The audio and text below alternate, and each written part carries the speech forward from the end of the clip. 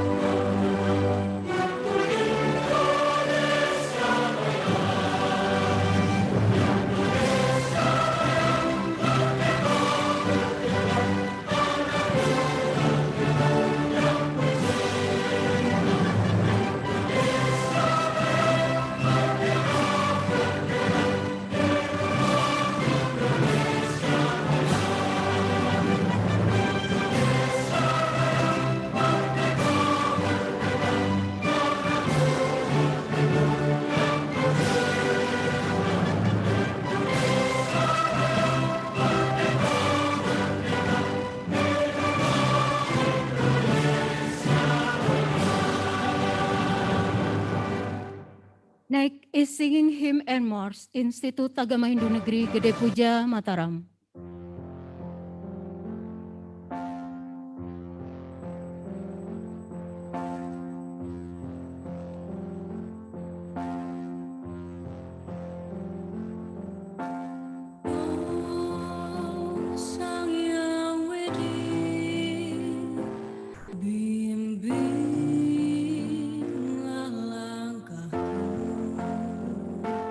Pahami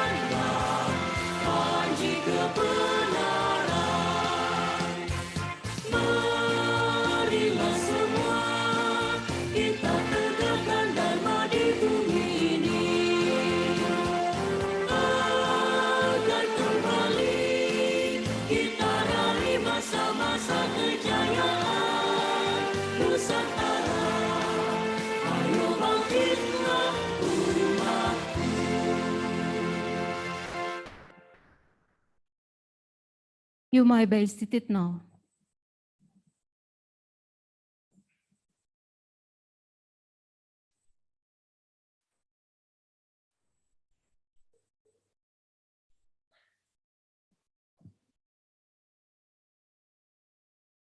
Ladies and gentlemen, before we begin this event, let's pray together, which will be guided by Pinandita, Dr. Andus Inyoman Murba Widana, MAG. The floor is yours.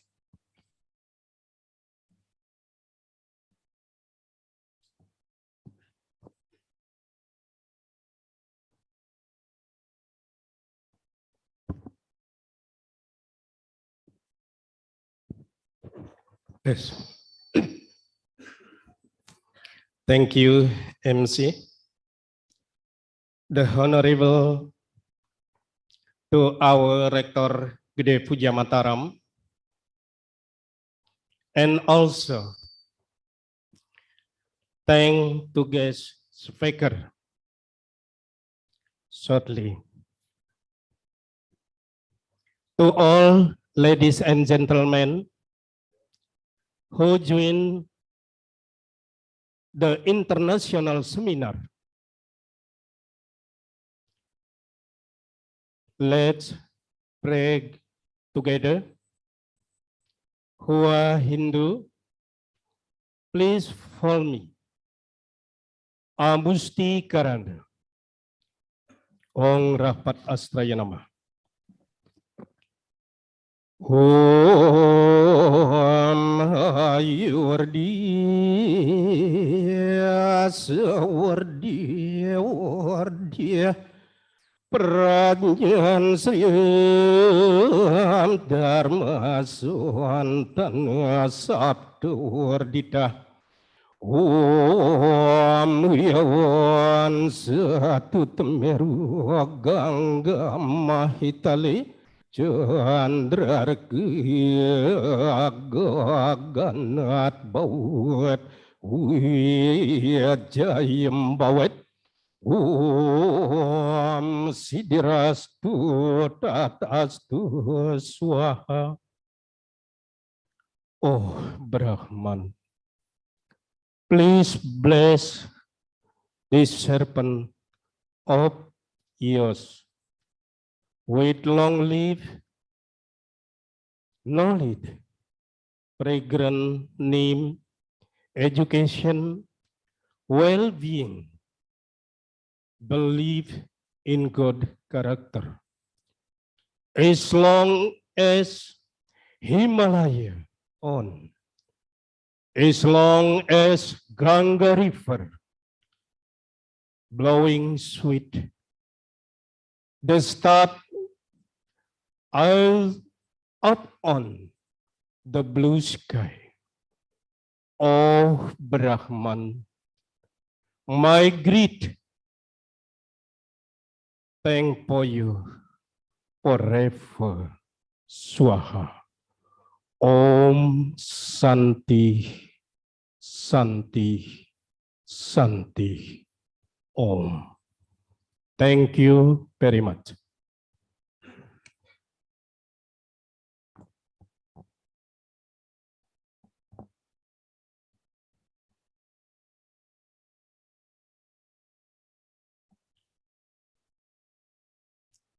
Ladies and gentlemen, as the host of this seminar, the chairman will be delivering the welcome speech. Please give warm welcome to Mr. Dr. Andus Ikayan Karyadi, SAG, MAG.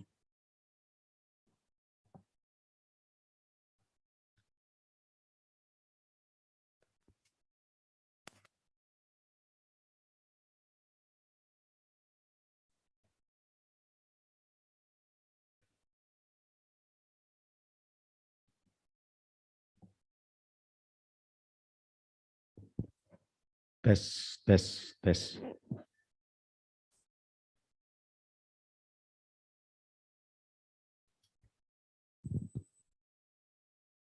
Salam moderasi beragama. Om Swastiastu. Assalamualaikum warahmatullahi wabarakatuh. Salam Namo Buddhaya. Salam sejahtera bagi kita semua. Selamat pagi. Good morning. Ohayo gozaimasu. Guten Morgen.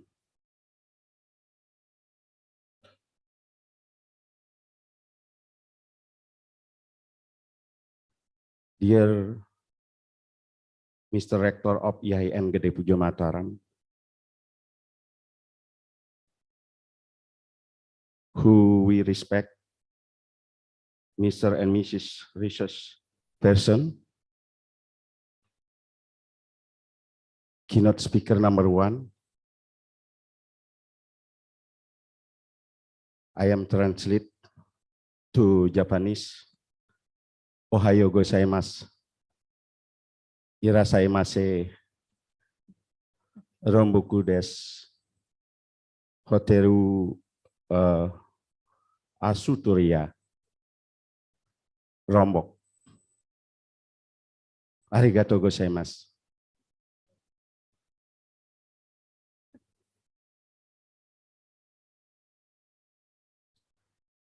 Dear speaker number 1, Mr. Dr. Trihandoko Seto, SSI, MSc.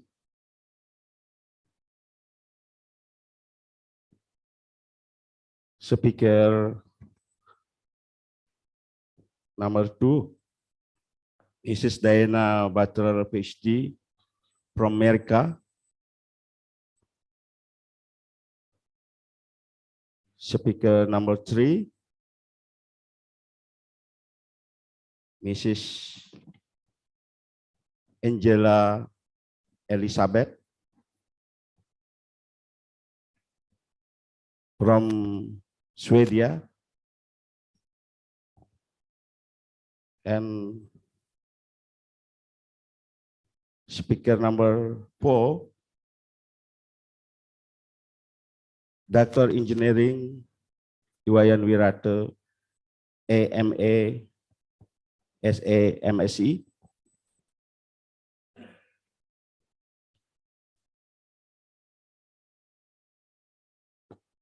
Which we respect Mr. Vice Rector 1, and which we respect Mrs.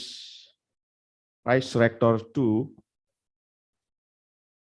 who we respect Mr. Head of AWAKA, or Administration and Finance,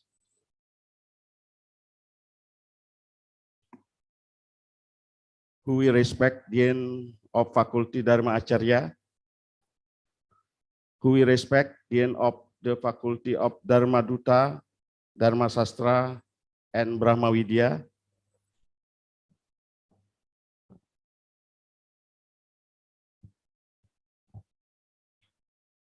ladies and gentlemen,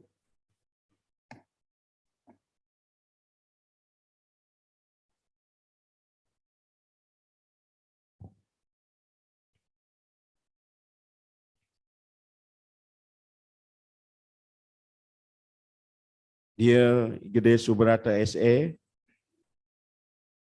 Kabid Bimas Hidu Provinsi NTB. Thank you. Idemade Santiadnya SKMH, Parisade Provinsi Nusa Tenggara Barat. Dear Imade Merte SKMH, Parisade Hindu Dharma Indonesia Kota Mataram. Dear Niketut Dewi Haryani MP, WHDI Provinsi NTB. Dear Gusti Lanang,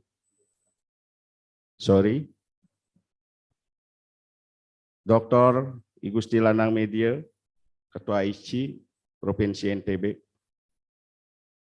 Dr. Andas Ketut Sumerte,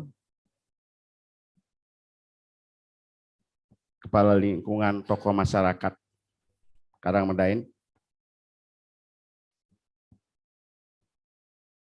Profesor Engineering Bambang Harikusumo, MGR ST PhD, Rektor Universitas Mataram, Dear Profesor Haji Masnun Tahir MAG, Rektor Universitas Islam Negeri Mataram, Dear Ide Bagus Eka Artika SEMM, Rektor Universitas Mahasaraswati, Dear Dr. Halus Mandala M. Hum,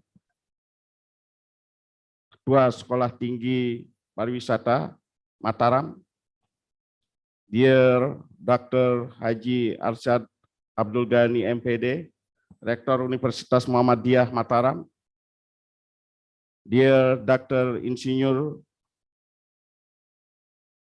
Haji Imron Arsyani MSI, Rektor Universitas 45, Dear Dr. Engineering Antoni Agrawan MT PhD, Rektor Universitas Bumi Gora, Dear Haji Awan Dramawan SPD MKes, Direktur Poltekkes, Dear Profesor Dr. Andes Kusno DEE PhD, Rektor Universitas Pendidikan Mandalika,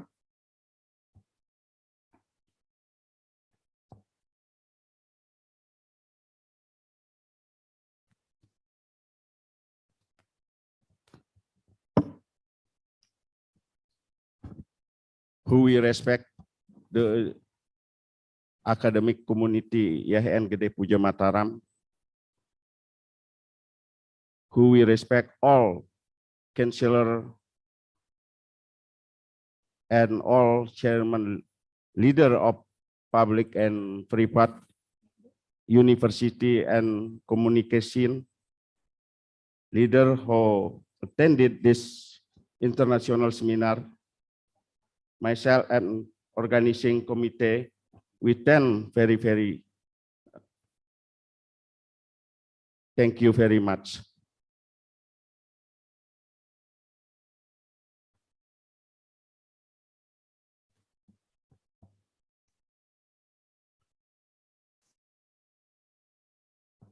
Dear Mr. Rector of IAHN Gede Puja Mataram, we reported 90 participants and 10 organizing committee.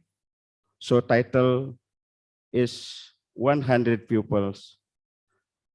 And budget for the activity comes from DIPA IAHN Gede Puja Mataram 2022. That's any information and report. We thank you very much. Respectfully to Chairman of Committee by Dr. Kayan Karyadi.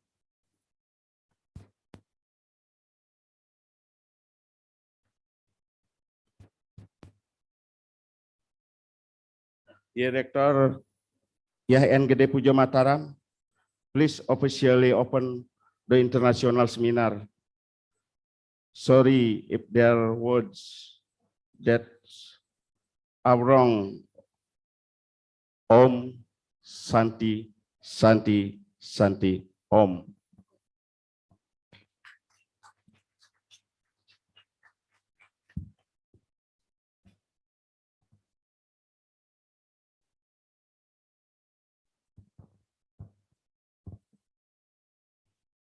Ladies and gentlemen, we are now going to listen to the welcome speech and opening remark delivered by Rector of Institute Agama Hindu Negeri Gede Puja Mataram. Please welcome Mr. Dr. Insinyur Iwayan Wirata, AMA SE MSc.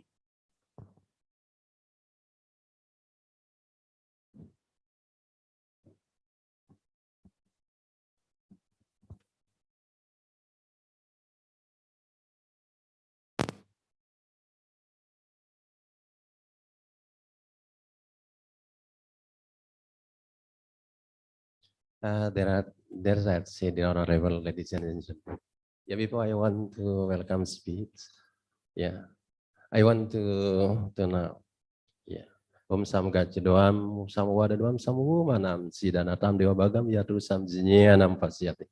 Om sama dewa kuti sama nam haradaya niwa sama nam astu mano yatawa susah hasati. Before I want to welcome to speech, yeah, let's mean the setawa mantra Om Swastiastu. Ladies and gentlemen, yeah, the first Mr. Trihandoko Seto, the Excellency, who I respect, the Vice Rector, the Dean and Vice Dean, Head Department and Secretary, who I respect, Coordinator, Head, I respect,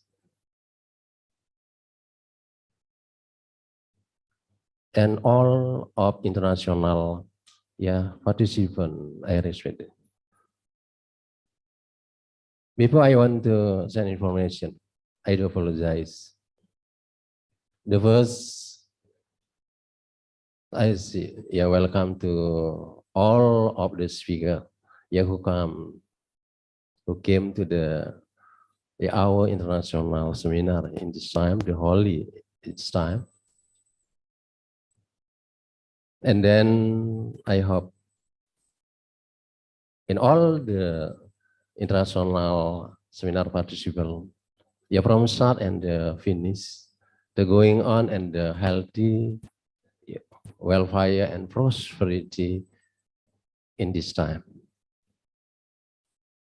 And I want to invite the first, we are grateful to the God, because it's given healthy, prosperity and wealthy in this time. We are happy, well happy and peaceful. In the Ayurveda sit, Tema wacam kalianin awadanin janabia. Brahman raja nabiasa sudraya ya caci. Suaya cara niyase. The Holy Bible, mandatory the Holy Bible describes. We inform to all human beings. To the priest, to the cell, to buyer. To the lecturer, to the student, even to the foreigner. The title international seminar in this time about religious moderation in cultural diversity. We know the concept of religious moderation is universal love to all human beings. It's the initiation on a virus of Brahman, Atman, Aikyam. Brahman is source. In everything is one. And become united to Atman. We know. Ladies and gentlemen, we know. Religious moderation teaches solidarity among human beings.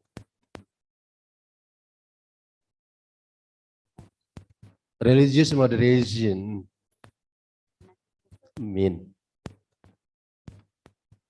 giving in, being prepared to the all human being and always idolizing of the attitude value, no neglecting, without neglecting about as a reflection of the culture and value to the human being. Ladies and gentlemen, in perspective justice and equal and brotherhood in this seminar, any two principle, equality, balance, and brotherhood. The first time, the first, all human being, every human being in the world are same, because all human beings the same Atma. The second one, but oppressing and hindering, oppressing and suffering, hindering the other one. That means oppressing and hindering ourselves and the other creature.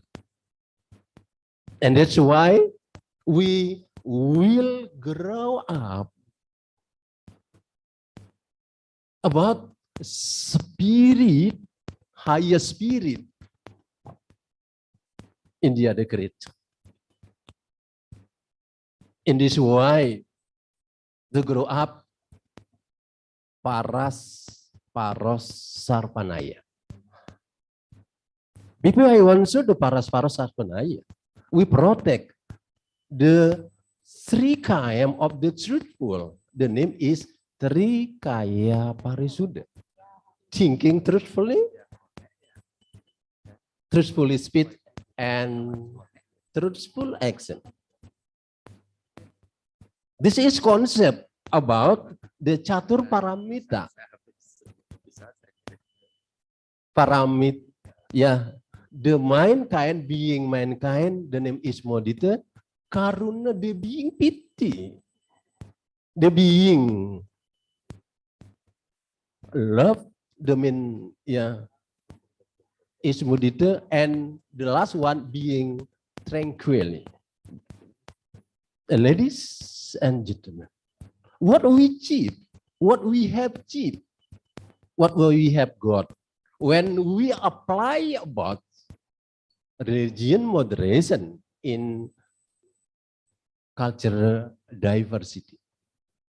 And it's 3 points in very, very important with now when we expand, when we increase about the religious moderation. The first one,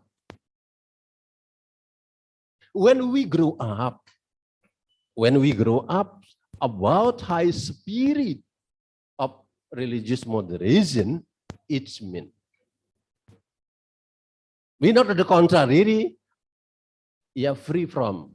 The name is adharma and himsa karma, himsa action.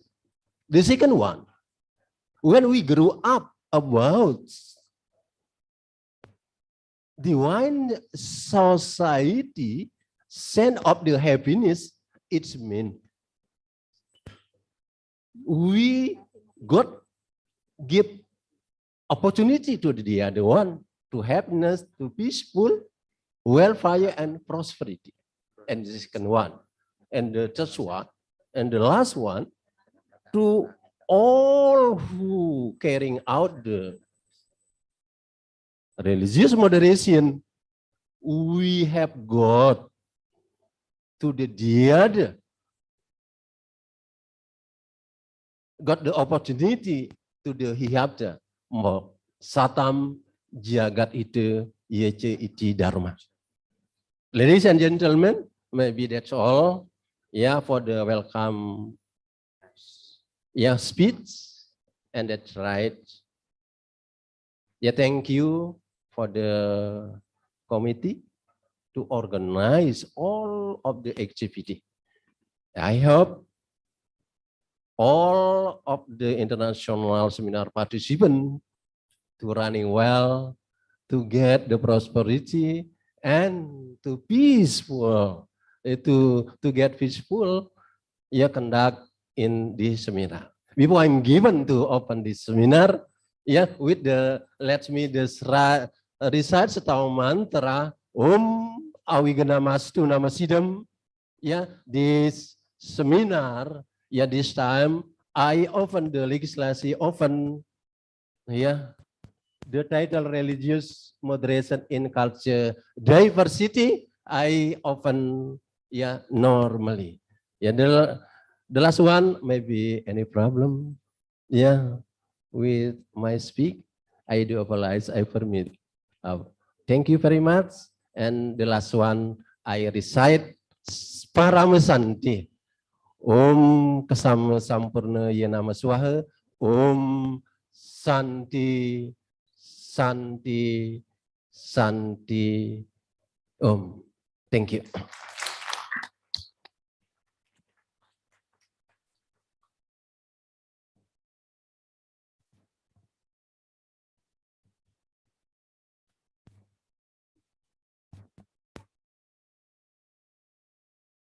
Distinguished guests, participants, ladies and gentlemen, this ceremony is about to come to the very end.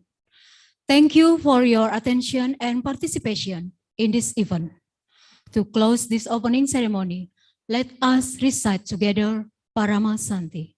Om Santi, Santi, Santi, Om. Wabillahi taufiq wal hidayah. Wassalamualaikum warahmatullahi wabarakatuh. Salam, sadu, sadu, sadu. Good morning.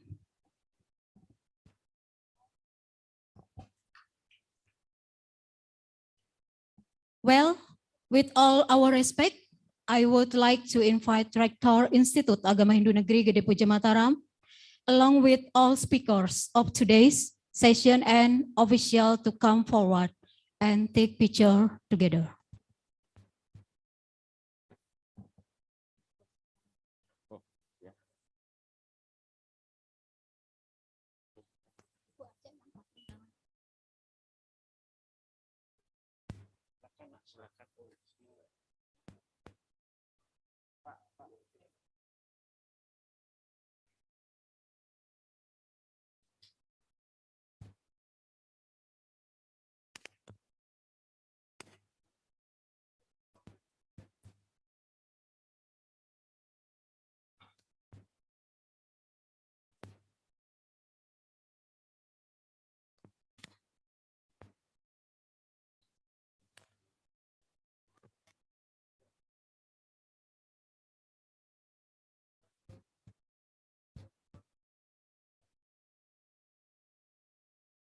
Thank you.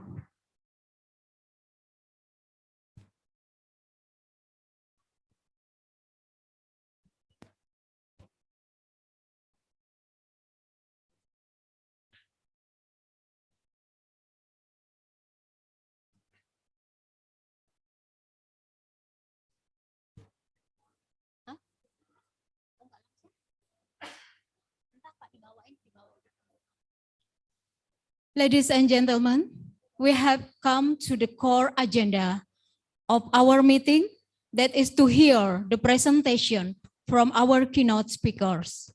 The keynote speech will be moderated by Dr. Iwayan Ardi Wirawan, SAG SPD MSI. Mr. Dr. Iwayan Ardi Wirawan, the floor is yours.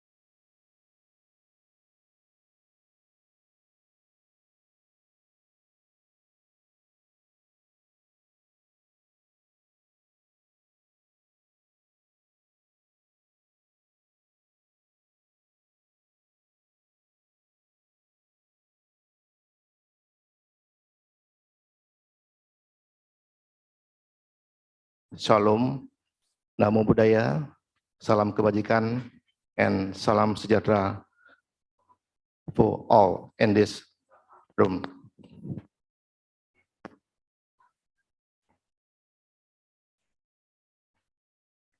First of all, please give me introduce myself. I myself become a moderator. My name is Iwayan Ardi Wirawan. I'm from Bali. I was born on June 1st, 1970.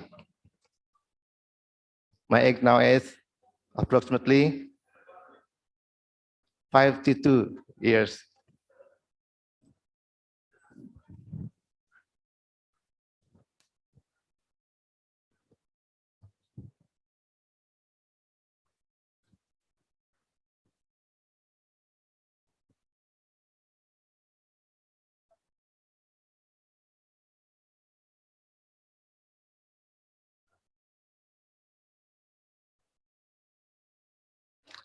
Ladies and gentlemen, let me invite our speaker in this first session, namely Mr. Dr. Trihandoko Setor, SSI, Master of Science, come to the stage. Thank you.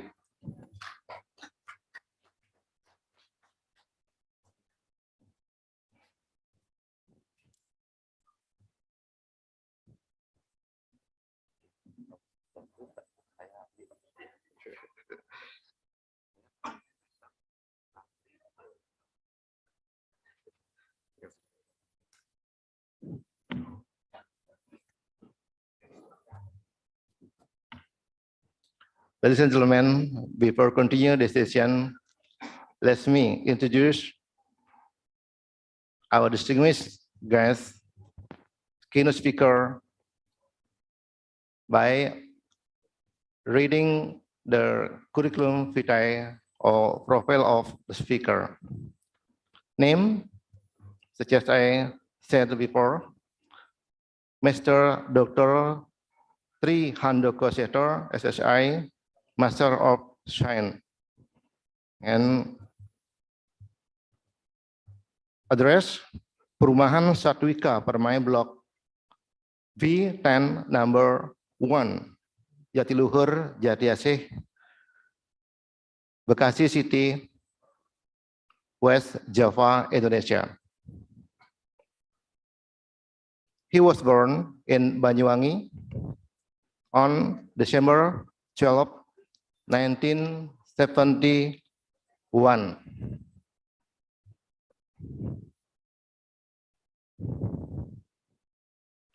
His affiliation is Kementerian Agama Republik Indonesia.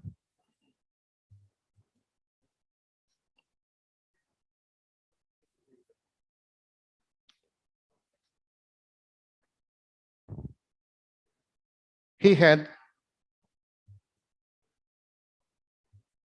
alumni of his degree in Fisika Department MIPA, University of Brawijaya Malang, East Java, and his master meteorology chap of Geophysics Department, Graduate School of Science, Kyoto University, Kyoto, Japan. And the last, the degree of Doctor, Meteorology, chap of Geophysics Department, Graduate School of Science, Kyoto University, Kyoto, also in Japan. His career become UVT, Hujan Buatan, BPPT, and on 2002 until 2009,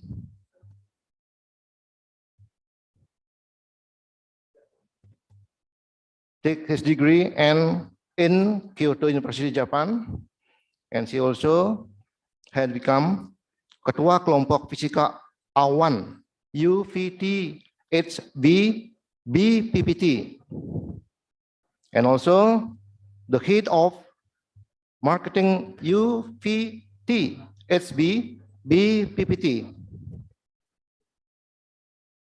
And the last career of the keynote speaker, Perekayasa Ahli Utama, Ministry of Religion Affairs, Republic of Indonesia.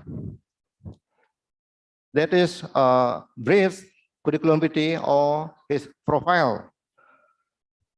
If I read all of his experience, maybe in 2 hours at least. Okay.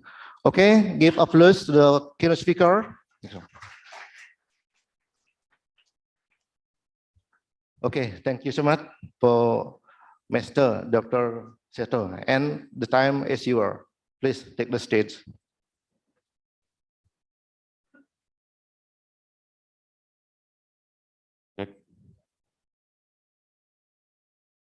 Om Swastiastu, Om Swastiastu. Om Oiganamastu, Namo Sidam, Assalamualaikum warahmatullahi wabarakatuh. Salam sejahtera untuk kita semua, salam, nama budaya, salam kebajikan, dan salam moderasi.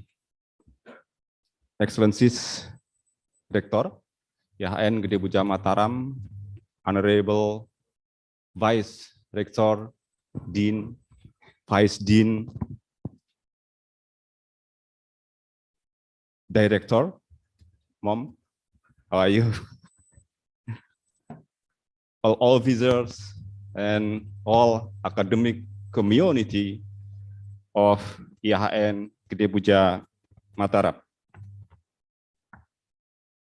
My dear head of NTB Province, Hindu Parisat, head of NTB Province ICHI, and all of head or representative of Hindu organization in NTB province. Distinguished guest speaker, ladies and gentlemen, I'm very glad to be here today in front of all of you to speak on the very prestigious international seminar postgraduate program Institute Agama Hindu Negeri Gede Puja Mataram with very interesting theme. There's religious moderation in culture diversity. Applause for all of us. Ladies and gentlemen, beloved friends and my dears, today, I will talk about Hindu religious moderation in cultural diversity. Okay, next slide. Yeah. In Hindu, we have a lot of sloka that talking about moderation, about how to love each other, how to love our neighbor, and how to love all of people in the world. For example, I'm sorry if I'm not very good in sloka, yeah, not as Pak Mangku, Pak Rektor, yeah. Yes, he is very nice in very fluent in sloka, yeah. I just want to say about the mean. For example, in Atharva Veda, we have one sloka. There's, "O people, I have given you the qualities of sincerity and the same mentality and the feeling of friendship without hatred." Friendship without hatred. Like mother cow loves her newborn calf. Yeah. This very love. This is how you should love your neighbor. Like mother cow love her new calf. Yeah. Why? Because we have Hindu concept of divinity not only transcendent, but also immanent. Next slide. Next slide, please. In the concept of divinity, the first is transcendent. Almighty conqueror of the enemy is referred to Arjun. Yeah. Oh Arjun, there is no end to my divine manifestations. There is no end to my divine manifestation. What I have spoken to you is only an indication of my denied luxury. It shows us that his power on transcendent position has no limit. Besides transcendent, God is also immanent. Next slide. In Bhagavad Gita, also said, all this cosmic manifestation are possessed by me in my formless form. All living things live in me, but I don't live in them. This immanent Hindu concept of divinity. So God is transcendent and also immanent. It means that there is God in here, there is God in there, there is God in there. So there is no reason for us to hate others. Yeah. That's why we have actually the modern concept in Hindu very strong. Next slide, please.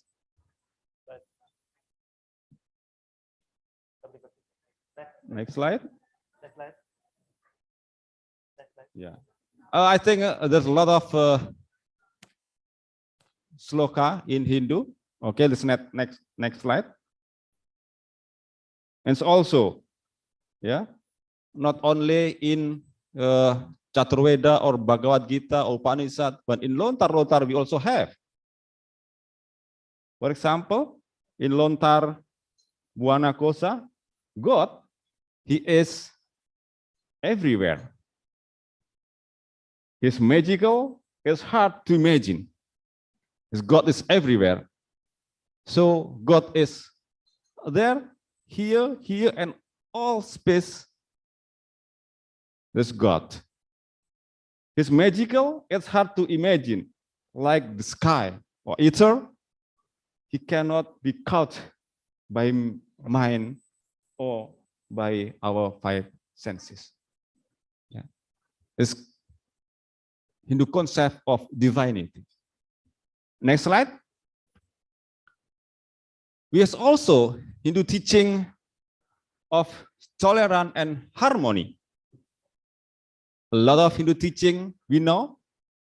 If Vasudhaiva Kutumbakam, Tatwam Asi, Ahimsa, Eka Satvi Prabodhawadanti, Bhinneka Tunggal Ika Tanhana Dharma Mangruwa, that's describe the Hindu teaching of tolerance and harmony.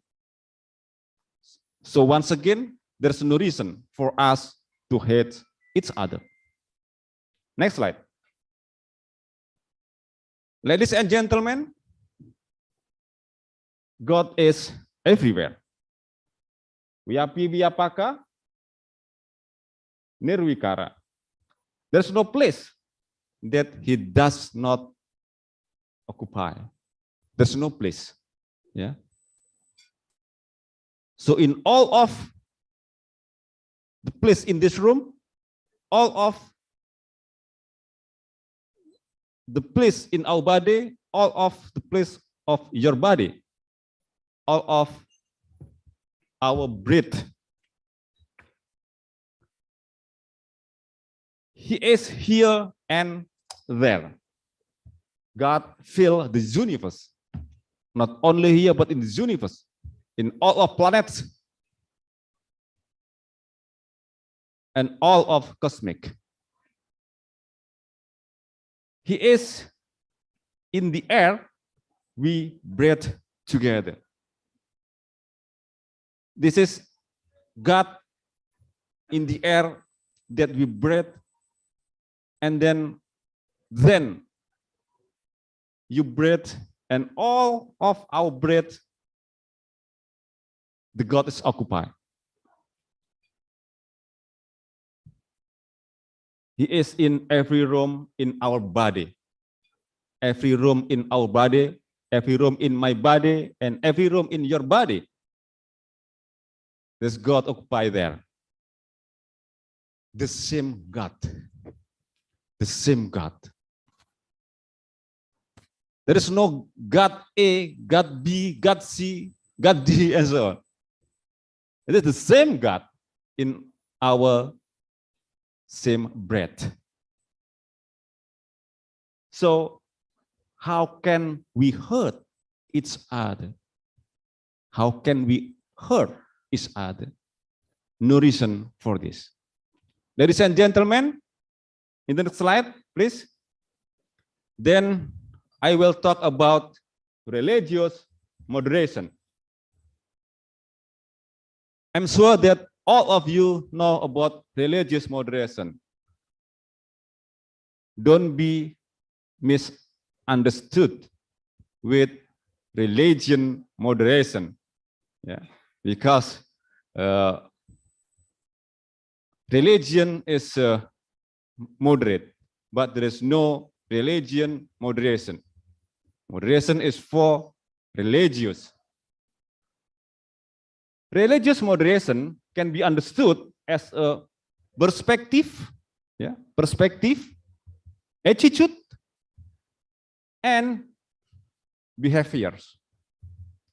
So the key word of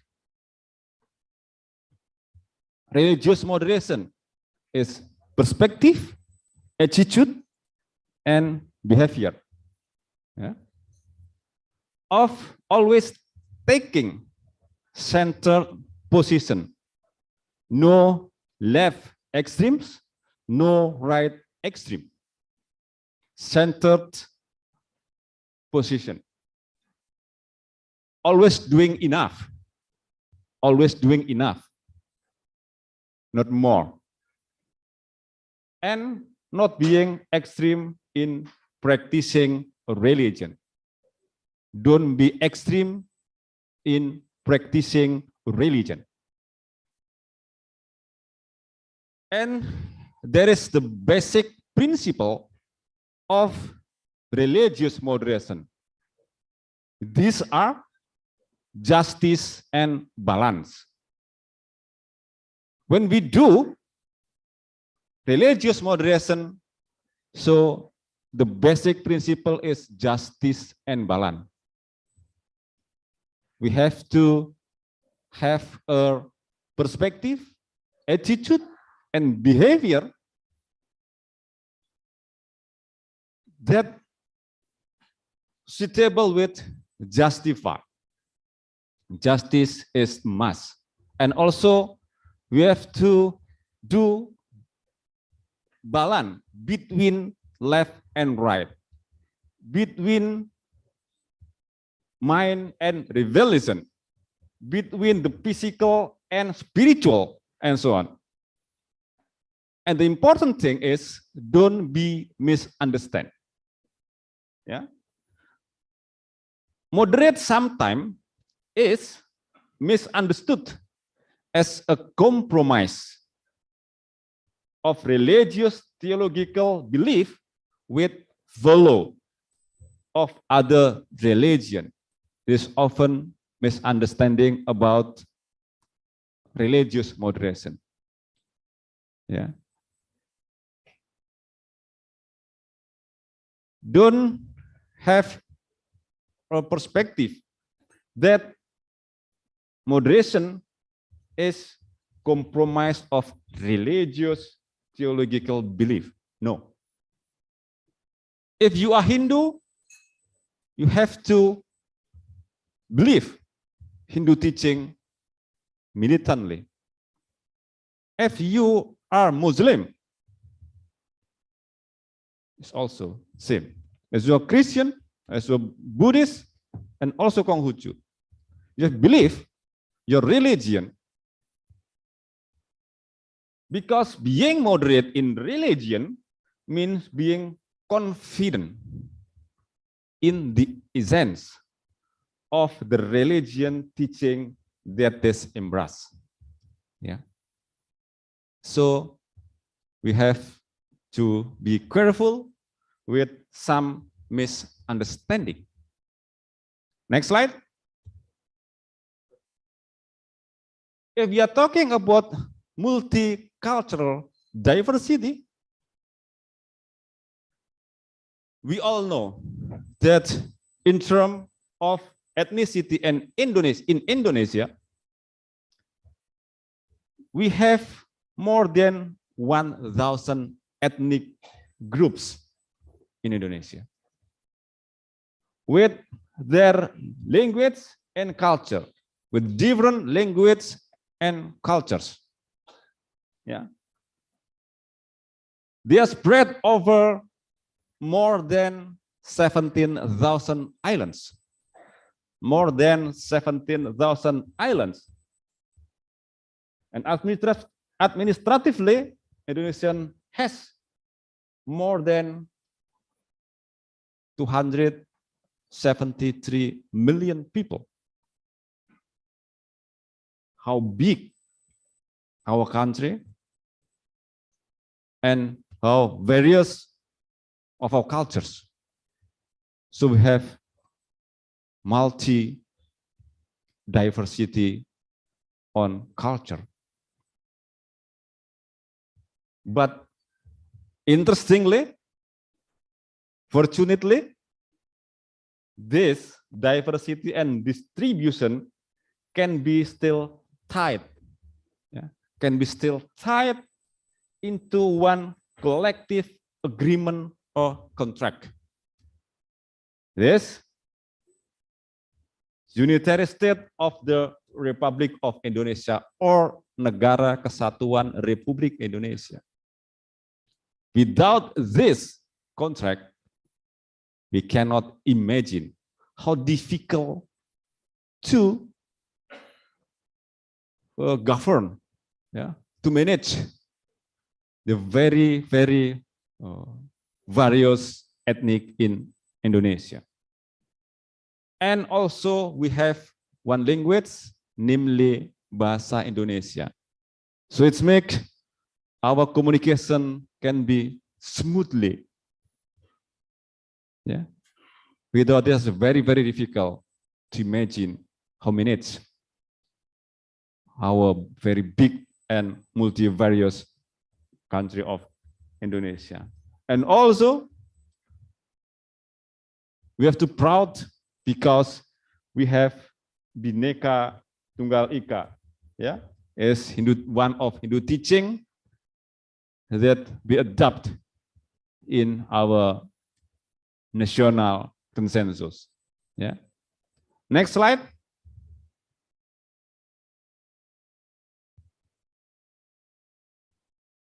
What's the foundation?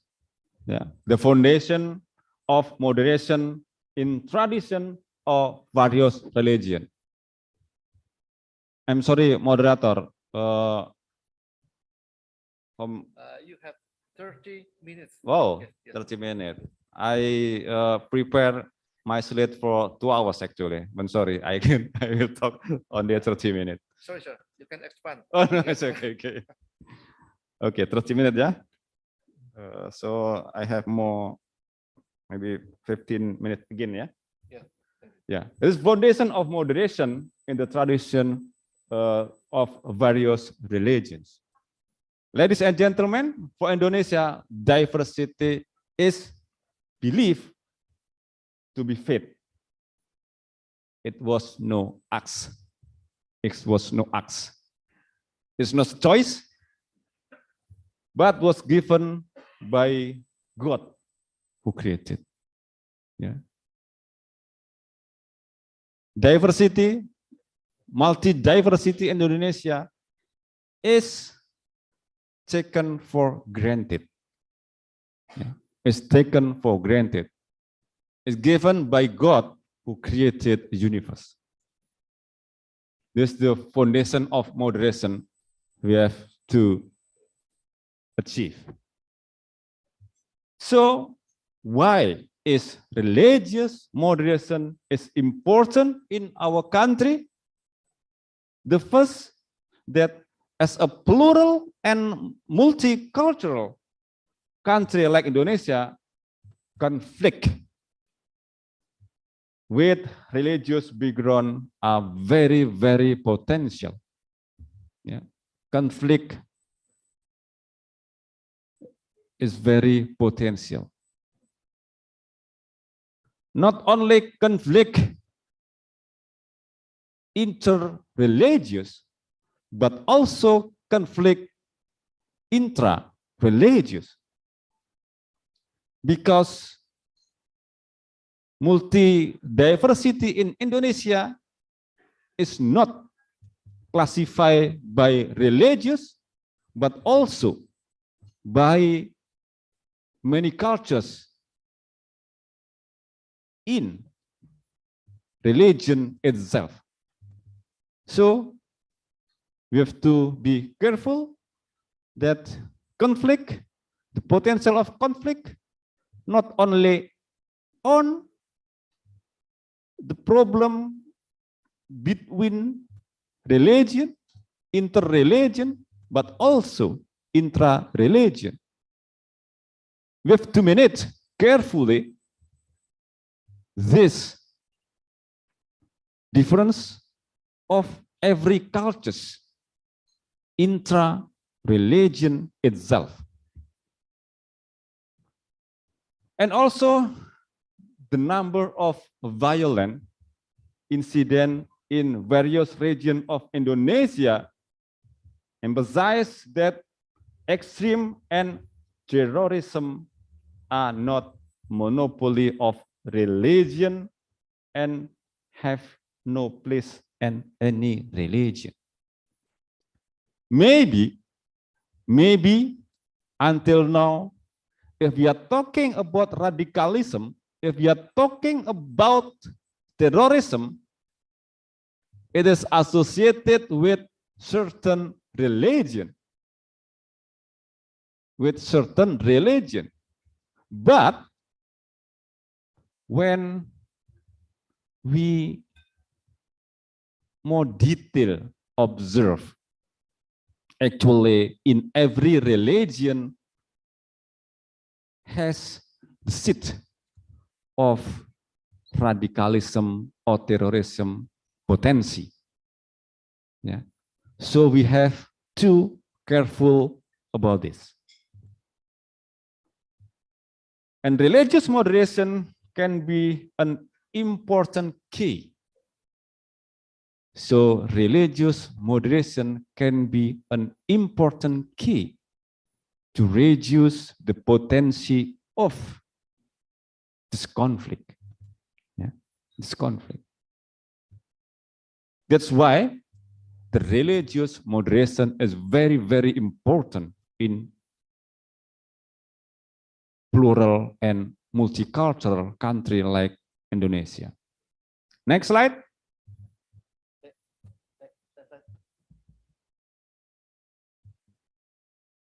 So what is the indicator?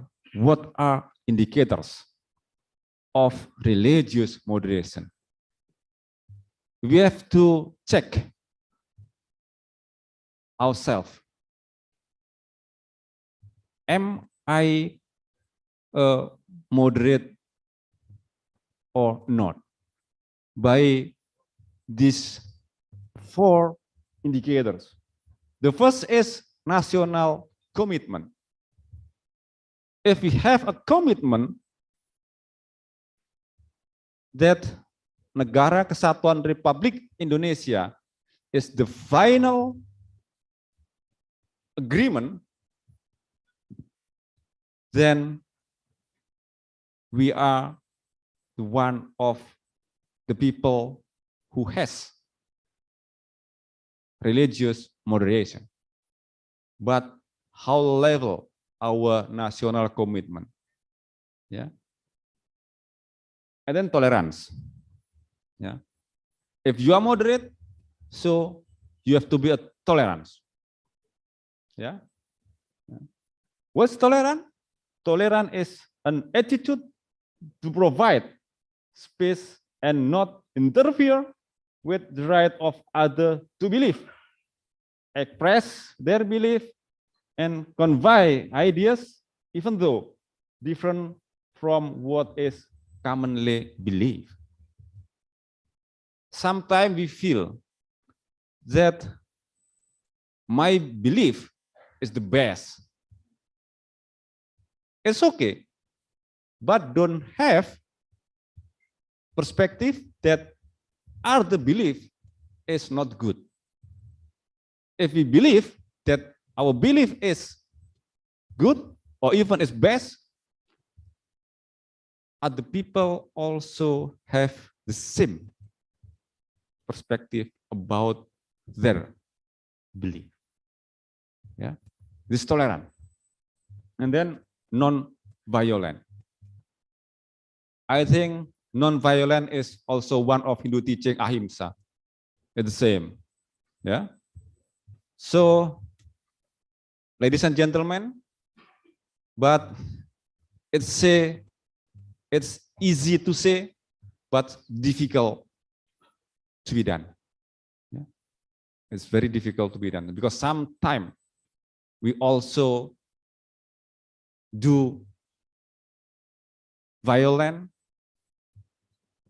in this era, in digital era. We often say about violent in verbal, yeah, hate speech in Facebook, Instagram, Twitter, YouTube, and what else? Yeah. So please be careful, because in this disruption era, in this information technology era, sometimes we forget that what we write, what we say is verbal violence. And the last one is very important, is accommodating local culture. Yeah, it is very important because some religion, yeah, I don't know, or actually is religion teaching itself or just a group of the people with the same religion don't accommodate the local culture. If we feel that we are the mainstream of culture in the certain religion, and then we assume that other culture is wrong. The good culture, best culture is only our culture in our religion, even though we have a lot of traditional Nusantara local cultures that we have also to accommodate. Yeah. So it is the fourth indicator. I think it's not difficult for Hindu people. I hope so. Next slide.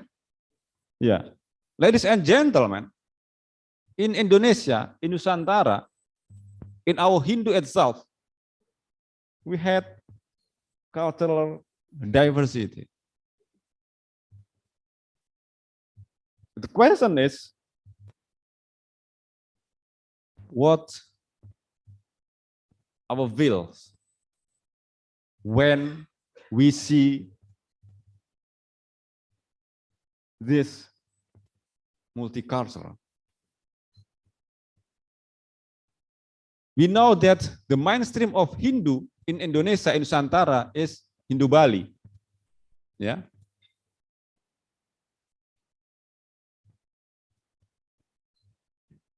Are we accommodating local culture in Hindu itself, in all of region in Nusantara? If no, so we are not part of the people in religious moderation. So we have to accommodate their all of Hindu culture in Nusantara. Ladies and gentlemen, different with other religion that has one holy book, one name of God, but in Hindu, we have a lot of holy book. We have Chaturveda, Rigveda, Samaveda, Yajurveda, Atharvaveda. We have Bhagavad Gita, we have Upanishad, we have lontar-lontar. In Kalimantan, we have Panuturan. Yeah. In other religion, we have a lot of holy book of Hindus. Even we have various names of God. Maybe in Bali and other mainstream of Hindu see God as Sang Hyang Widi, but in Kalimantan, in Dayak, Kaharingan, they don't know what is Sang Hyang Widi. They know Ranjing Hatala Langit. In Toraja, Mamasa, or Sidrap, they don't know Sang Hyang Widi. They know Puang Matua. Yeah. It's very, very different. Yeah.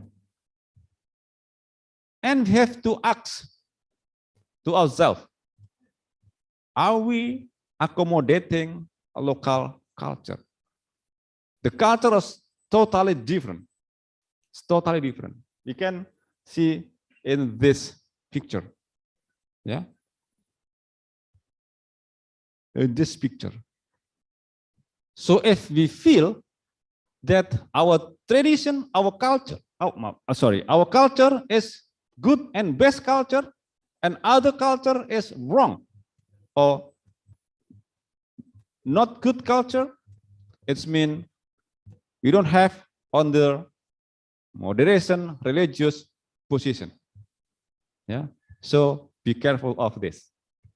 Ladies and gentlemen, and then next slide. Yeah. Now our Hindu Nusantara has a spectrum like this. Yeah, like this. The center of spectrum is Hindu Bali, and other spectrum consists of Pemena,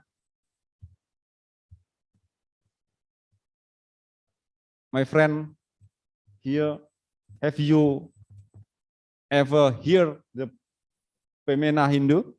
Where is? Yeah, no. This in Sumatera, Parmalim.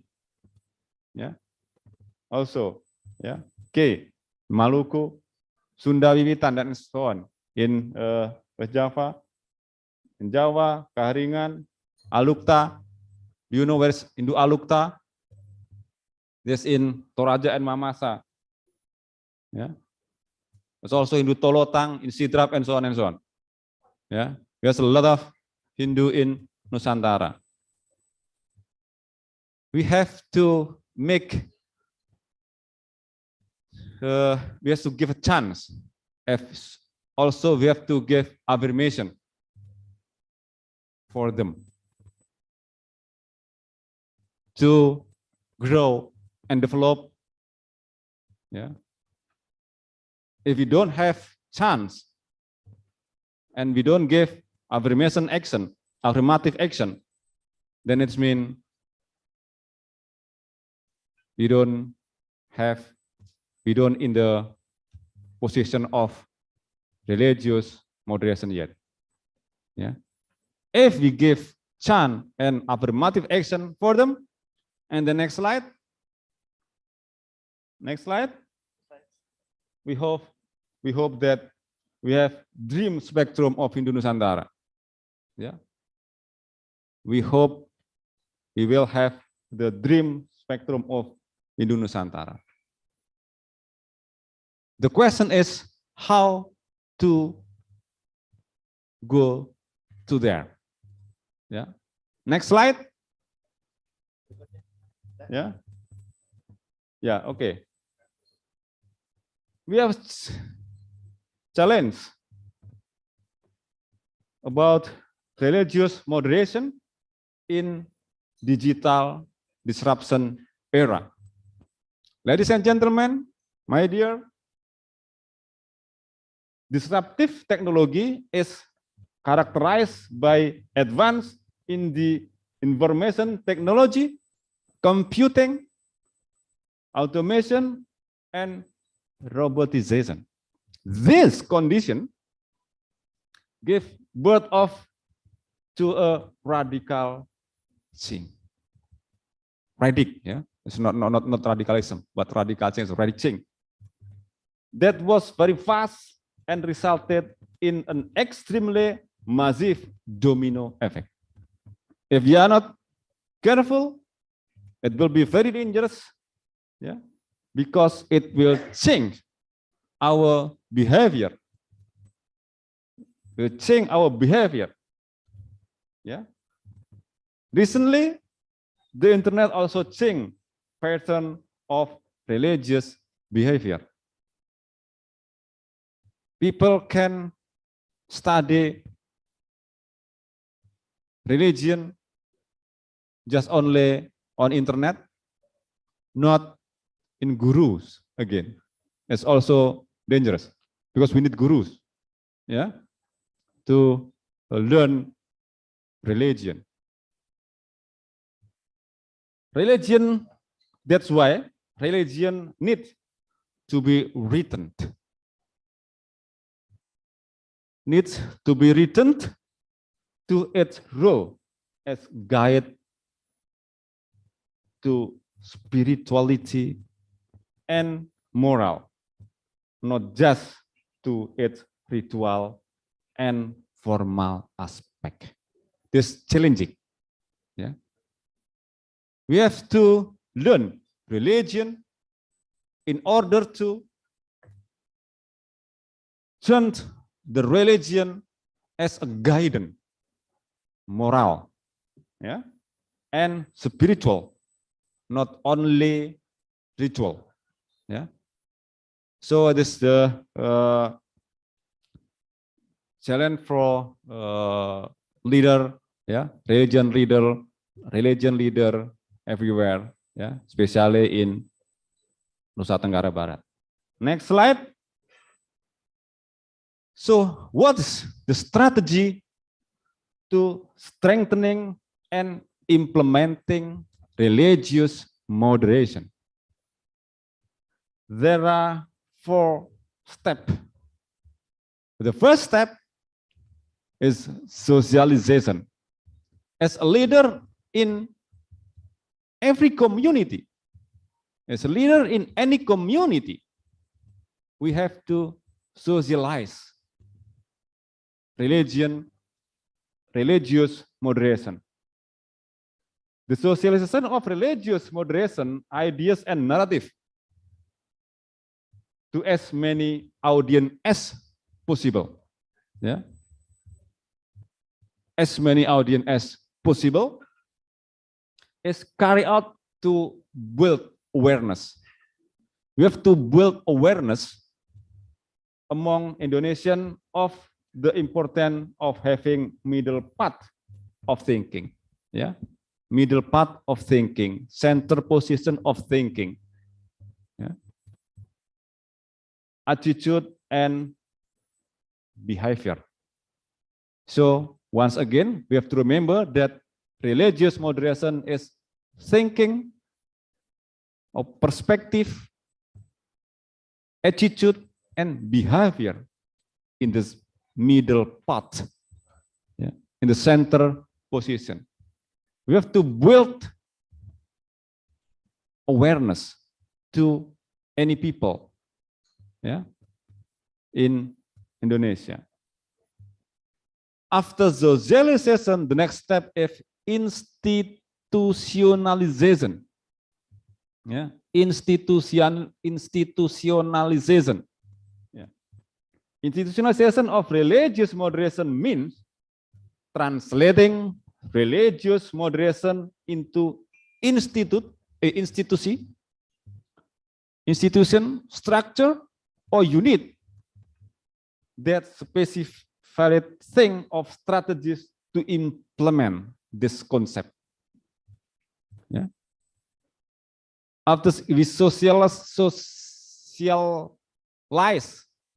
religious moderation in as many audience as possible, many audience as we have to also institutionalization in institution, structure, and any unit. Yeah, it's very important.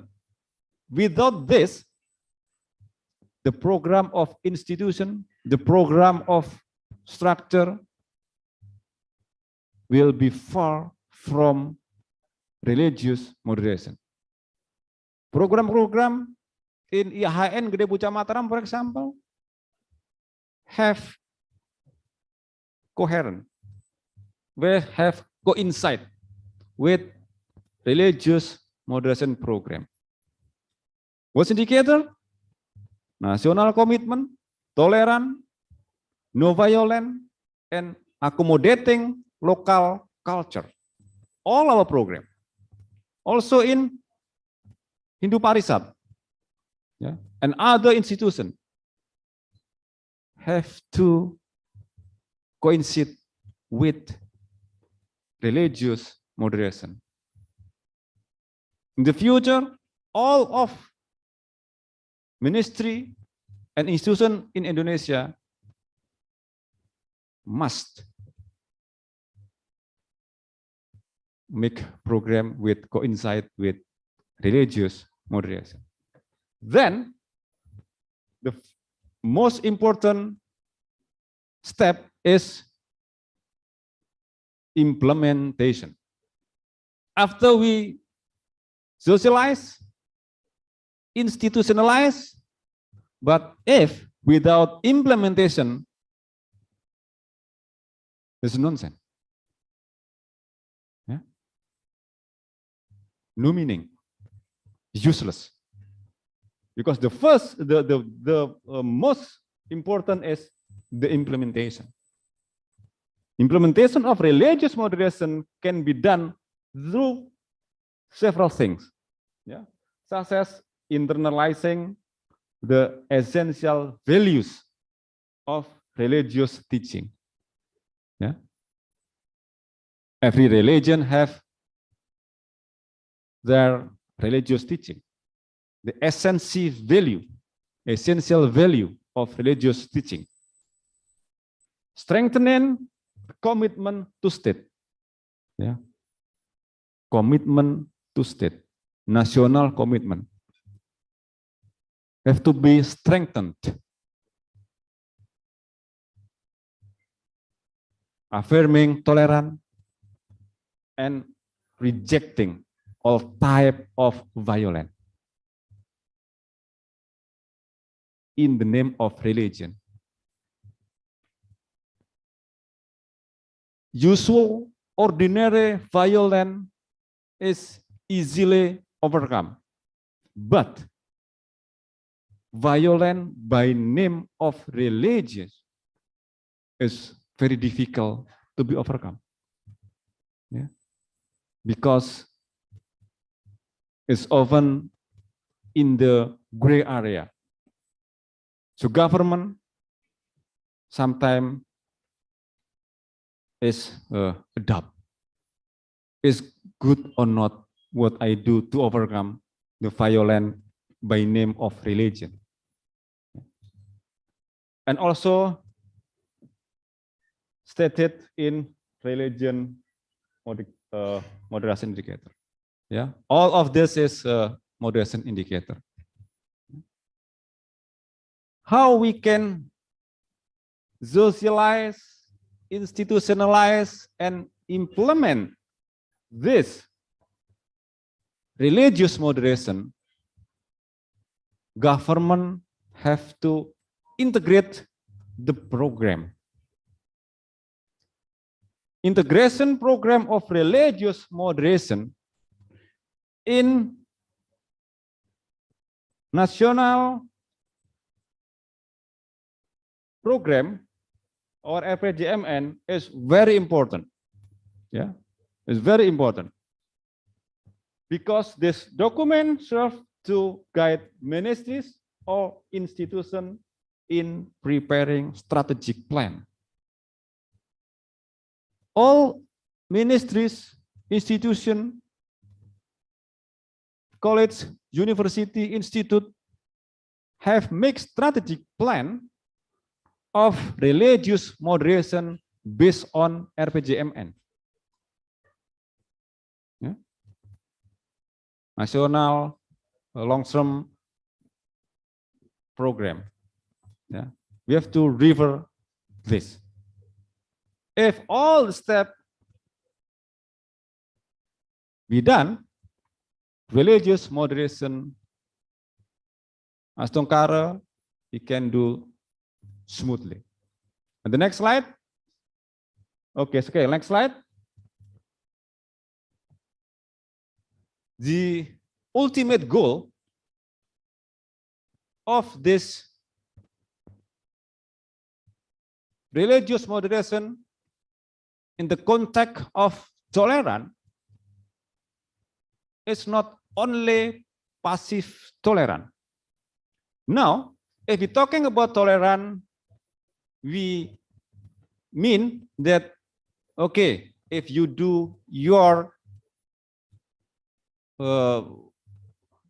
religion, it's okay for me. Not only that, because that is only passive tolerance. The ultimate goal to build the tolerance is active tolerance. Yeah. Passive tolerance is not enough right now. We have to build active tolerance. What's active tolerance? We can help other people with different cultures, other people with different religion. Yeah. There's no guilty. Yeah. It's freely to help each other, even though they have different culture, they have different religion. Yeah. This, I think, we have to go there together. And the next slide is my last slide. Don't ever feel you are at a crossroad between religion and being Indonesian. Don't ever feel you are at crossroad between religion and being Indonesian. Because being religious and being Indonesian is actually one breath and one beat. Thank you very much. Om Santi, Santi, Santi, Om.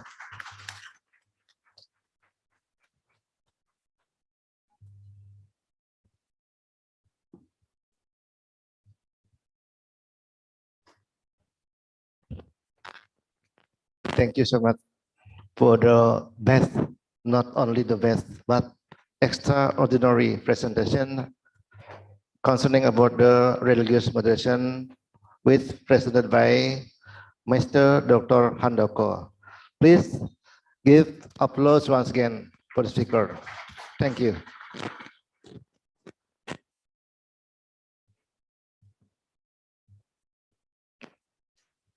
Before continue in the next session, in discussion session, let me restate again the point of the narration which stated by the keynote speaker.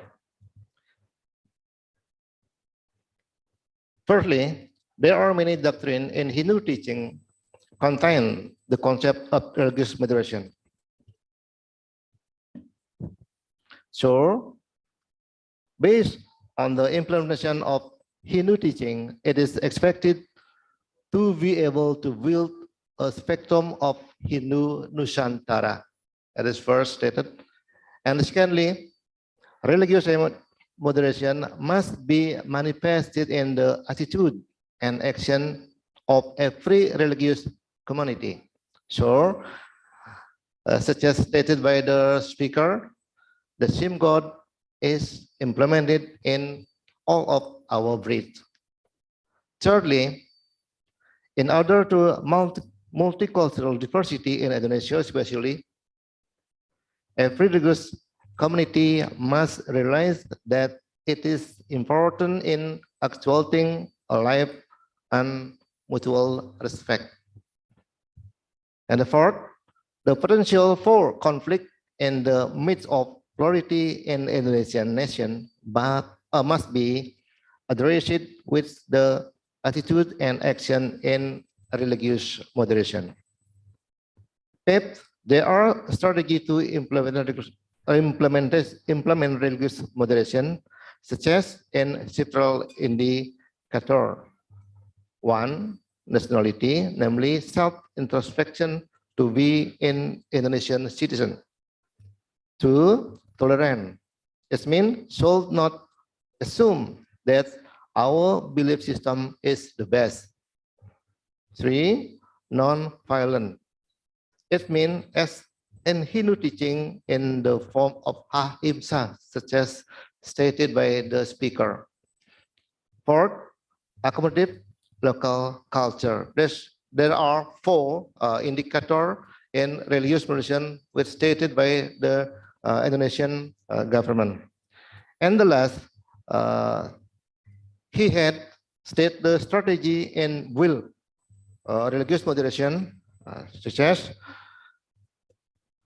firstly, socialization to all religious adherents to release the importance of religious moderation. Secondly, institutionalization, namely institutionalization in the institutional structure. Thirdly, implementation of religious moderation in daily life. And the last one, integration in every act of religious adherence. Okay, it is an extraordinary win-win with stated by the speaker. Okay, once again, give applause to the keynote speaker. Okay, thank you so much. And then, ladies and gentlemen, so dear of Rector, State Hindu Institute, Gede Puja Mataram, and so all of the participants. And now we will continue to next session, namely the session of discussion. In the first session, maybe there are 4 questions or suggestions from the participant. Okay, time is yours for the participant.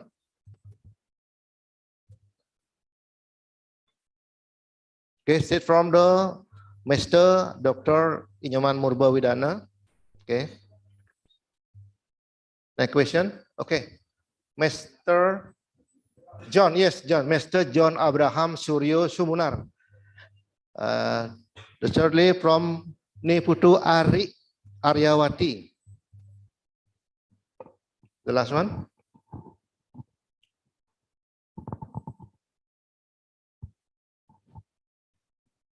The one? Okay.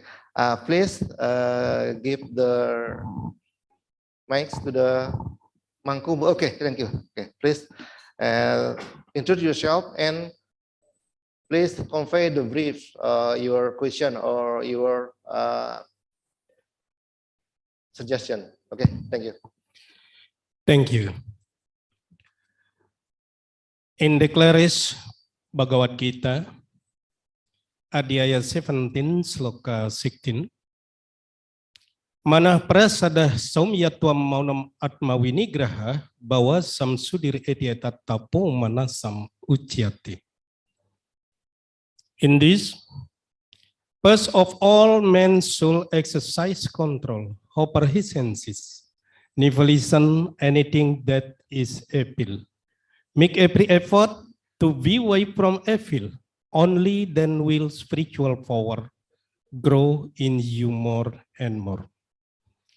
I ask, what is spirituality?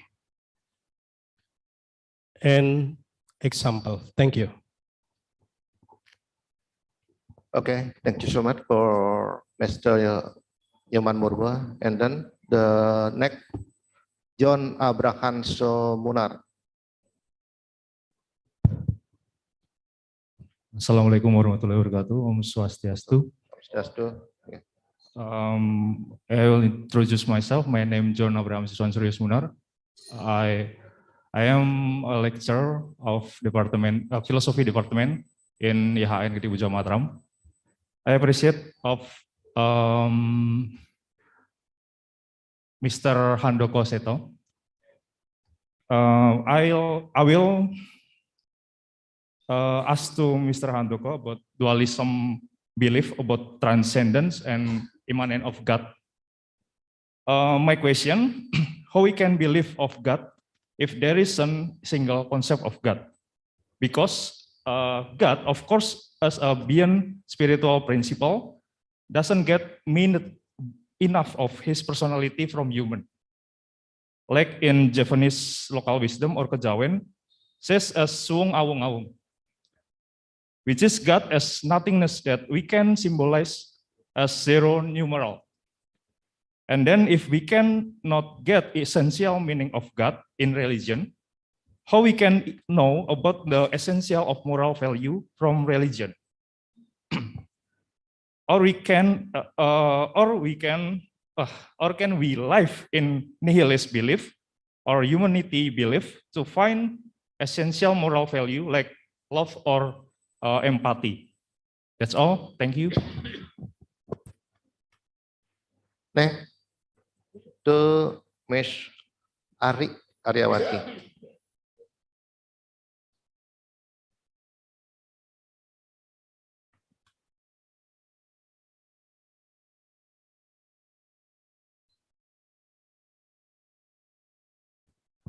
Thank you to Mr. Moderator, Bapak Ardi Wirawan. To our honorary speaker, Bapak Tri Handoko Seto. At the first, I want to introduce myself. My name is Ari Aryawati. I'm the lecturer of the Management Economic Department at IAHN PUDJA MATARAM. In Hindu, we are believed the God. We are tolerance, ahimsa, no violence, and we believe with Terimakasih. But in the fact, we are human with the ego, selfish, hard to please, and sensitive. We has the bad habit and never give the opportunity to the others for make the clarification. For you, I want to ask how you face this situation and make the organization has the good governance in harmony. Thank you. Thank you so much for the Mangku Murba, Ari, and John. And then the time to the speaker in order to reply or answer the question. Okay, please.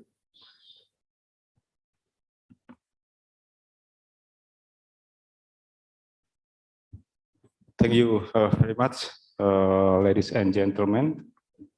Pak Murba,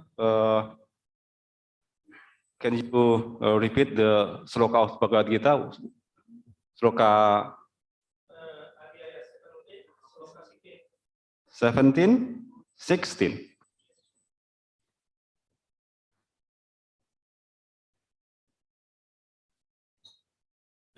I'm sorry. Would you help me to speak the sloka, the chanto? Yes. Briefly. Adhyaya 17, Sloka 16. Manah prasada. Mana prasada samyatvam manam atma winigraha bawa samsudir edyata tapu manasam ujjate. First of all, men should exercise control, never listen anything that is evil. Make every effort to be evil. Only then will spiritual power grow in you more and more. I ask, what is spirituality? Please follow the sample. Thank you. Yeah, Pak Murba, thank you for this sloka. We know that in Hindu, actually, we have a lot of sloka is similar like this, and it's very suitable actually with daily moderation in our life. Yeah. This sloka, yeah, is talking about serenity of mind. Yeah, this sloka is talking about serenity of mind and good heartedness, for example.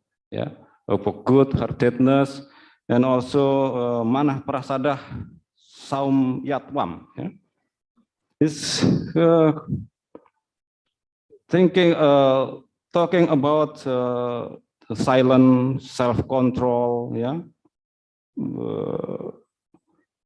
purify or purity of nature, ya Pak Morba, ya, and these together are called the mental austerity. Yeah, I know that Pak Morba actually know more than us all here, I think. Yeah, we know that Pak Morba is the expert of the Bhagavad Gita, or expert of almost all of Hindu holy book. Yeah.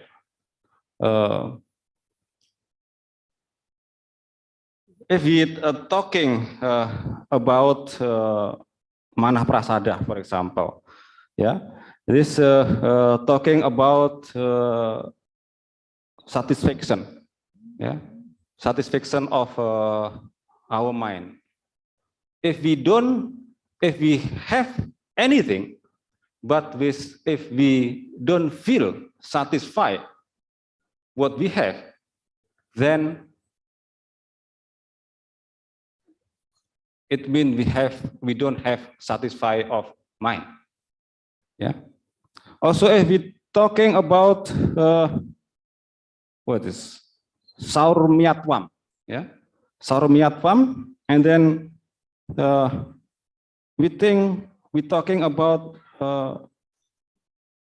being without duplicity forward others. It's described as that, yeah, we have to feel that what we have is enough, and then satisfy our mind. Yeah. I would like to pull this sloka to in correlation to religious moderation. Yeah. For other interpretation, I think we all know that actually our sloka, especially Bhagavad Gita, is talking about soul awareness.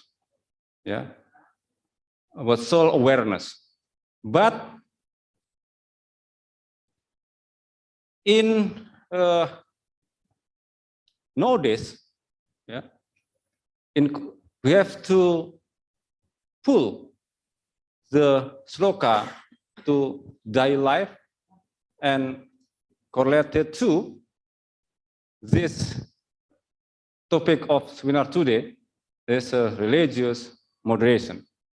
Yeah. Of course, in our religion, yeah, it teaches about soul awareness, but yeah, we have to know also, yeah, others, other people, other religion think similar content. So we have to control ourselves.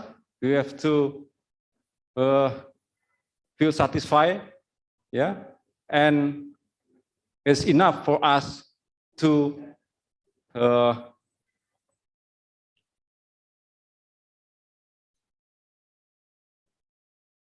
have what we have, yeah. However, I think Pak Murba can the perspective, of course, about this sloka, but in correlation to religions, I think we will talking about satisfaction of the mind and also self-control. Yeah. Maybe it's our answer to Pak Murba, and I'm sorry if it cannot answer at all for your question. And then Pak John, yeah, transcendent and immanent. Yeah, it's very interesting in the concept of divinity. Yeah. Some people said that God is transcendent. God is occupied in some place far from us, far from our body, far from our soul. Yeah. It's okay if they believe about that. But in Hindu concept, we are thinking about Hindu concept of divinity, transcendent, and immanent. God has unlimited the power. The power of God is no limit. Yeah. He is in everywhere. Yeah. But also in immanent concept of divinity, God is also occupied in my body, in your body, in their body, and in all of things in the universe. But sometimes we also ambigu or doubt that some traditional religion teaching say that, for example, he said that suwong awong-awong, for example, yeah, there is no one and the space or the volume. Yeah, the suwong awong-awong. However, many arguments of God, yeah, I think is very various. And that's why in Hindu, we say that God is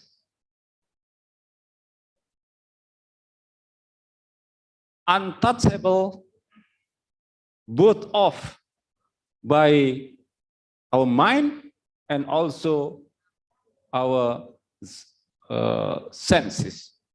Yeah. Everything we talk, everything we construct, everything we assume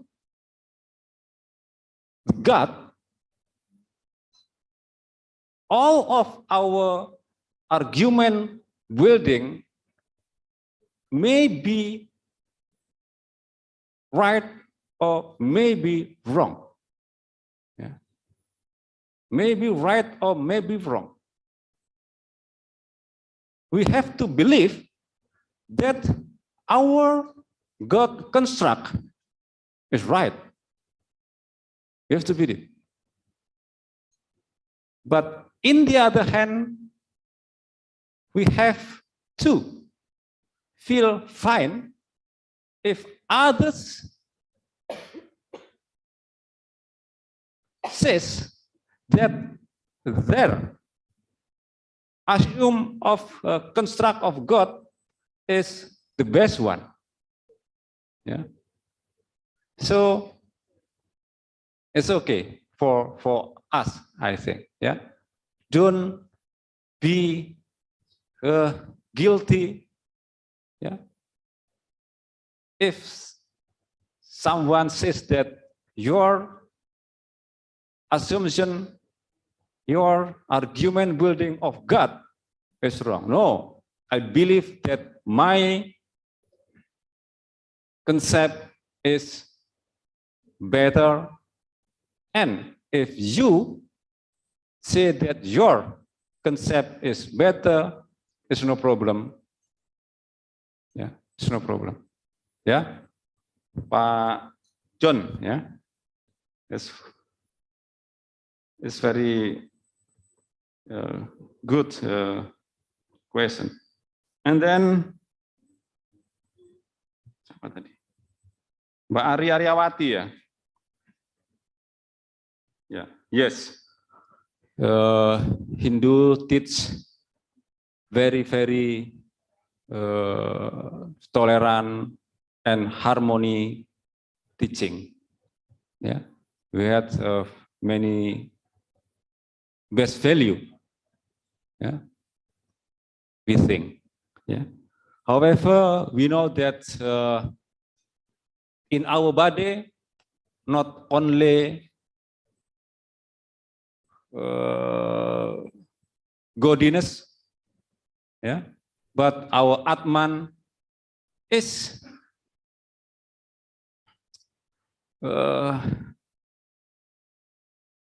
affected by strong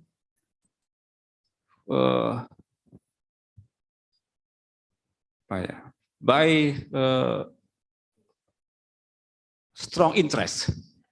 Yeah, that's why sometime, yeah, in the certain condition, of course, yeah, in the situation when we are aware that the essence of our body, our Atman, and then we have the perspective of good Hindu teaching. But sometimes, yeah, we strongly affected by our interest, and then we forget that actually our essential of our body is Atman, that give us a very good teaching. Yeah, that's why in religious moderation,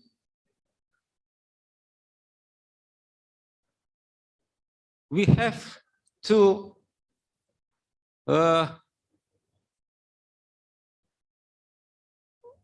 build awareness in 3 steps at least.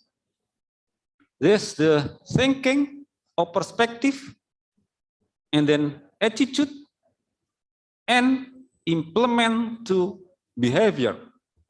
Yeah. Sometimes we only, yeah, aware in thinking level, in perspective level, but our attitude maybe a little bit, yeah, 50-50 lah. Yeah. And the worst is on implementation. Yeah, it is far from the concept. Even that concept is already in our mind. Yeah, so I think it's the problem. Yeah. Okay. I think this is our answer for Mbak Aryawati. Yeah. I'm sorry also if our answers to all Pak Murba, Pak John, dan Mbak Aryawati, yeah, is any mistake for our answer. Yeah, thank you. All right. Thank you so much for the speaker with conveyed all of the question from the participant. Thank you also to Mr. Dr. Murba and Mr. John and also Ms. Ari. Thank you so much. Please give applause once again to the speaker.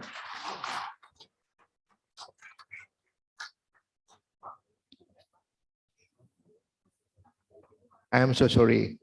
The time remain is only 5 minutes. Maybe there is no opportunity to dialogue again. Let me give the remaining time to the speaker in order to convey of the closing statement because we are waste of the time. Okay, maybe in 5 minutes the speaker would like to say anything about the point in order to how to mix the moderation of religious in our daily life in the plurality of Indonesian national. Okay, please, 5 minutes. Thank you, moderator. Ladies and gentlemen, first I will say my thanks for all of you. Yeah, that give me a chance to be here and speaking about religious moderation in cultural diversity. This is important for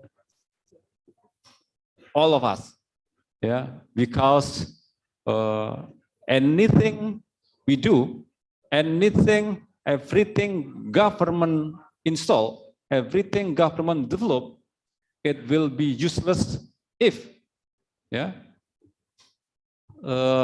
there is any conflict caused by religion.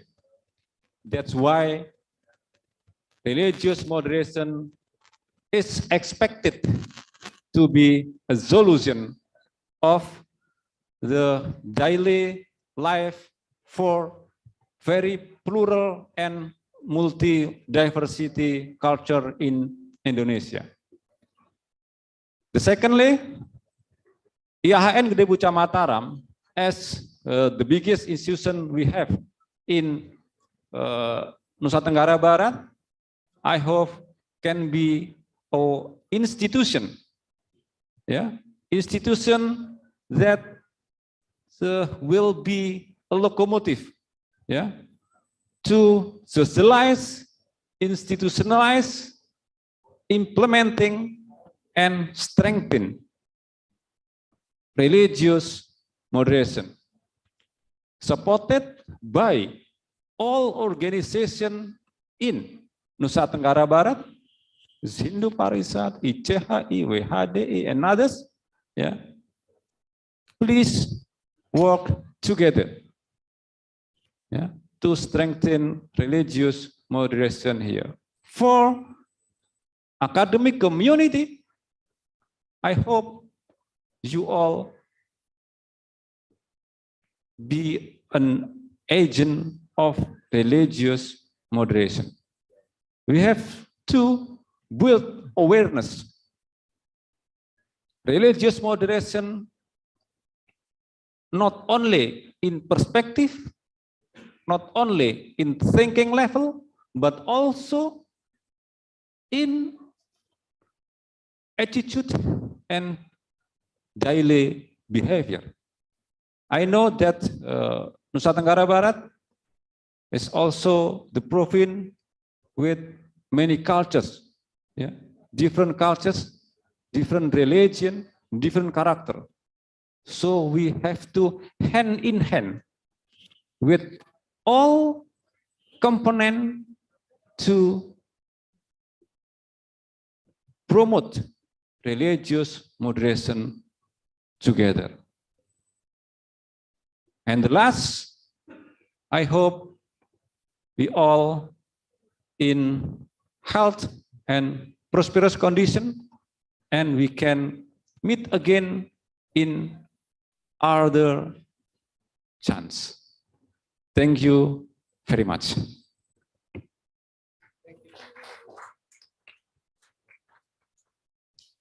Thank you very much for the keynote speaker, Mr. Dr. Tri Handoko Setor, SSI, Master of Science, for the presentation and also for the suggestion about the moderation of religious. We hope of the state by the speaker that can to be point of view of us in order to make harmony in our life, especially in all of daily life. Okay, I say thank you to speaker and also all of participants. And also let me say thank you for the God, gratitude to God, because the successful of this event in the first session can be ended. And closing this session, let us say Puja Paramasanti. Om Santi Santi Santi Om. Assalamualaikum warahmatullahi wabarakatuh. Shalom, namo budaya, salam kebajikan, and salam sejahtera bagi kita semua. And now, for the Twitter, the time is yours. Thank you so much for the opportunity. Thank you for Mr. Moderator for very excellent session. Please give a round of applause for the session, the first session. Thank you. Now, with all our respect, we would like to ask for the photo session, and for all of the committee and the head of Institut Agama Hindu Negeri Gede Puja Mataram, we are pleased to invite you to be in front of us together.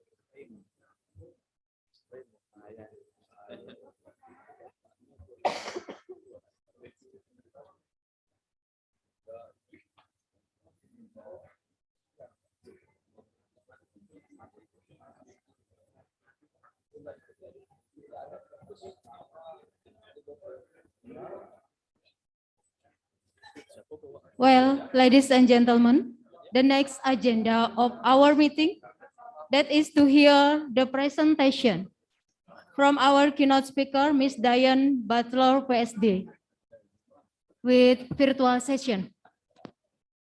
The keynote speaker will be moderated by Ms. Niputu Ade Resmayani, SPD, MPD.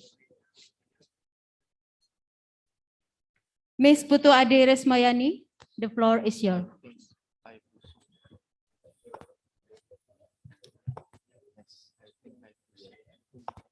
Apakah semua perlu bernafas dulu? Atau ngopi dulu? Atau langsung? Terima kasih. Saya tunggu Ibu Moderator.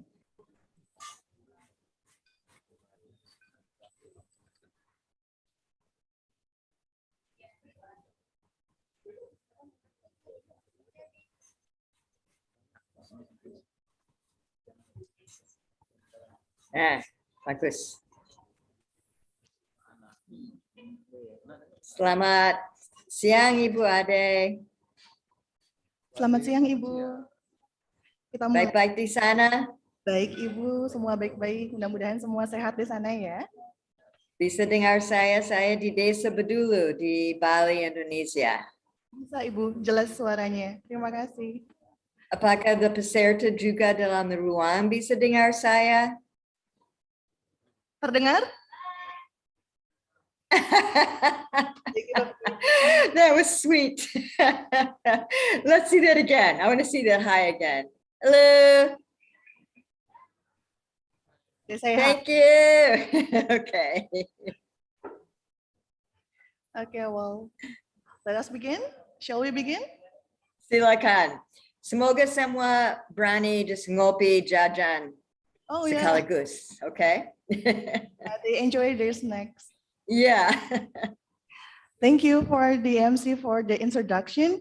His Excellency, Director of Institute Agama Hindu Negeri Gede PUDJA Mataram, respectable all lecturers and staff of IAHN Gede PUDJA Mataram, the Honorable Mr. and Madam Speaker, distinguished guests, fellow students, if here, ladies and gentlemen, Om Swastiastu. Assalamualaikum warahmatullahi wabarakatuh. Shalom, Namo Buddhaya, Salam Kebajikan. Good morning to you all. Before we begin, let me introduce myself. I am Ade Resmayani, the moderator of today's session seminar about religious moderation in culture diversity.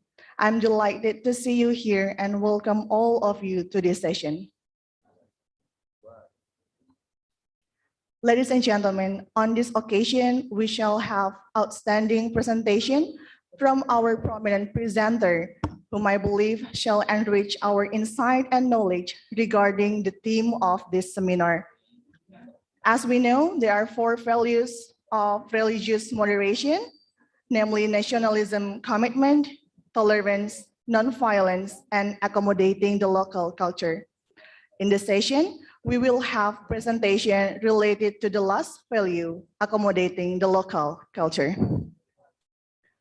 Before we know more about the issue, allow me to introduce our presenter today. Here together with us, joined virtually via Zoom. The speaker of this session is Mrs. Diana Butler, PhD.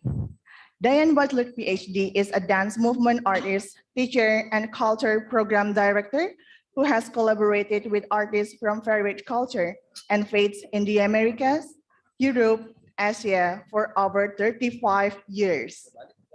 And since 2001, she resided in the village of Bedulu and Tejakula in Bali, Indonesia.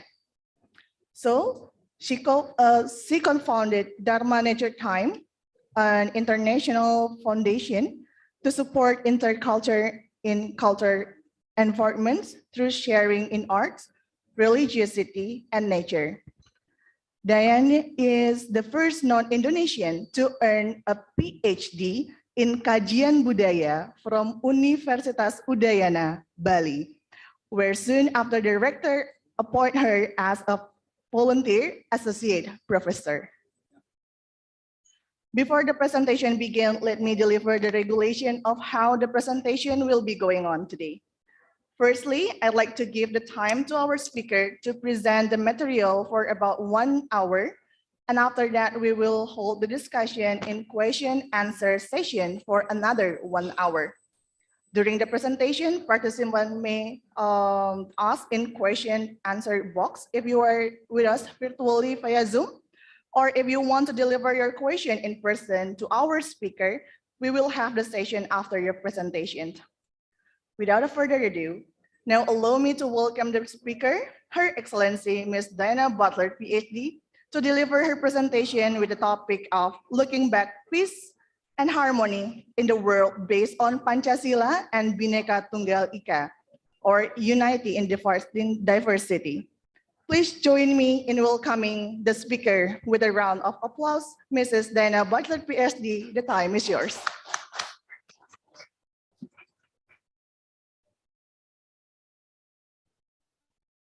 Terima kasih, Ade.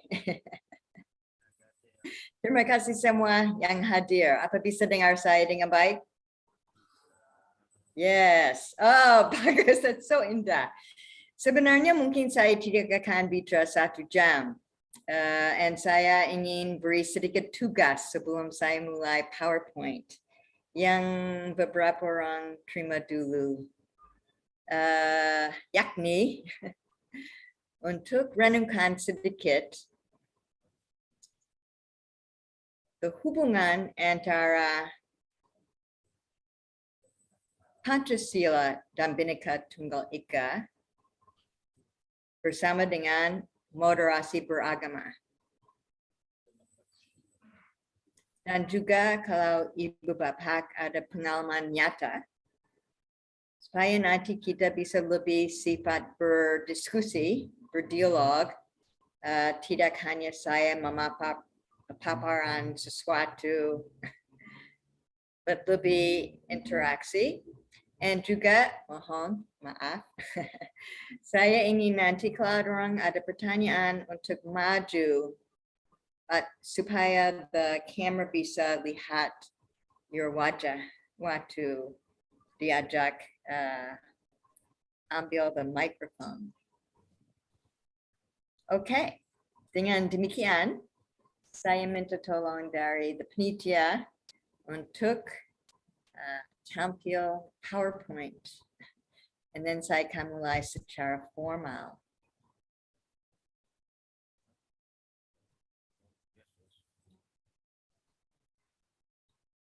So on the YouTube or Zoom akan ada wajah saya. And the wajah of the PowerPoint. Terima kasih sekali. Benar, judulnya melihat lagi, Peace and Harmony in the World, based on Pancasila and Bhinneka Tunggal Ika, Unity and Diversity. Dan benar, nama saya adalah Diane Butler. Dan benar ada gelar PhD yang saya terima dari Universitas Udayana, Program Studi Kajian Budaya, Fakultas Ilmu Budaya, sebagai orang asing pertama yang berani ikut kuliah kajian budaya di Udayana. Sangat bangga juga karena rektor angkat saya menjadi lektor kepala sukarela supaya saya bisa tetap bergaul dan terlibat dengan kegiatan akademik dan juga di lapangan bersama masyarakat. And yang itu betul, saya mendirikan sebuah yayasan namanya Dharma Nature Time. And benar, I'm USA, strict Indonesia, karena warga negara Amerika, tapi tinggal 21 tahun di Indonesia. Di Desa Bedulu sekarang, dekat Pura Samuntiga, di mana sebenarnya menjadi titik awal semacam benih untuk Bhinneka Tunggal Ika terkait dengan simbolan musyawarah kreatif, tidak hanya musyawarah saja, antara simbolan aliran yang beda pada abad 11. Nanti kita bisa ngomong itu sedikit. Maju.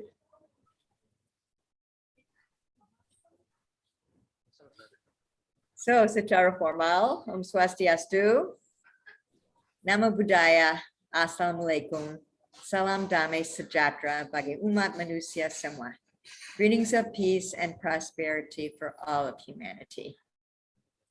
Yang terhormat, penyaji dan peserta Seminar International Program Pasca Sarjana, Institut Agama Hindu Negeri Gede PUDJA Mataram, yang mengusung tema Religious Moderation in Cultural Diversity.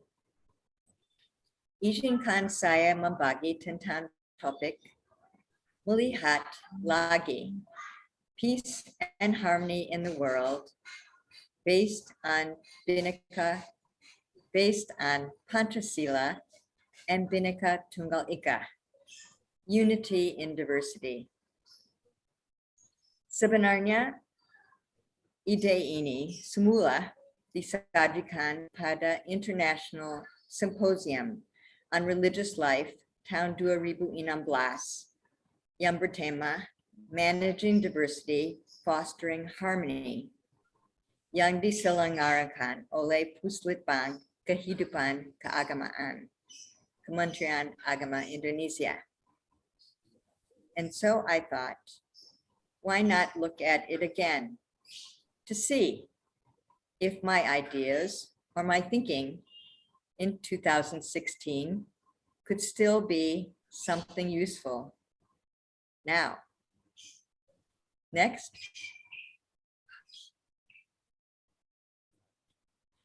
The slide. Terimakasih. So I'm going to speak in English because I realize that as we're live streaming, it will be helpful for a wider public to also be able to hear what it is that's being discussed at the Hindu State Institute in Indonesia, just as it will be yesterday when I was speaking in Palangkaraya with the rector of the Institute Seni Indonesia Denpasar and a good friend who's an associate professor in Thailand, whose name is Dr. Surasak. We also had a discussion together about religious moderation in relationship to pendidikan, education. So today I'm going to flip back and forth between Indonesian and English. And please, Ade, if there's any time my sound cuts off, you keep reading the PowerPoint. Okay? Okay. So in this era marked by the increasing movement of people between rural and urban areas across regions and continents, practically all nations need to develop positive ways to work with the social reality of people from various ethnocultural backgrounds with diverse languages and religious practices residing in, visiting, or journeying through their countries.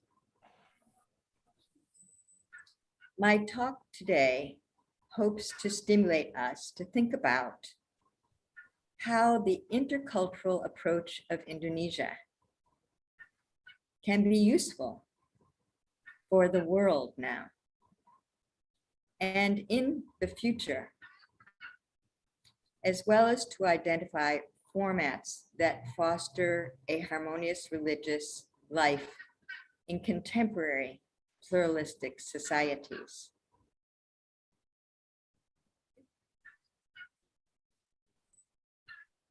That means Indonesia yang dikenal sebagai archipelago terbesar dengan lebih dari 17.500 pulau, merupakan negara terpadat keempat dan salah satu paling beragam sejarah kebudayaan dan linguistik terdiri dari sekitar 500 kelompok-kelompok etnis atau kadang-kadang dianggap lebih dekat yang 1.300 seperti Dr. Seto bilang, yang menggunakan sekitar 746 bahasa daerah. Selama berabad-abad, masuknya masyarakat dari Asia Tenggara, Indochina, India, Arabia, Polinesia, Eropa, dan benua Amerika Selatan dan Utara telah menambah multikulturalitasnya. Namun, kebanyakan orang-orang masih bisa hidup berdampingan secara produktif. Next. This is a gambar taken from two researchers named Harmon and Lowe that shows the 3 core areas of biocultural diversity in the world. And I'm sure for Indonesians, it's very clear that the red marking on the southeastern sector of the globe there is Indonesia and areas nearby Indonesia. In the center is a portion of Africa, and you could call the West, but I call it South, South American continent. You can see also another red cluster. So it's along the belt of the earth is these 3 core areas of biocultural diversity. And that means areas that have high cultural diversity, high linguistic diversity, and also high biodiversity. Flora, fauna, wildlife, and so forth, which is very important for the healthiness of the earth. Next. So in the index, according to, this was a number of years ago, I'm sure it's still pretty much like this, Indonesia is actually number 2 of the highest ranking countries in the world for biocultural diversity. According to the number of languages, that's good. You can close in like that. The number of the languages.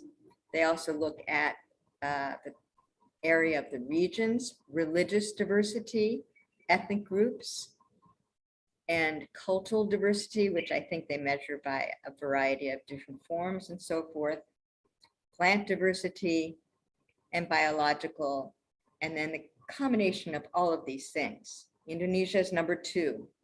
That's why Indonesia is important for the whole world. Next. So I come back to bahasa Indonesia lagi untuk tekankan, boleh.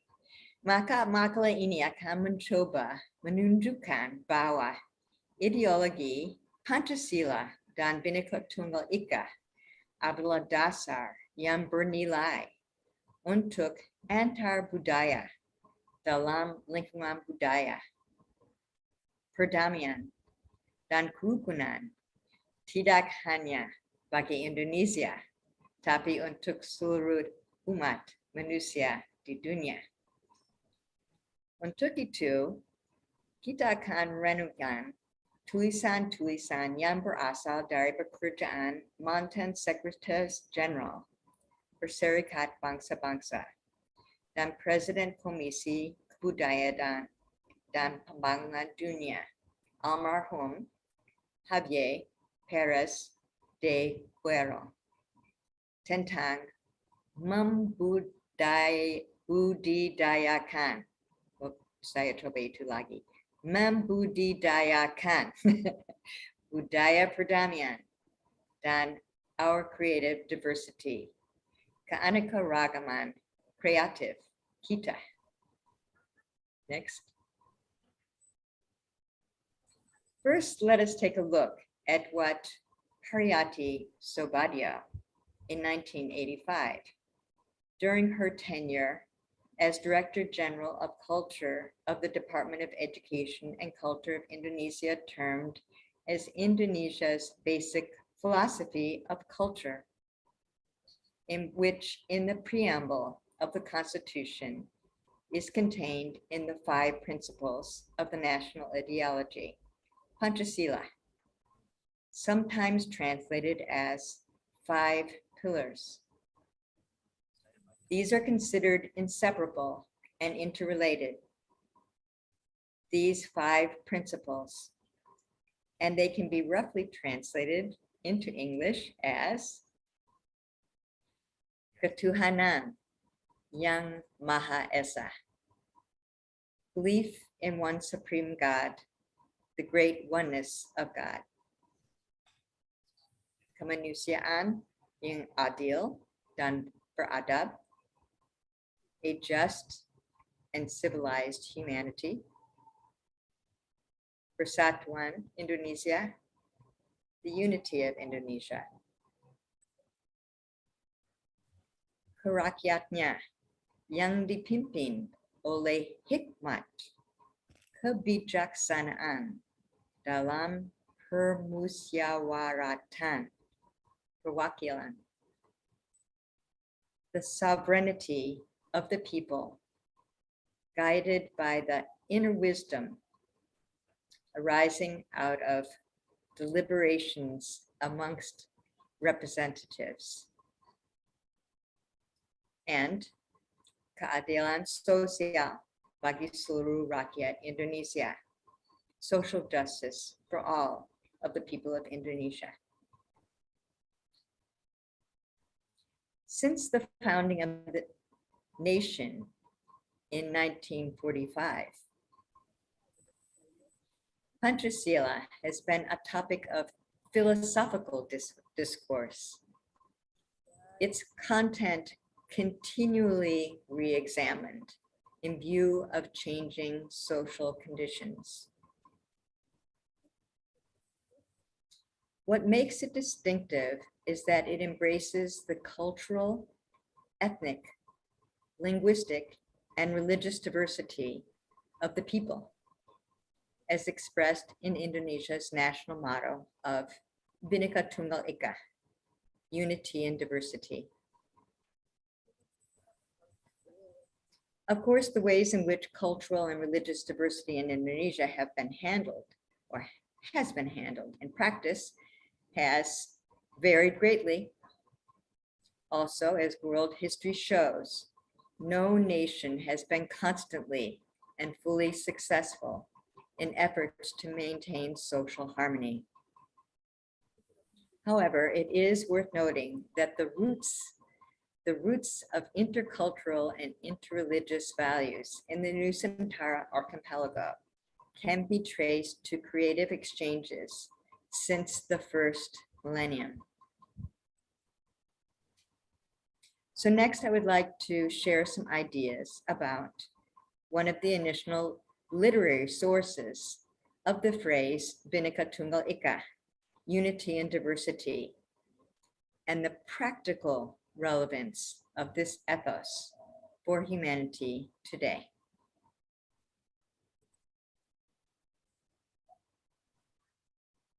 While the indigenous ethnic groups of the Nusantara archipelago are considerably varied, they have also demonstrated an exceptional ability to creatively integrate influences received due to inter-island contact or contact with peoples from abroad.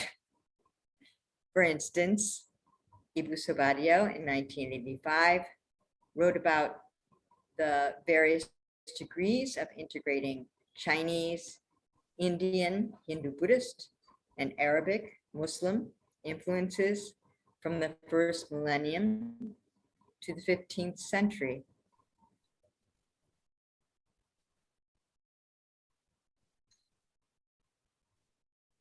And then in the social religious life of the region, let me emphasize that the socio-religious life of the region, then emerged the teachings of Bhinneka Tunggal Ika, Tanhana Dharma Manggorola, Unity and diversity, they are different while being one.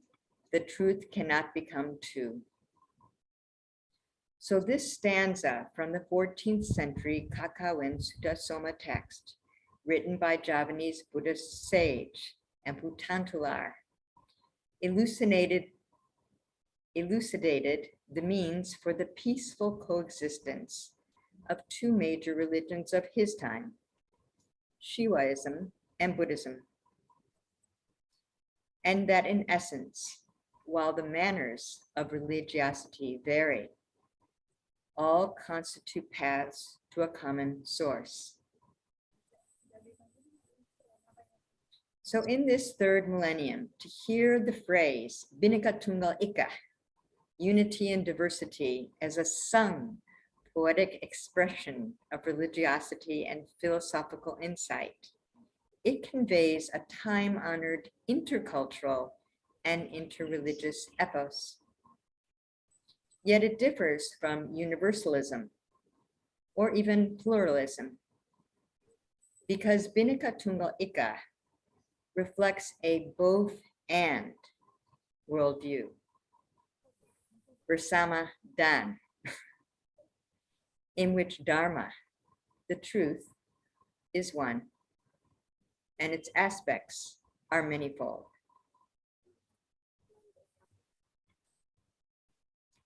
"700 years after Tantular's 14th century poetic sagacity of Bhinneka Tunggal Ika, unity and diversity, interculturality," writes the president of the International Society of Intercultural Philosophy, Ram Adar Mal, in 1999, interculturality advocates unity without uniformity. It enlarges and diversifies the range of models and points to principal similarities and enlightening differences. And thus it frees us from our tendency to define truth in terms of one particular tradition. Like Tantular, Mal also describes an interreligious ethos as the various ways to one and the same religious truth. Yet unity and diversity has not merely been an ideology. Over the centuries, there are thousands of heritage structures and sites, art forms and crafts in villages across the archipelago testify to the creative contributions of local genius, and that traditions can transform via exchanges with other cultures or faiths, yet still be rooted in local cultural values. So what then can we learn from the wisdom and skillful means of the preceding generosities of humanity? And how can beneficial interculturality and interreligiosity be furthered today? In a beautiful text, which I will try to find and share with IAHN, MATARAM, it's called The Interreligious Dialogue. It was written by theologian Raymond Panakar, who also passed away. He wrote it in 1978. He posited that the ground for understanding among cultures and faiths needs to be created in this space between the traditions through the praxis of dialogue. He also added a genuine dialogue, interculturally speaking, starts from the principle of reciprocity. In Indonesia, this principle of sharing and mutual cooperation is the heart of the custom of gotong royong. So given the multicultural reality of so many nations today, let us next widen the scope and briefly reflect on the writings of the former Secretary General of the UN and President of the World Commission on Culture and Development, Pérez de Cuellar.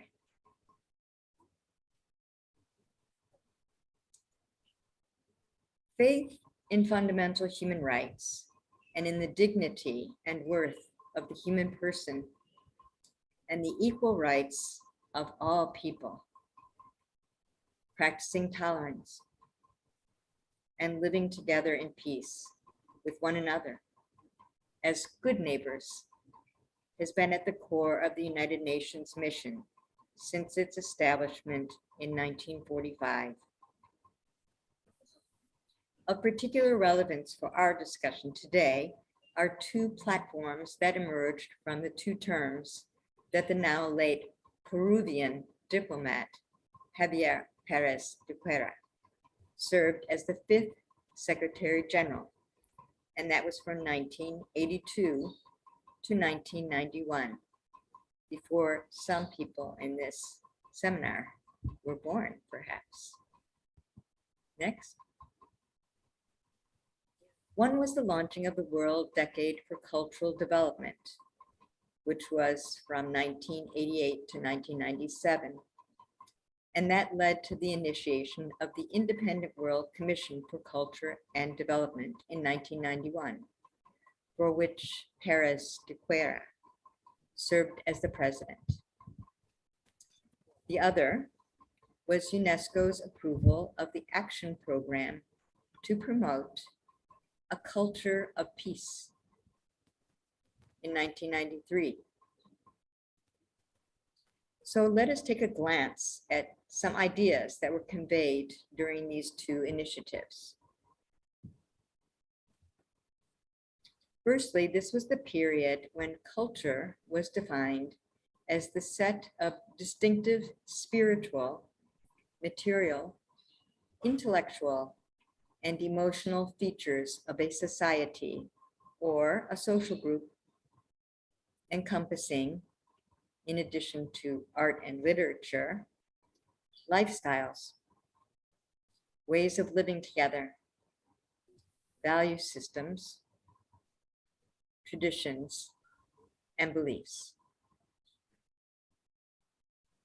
Notably, this definition acknowledges both the diversity and the universality of cultural values. So as for managing this diversity and fostering harmony, and looking at the history of the UN, one could say that Javier Pérez de Cuellar put forth the notion of developing a culture of peace.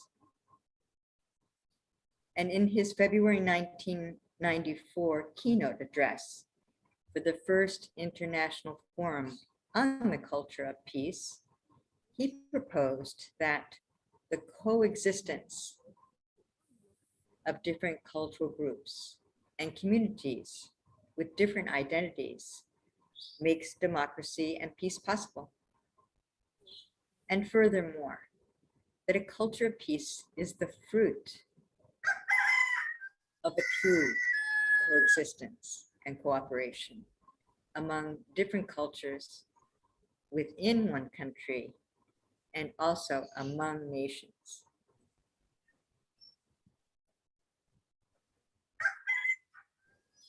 In December of that same year, 1994, religious leaders, academics, representatives of religious NGOs, and policymakers drafted and adopted the Declaration on the Role of Religion in the Promotion of a Culture of Peace. And during the first interreligious dialogue meeting that was organized by UNESCO in Barcelona, that was in 1994. The resulting document acknowledges that cultures give religions their language, and religions offer ultimate meaning to each culture. It also maintains that peace is only possible if we recognize pluralism and respect diversity. So this cultural dimension of development was taken up by the World Commission on Cultural and Development, which also aimed to affirm and enrich cultural identities, broaden participation in culture, and promote international cultural cooperation. In his role as president, Pérez de Cuellar expressed that the social and cultural dimensions of development and the environment must result in closer links between culture and development. And this is the only source of newborn hope, out of which the real and concrete utopia that we must build together through dialogue and cooperation may take shape. This new concept of development is, it seems to me, he said, the keystone of that peace building, which, as proposed by the Secretary General, should become one of the major priority objectives of the United Nations. He also stressed the rich creative potential that culture offers, and that the diversity of cultures and their dynamism is nourished by exchange and by dialogue. So it is, in fact, culture that holds the key to human sustainable development based on sharing, which, as I mentioned before, in Indonesia is the principle of gotong royong. So these general principles for dealing with diversity are also outlined in the Commission's report, which I can also share with IAHN. It's called Our Creative Diversity. It was written in 1995, and it's a beautiful text also and very well thought through. And it asserts that respect goes beyond tolerance. It implies a positive attitude to other people and rejoicing at their different ways of life and at their creative diversity. And that there is an underlying unity in diversity of cultures, which is defined in a global ethic. As well, the diversity and plurality of cultures has benefits comparable to those of biodiversity, and that a commitment to pluralism, including acknowledgement of different faiths, is of vital importance.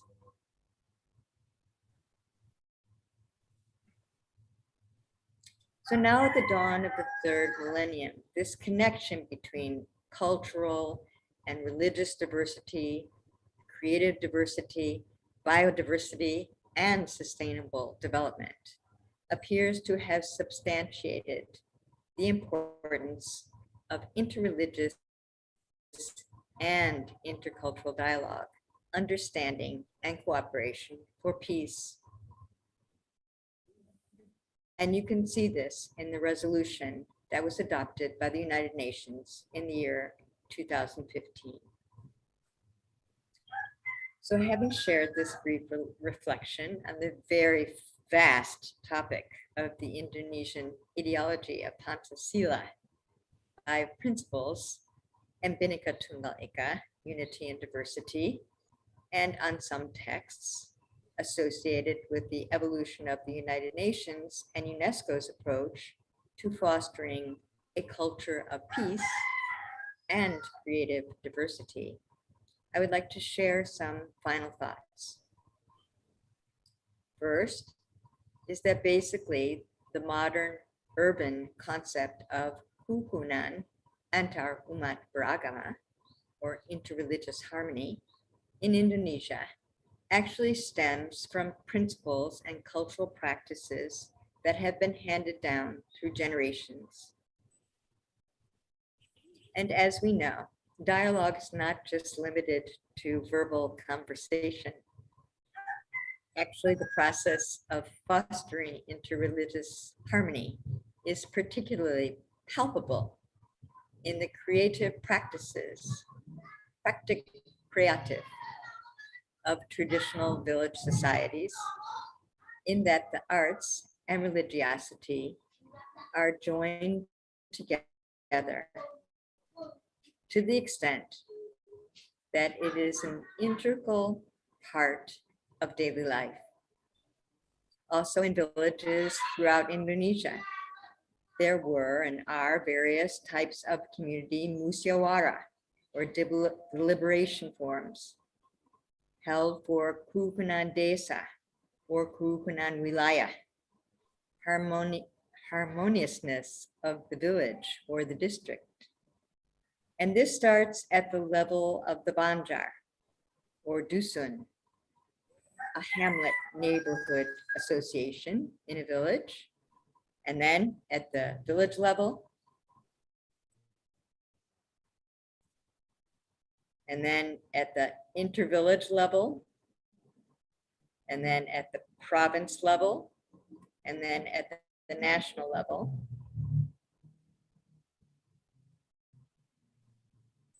Second, it's interesting that in 1998, in the Learning to Live Together in Peace and Harmony UNESCO source book, the former rector of Universitas Pendidikan Indonesia, Bandung, Muhammad Fakri Ghaffar, noted that Pancasila contains values which are not only applicable to the national conscience and for meeting national needs, but are also quite universal.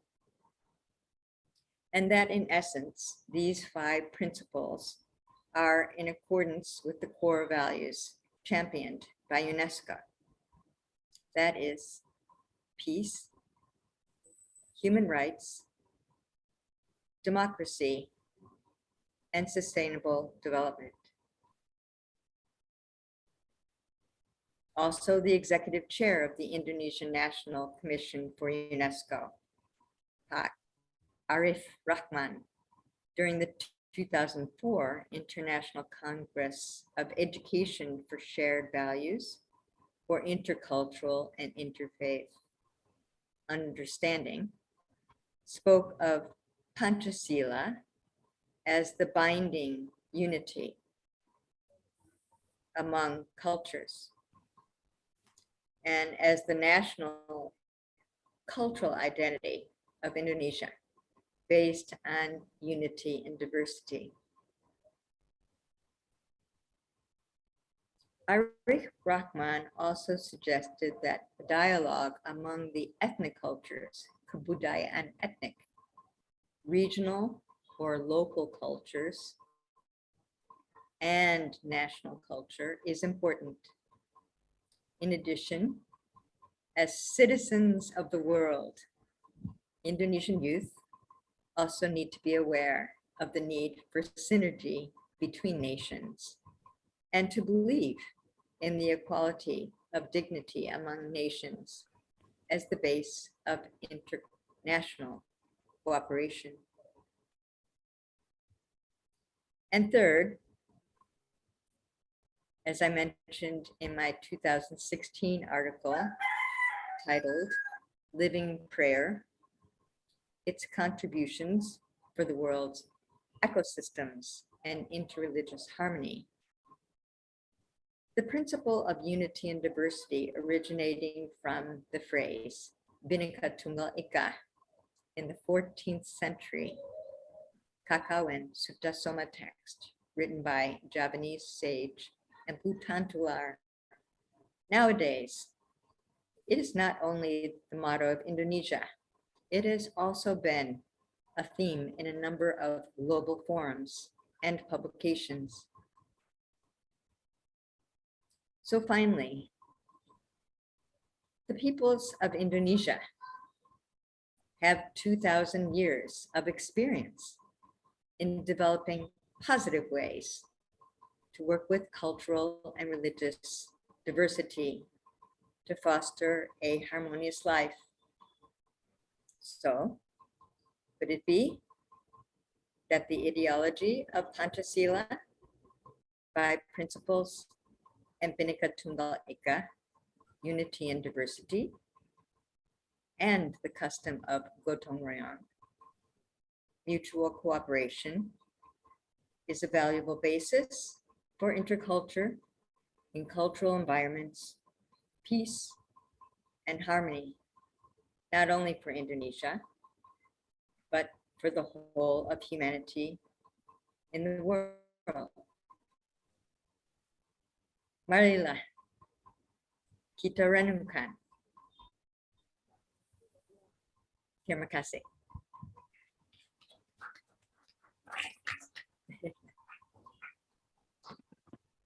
Let's give once again a big round of applause for Butler. Thank you very much, Mr. Butler, for the informative and exciting talk. And before I forget, you already gave us a homework, don't you? Yes. For the discussion. Yes. Would you like? Yes, so we can just move it along. I want someone just come on forward. Come forward so we can see them in front of that camera. Oke, untuk yang mengangkat tangan dan mengajukan diri untuk menjawab PR yang kemarin diberikan oleh Ibu. Please, anyone? Please come closer to the camera in the seminar space so that I can see you when you speak. And please say your name and where you're from.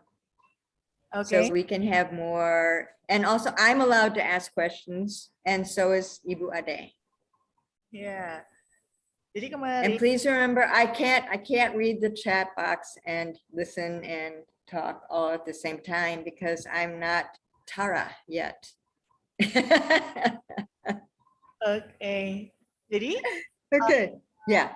Oke, ada satu di belakang, ada Ibu Agung. Mari saya persilakan untuk mendekat ke kamera supaya terlihat oleh Ibu Dayan Butlernya. Please don't be shy. Jangan malu, kata ibunya. Silakan. Maybe we can have an escort, a friend who can help. Ah, here she comes. She's coming. She's coming. She's coming. That's good. I've got a little bit trouble with my Zoom, so okay. And I can see there's some little bubbles coming up in the chat box, Ade. So if you can gather those, that's very helpful. Sure. Let's start with Ibu Agung, a participant here with us in the room. Swastiastu. Thank you for this time. I'm very shy because I the first time for speak English. Okay. You want to say it if you want to say it in Indonesian, tidak apa-apa, and then I would translate quickly. I want to try to speak English. Okay, and please say your name first. But if I make a mistake, please forgive me. Yes, sama-sama. As we are know already, and please say your name. Please say your name first and where you're from. I introduce myself. My name Agung Andri. I'm a lecturer in law faculty. Law, hukum. Yeah, hukum. Takut saya. Okay. Don't be. Okay.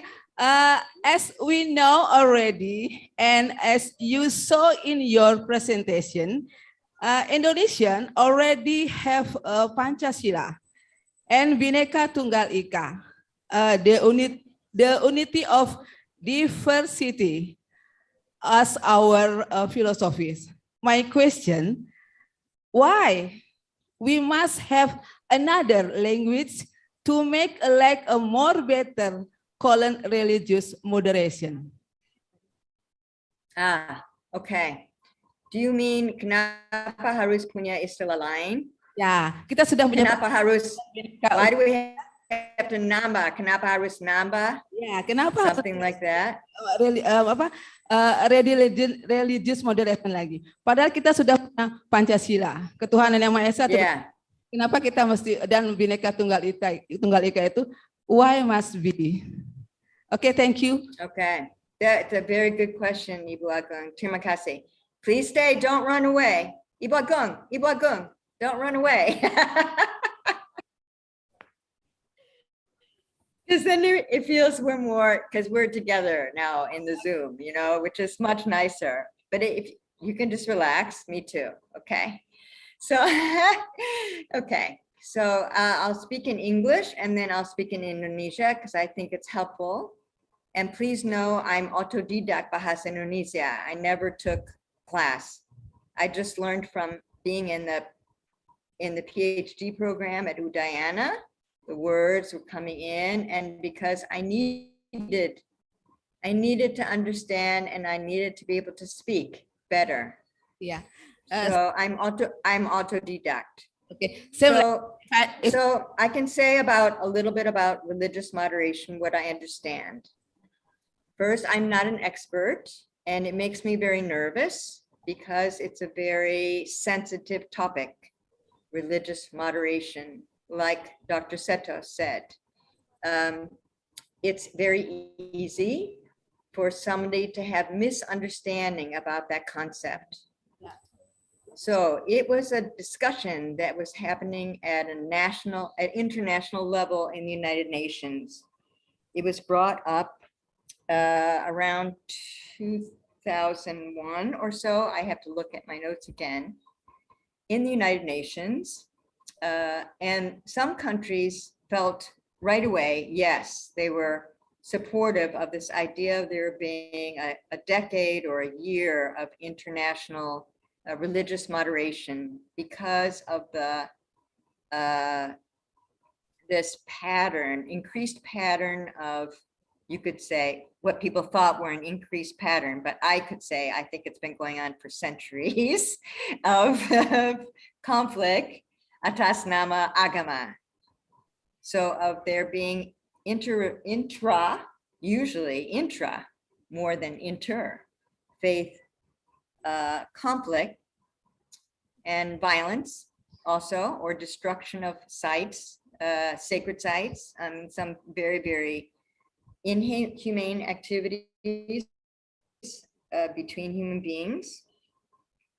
And so in this big discussion at the United Nations, there were some countries that were comfortable with this terminology and some that were afraid that it would limit human rights, hak manusia. And Indonesia, of course, was active in the discussion because Indonesia has a background, like Ibu said, of Pancasila and Bhinneka Tunggal Ika. And also because Indonesia is one of the most populated, has one of the highest number of Islamic people in the world. So Indonesia is in a very unique position, also politically, you could say, as a country that is based on that, has many different faith groups sebenarnya, not just the big religions. But the world will still see, lots of Islamic people there. But they kind of misunderstand that, you know, sometimes when the news goes like tick, you know, tick, they misunderstand that Indonesia has so many colors and so much richness and experience on these very small level, many all over. So when I believe that when the Minister of Religious Affairs in the last period decided to take up this religious moderation as a discussion, as a part of a program, as a way of thinking, it was to make sure that Indonesia stayed on the international stage in that way. And what can Indonesia contribute to that, which I think is a lot. And it's already clear, we can see it just by this kinds of discussion, how Indonesia is different from other nations' mindset about religious moderation. And also it's not a stable thing. it should always be in question. Indonesia is very good at that. Sorry, of the kind of like jangan terlalu ketat. Even Pancasila saja, jangan terlalu ketat, nanti orang akan marah. It has to have the flexibility. So I think it's a beautiful question. Please, you keep holding that in your classes, Ibu Agung. I hope I can come to one.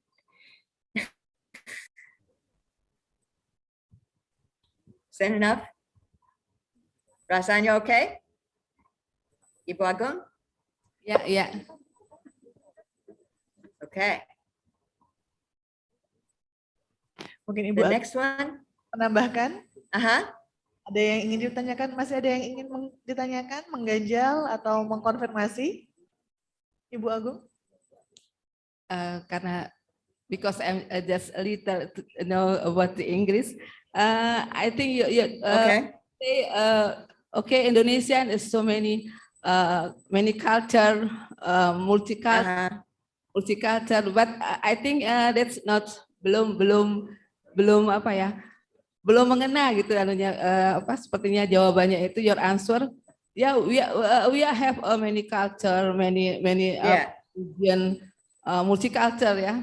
But yeah, more once more I say why we must we have. Okay. Yeah. So the singkat of the why I think as an outside long time in Indonesia, 21 years, 21 tahun saya di Indonesia tidak kemana-mana,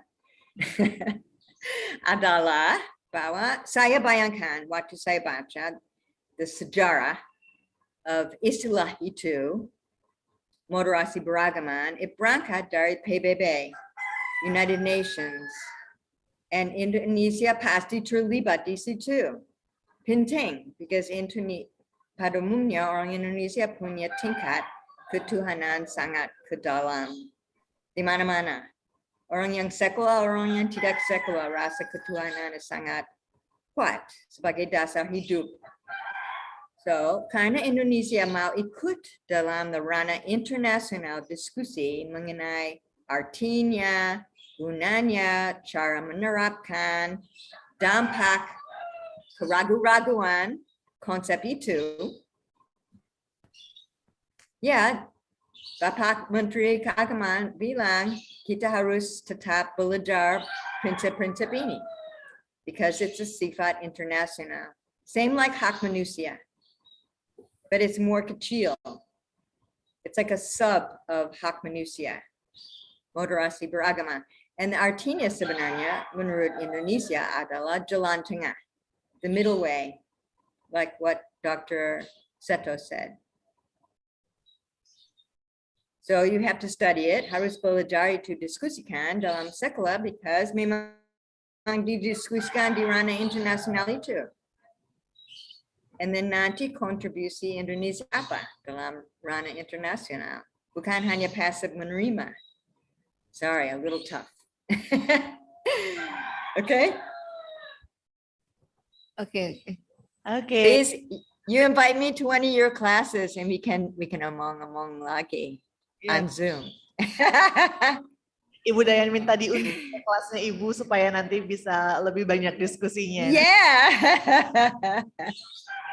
Okay. Can we have another? Ada peserta lagi supaya waktu tidak habis sebelum semua lapar makan pasti. Thank you, Ibu Agung. The next one. We have one more participant here who would like to share the opinion with you. So okay, the one in the back, Ibu Dewi, please come forward and. Good. And then can we put her face and my face on the Zoom screen? Yeah. Not my message. It's okay. Okay. Yeah. Will. I know I'm a choreographer. Sorry. Please say your name. I'm sorry. Saya usia 61, so my sikap is like this. And also because I mengajar di Udayana, di mana banyak orang malu-malu maju. Okay, please say your name. Up. Okay. My name is Devi Kusuma Santi. I'm a lecturer in IAHN Gede Puja Mataram, Department of Brahma Vidya. Okay. I have 3 questions for you. This is Two? a 3. Tiga, bagus. Okay, I'm ready. Actually, this is not. This is proposed by one of our friends. Unfortunately, he cannot attend this seminar because of health issue. Okay. So the first question is, can an attitude of respecting the truth of all religions be used as the foundation of religious moderation? Because every religion has its own belief and promise to God. Can you say that again, but lebih pelan? Okay. Sorry. Okay, sorry. Can an attitude of respecting the truth of all religions can be used as the foundation of religious moderation? Because every religion has its own belief and promise to God. That is the first question. I think I should try to do one question at a time. May I try to answer that one Please. first? Because it's a little heavy. Sedikit berat. So Yes, please tell your friend. Yes. Menurut saya pribadi, no. Why? Because the ide kebenaran, the idea of truth, is such a process of life. Even di dalam diri, even within myself, I have a great polemic about what I think is true. I used to think something was true, and then the fact of life opened my awareness to other truths, not just kebenaran, tapi kebenaran, even within myself. So I actually think it's not that you would be able to agree or even accept, because maybe not. But it has a level, religious moderation has a level of, you could say, keterbukaan, openness, or minimalnya, keberadaan, mengakui keberadaan, at least recognizing the existence of the other pandangan dunia, of the other worldviews, at least recognizing that they are there. That's the beginning of religious moderation and any platform of dialogue, I think. Okay, next, this is like Ujian PhD. Can I get another PhD from IAHN, Pak Rector? Okay, next. The second question is, Indonesia has the historical heritage of diversity. This proved by the birth of the word Bhinneka Tunggal Ika, you know it. Then why was the word religious moderation born? This means that Nusantara already has sovereignty over harmony in the name of pluralism. What is your opinion regarding that? Okay, so that's the same pertanyaan seperti Ibu Agung tadi. And I'll just say it again, but I'll say it in a more singkat manner. That I think what I understood from the history of Indonesia's,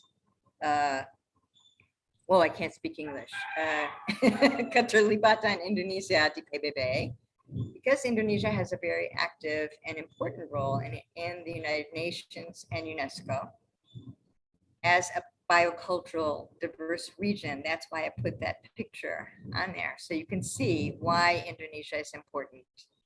If Indonesia is healthy, the world will be healthy. If Indonesia is not healthy, the world will not be healthy. That's my belief. I've said it many, many times in many conferences. Wow. So, because it's a fact, if you lose your diversity here, the earth will not be healthy. And that diversity is material, it's cultural, it's spiritual, and it's biological. All those things, and it's linguistic. You need all of those things in order to keep a healthy culture of Indonesia and therefore the world. So why Indonesia is now looking at moderasi is nanti, I think, more proactive. Kontribusinya apa? What is the contribution of Indonesia to that discussion about moderasi beragama. Not that Indonesia needs it, the world needs it. So it doesn't have to be so personal. It's just humanity. And then masing-masing negara dan budaya punya kontribusi pada pengertian and the cara menjalankan, like Dr. Seto bilang, the prakteknya, how you apply it. I believe that Indonesia has much skill in how you apply it on the very, very small scale. That's very, very important, really close with your family, with your neighbors, with your dusun, with your desa, with the kota, with the wilaya, like that. That system of spreading from the small to the large and then coming back again to the small. Okay, I sound like somebody who knows something. Number 3. Okay, thank you. And the last question is, what is the concept of religion? Is it religion for God or religion for humanity? Because if we have a strong faith, our sense of humanism will be better. So he is asking the concept of religion according to you. Okay. According to me, religion, I should tell you that I wrote my dissertation on ketuhanan dalam seni diilhami oleh Samuntiga dan Tejagula Bhinneka Tunggal Ika. I should tell you that. So in English, it's religiosity in art. I wrote about religiosity, ketuhanan. So this is the place where, please pardon me, I am a foreign person, but I studied a lot with Indonesian scholars. And I'm very happy that I had a chance to do that, to really study with Indonesian thinkers like Prof. Bagus, almarhum Kajian Budaya, atau Prof. Edi Sediawati, atau Prof. Wayan Dibya, atau Prof. Wayan Ardika, atau Romo Muji Sutrishno, atau, yeah, I mean, the list goes on of Indonesians whose work I read or who I had discussions with or who we created programs with my associate, whose name was Suprapto Surya Dharma, an artist who did a lot of work in intercultural and interreligious dialogue through art. So my understanding, Agama is better daripada ketuhanan. And now I can hear Ibu Edi Sediawati when I was preparing my dissertation being so tough on me. So Agama is an institusi sosial. Religion is a social institution. But ketuhanan, religiosity, is an inner feeling of you could say bowing or receiving or feeling sensibility of the presence of God, or if someone feels uncomfortable using the word God. In fact, in some religions, they don't use the word Tuhan or God. There are even religions who won't say the word because it's so suci. That it's not just manusia, but especially in Bali Hinduism, but in Nusantara cultures in general, you have an idea of manusia alam Tuhan, human nature God. And the way you say it in my hearing and in my feeling and what I experienced in Indonesia is it's all one word almost. It's like manusia alam Tuhan. There's no separation between manusia alam dan Tuhan. Or as a Buddhist, because I am Buddhist, I'm not Hindu. So I'm your sister. I would say the sense of interconnection between humans, nature, and God. And that has many different colors and many different shapes. But the social form of it is religion. But the sensibility or the rasa is ketuhanan.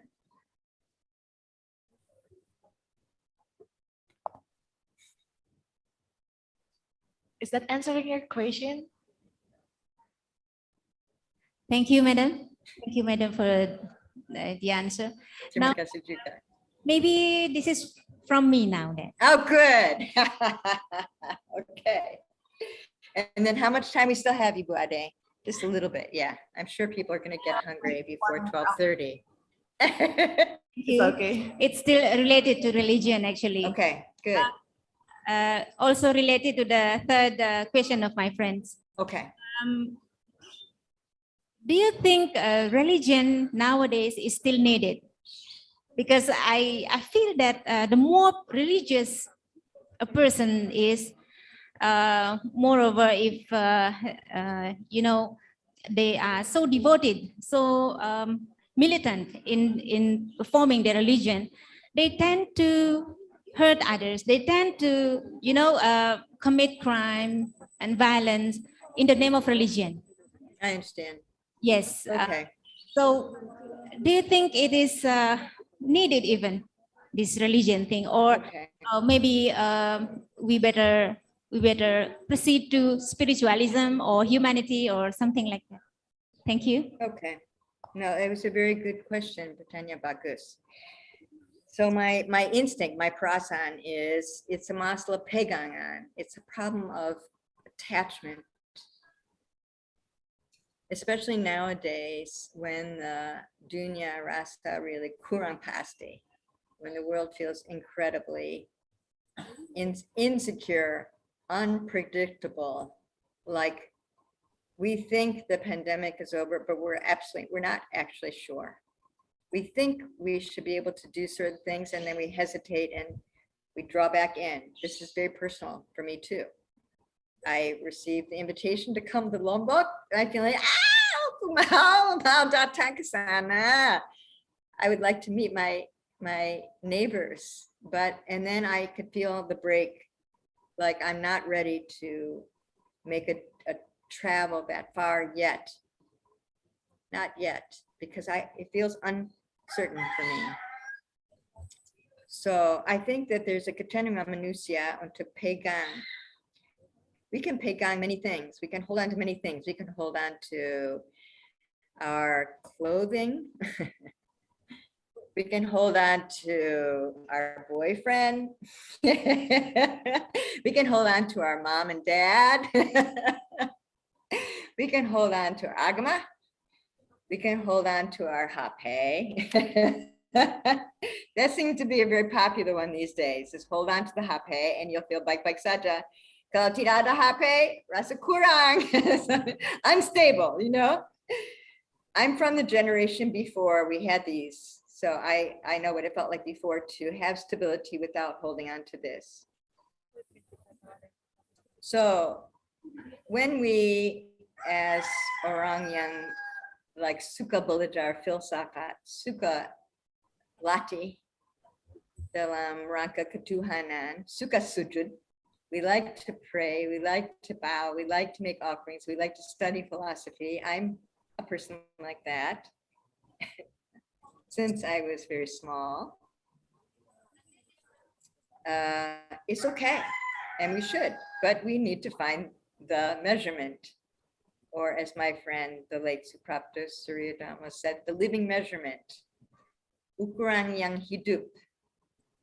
So you can only feel that dari dunia nyata. You can't prepare that beforehand.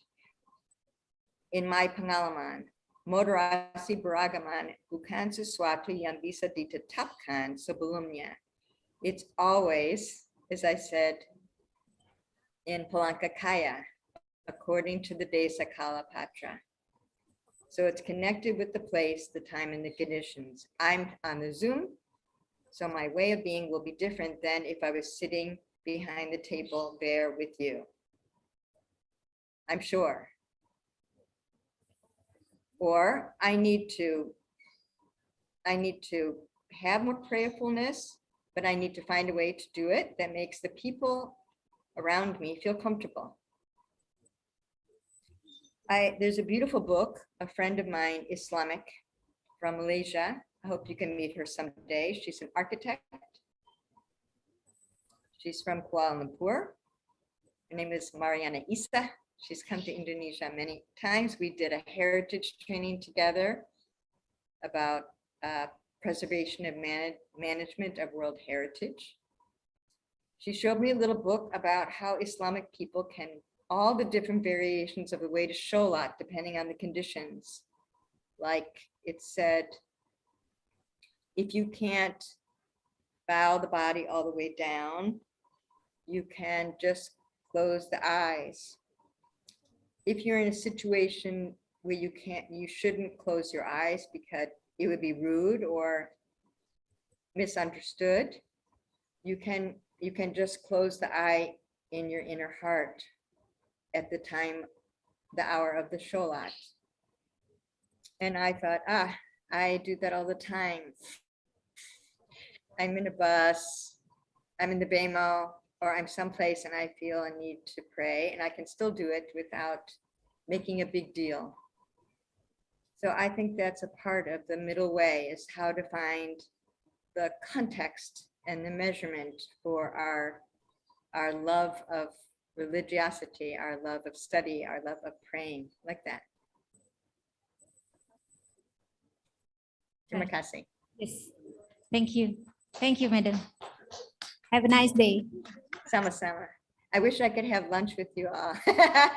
Boleh saya ucapkan terima kasih kepada Pak Rektor, really terima kasih, because we're also saudara kajian budaya lulusan, and Dekan and semua pihak di IAHN, Ibu Elizabeth.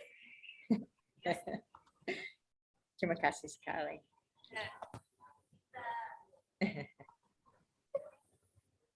Okay.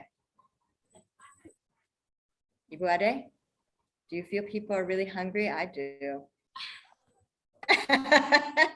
Or do you want to go on a little further? Thank you for the beautiful answer. But before we close the session, I'd like to also facilitate the one in our Zoom. Join this virtually. Yes. Okay. One more question. Okay.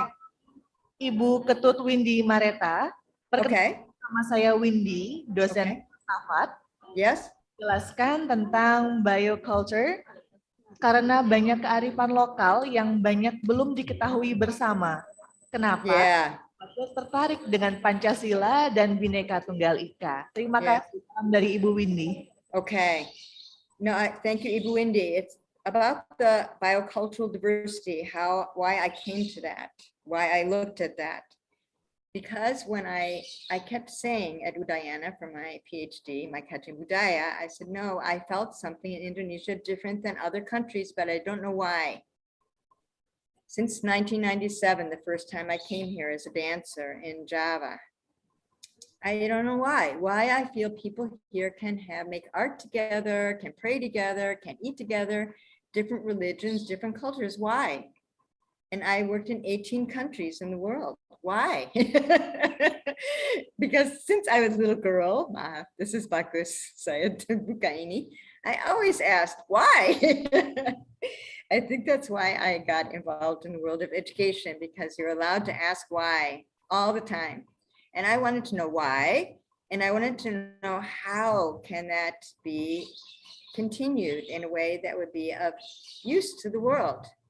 Because I could also see in the world since 1960 something, when I was a little girl, and Vietnam War and things like this, there were these tensions between East and West and North and South, and it made me very sad. As a young person, I felt very, very sad that human beings were having these conflicts. And I also thought, how can humanity be on this earth so long and still having so many conflicts?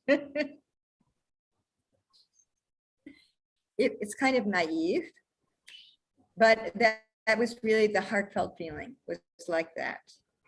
So I kept looking and looking, and then I started seeing this material about the biocultural diversity, the keanekaragaman bioculturally too.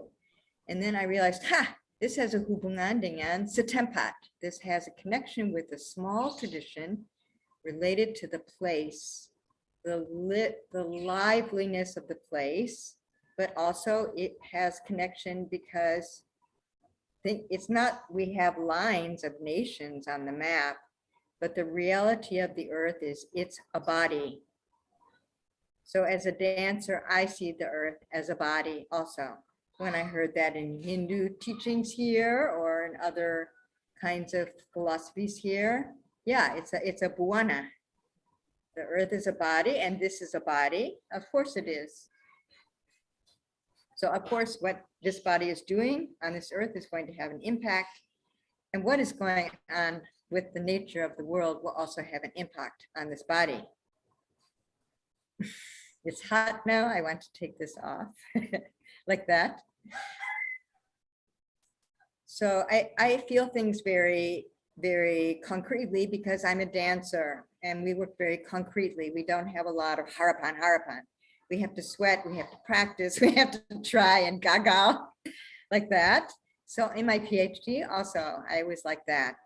I had looking and gagal and tidak disetujui, and then I saw the keanekaragaman hayati itu and culture. Then I saw it was connected to peace and harmony. Because as we know, when people cut down all the trees, it makes the village very unhappy. It's not easy. It disturbs all of the traditions. It disturbs the way the mothers work in the field with the offerings they're making. It disturbs the feeling of neighborhood. It disturbs the international relations between people just because a lot of trees were cut down or water was blocked. I'm smiling, but you know, it's these, they're very often very much nature-based like that, where these conflicts happen. They're not actually religiously based. So I think that it's important to keep looking at it from those angles, many different angles, the micro and the macro, and the interconnectedness. The apa namanya? There's a word in Buddhism, samudya. I can't remember the whole word, but it has to do with interconnectedness. It's too long, I can't remember it. And I would be so embarrassed if Bhante Panyavara heard me. So you have that teachings in Hinduism also, and there's teachings like that in Islam and Christianity. There's some beautiful writings actually from all the different faiths about the interconnections of Manusia Alam Tuhan too. And moderation, the way to be in the middle path of life so that it's not too big and not too small. Oke, jadi intinya beragama tidak hanya dengan manusia dan Tuhan, tapi juga biodiversity itu masuk dalam satu kesatuan ya. Alamnya, ya, the alam harus diikuti dalam diskusi. Meskipun alam tidak bisa bicara secara kata, but the alam definitely speaks. The nature definitely speaks to us. Yeah. Oh, wow. I got a goosebump. Thank you for answering. Ladies and gentlemen, that was a very great discussion. And I invite you to give one more round of applause for our excellent speaker today. You too. Yeah, the speakers give applause to all of you too for very interactive discussion happening today. And then, yes, ladies and gentlemen, maybe on another discussion, another occasion, we can hold more intense dialogue. But unfortunately, we are limited in time, and I heard our speakers hungry there. So yeah, so do us here. And lastly, I respectfully ask to you, Mrs. Diane Butler, for a closing statement. Ma'am, time is yours, please. Okay. Terimakasih, Ade. I would do just very short in English and in Indonesian. I'm very, very grateful. And you know, this week, 3 times, I said this simple Ankaraya, 3 times this week, I have work related to a religious moderation, and it was a big stretch for me. It made me have to really think about things that are important and I think sensitive, but I'm really glad that I have a chance to think about it because now I feel I can be part of that dialogue and learning and studying together about what does it mean and why is it important or not, and in what ways it can be applied or not, to keep the question open, but especially to think about the practical, because I always think about how can these explorations be applied. And then when we apply it, we'll get the feedback. Yeah, it works. Or no, that did not work. Maybe we tune it a little bit and it will work better. And maybe we need to tune it again because we have to think about the next generation and what do they want? What do they know? What do they need to know? What do they want to know? And how will their life be? So the singkatnya adalah sudah 3 kali minggu ini memang saya diberi tugas mengenai moderasi beragama, yang satu di IAHN Palangkaraya, yang kedua adalah ini di IAHN Gede Puja Mataram. So I went from there to there. I'm in the middle here in Bedulu. And yang ketiga is a journal BRIN, Jurnal Masyarakat Budaya. It's an edisi khusus nanti yang diedit oleh Dr. Riwanto. So the pokok was that saya bahagia dapat menjadi bagian bersama, and yang penting buat saya is the cara menerapkan dan bagaimana kita masih bisa tetap menyeluras atau tuning, not harmonizing, tuning, supaya ya anak muda tertarik atau ingin tahu atau terbuka pada sesuatu atau akan beritahu kita mereka perlu tahu apa dan bagaimana mereka bisa menerapkan untuk ya kehidupan masa depan juga. So we have to open our eyes to the possibilities of what the future will be like and what the middle path will be like. Well, Terimakasih. thank you so much. With all of our discussion session, let me summarize our today's session as follows. First, all nations need to develop positive ways to work with the social reality of people from various ethno-cultural background. So Pancasila dan Bhinneka Tunggal Ika is a valuable foundation for Indonesian creative diversity for humanity today. We can do such a gotong royong dialogue, not only with the verbal dialogue, but also practice. And we can collaborate with not only human, but also our nature. Ladies and gentlemen, finally, we come to the end of the presentation. We would like to say thanks again to the presenter, Ms. Diana Butler, PhD, for her informative and exciting talk, and to audience for your active participation. Hopefully, the presentation will be beneficial for everybody. Thank you for your attention. I close this session with Parama Sandi. Om Sandi, Sandi, Sandi, Om. Wassalamualaikum warahmatullahi wabarakatuh. Shalom, Namo Buddhaya. Good afternoon to you all. Thank you.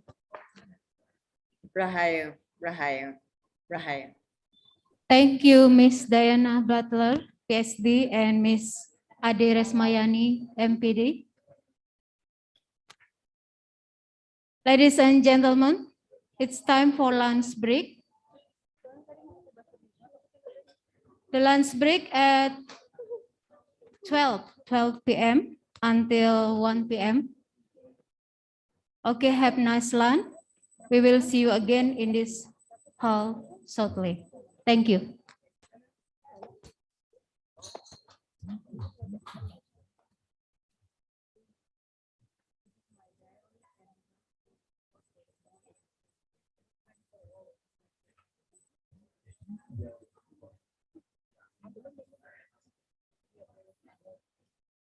Kami persilakan Bapak Ibu untuk menikmati hidangan di restoran di depan ruangan. Dan kita akan kembali lagi nanti di jam 13.30. Terima kasih. Oh, sorry, 13.00. Terima kasih.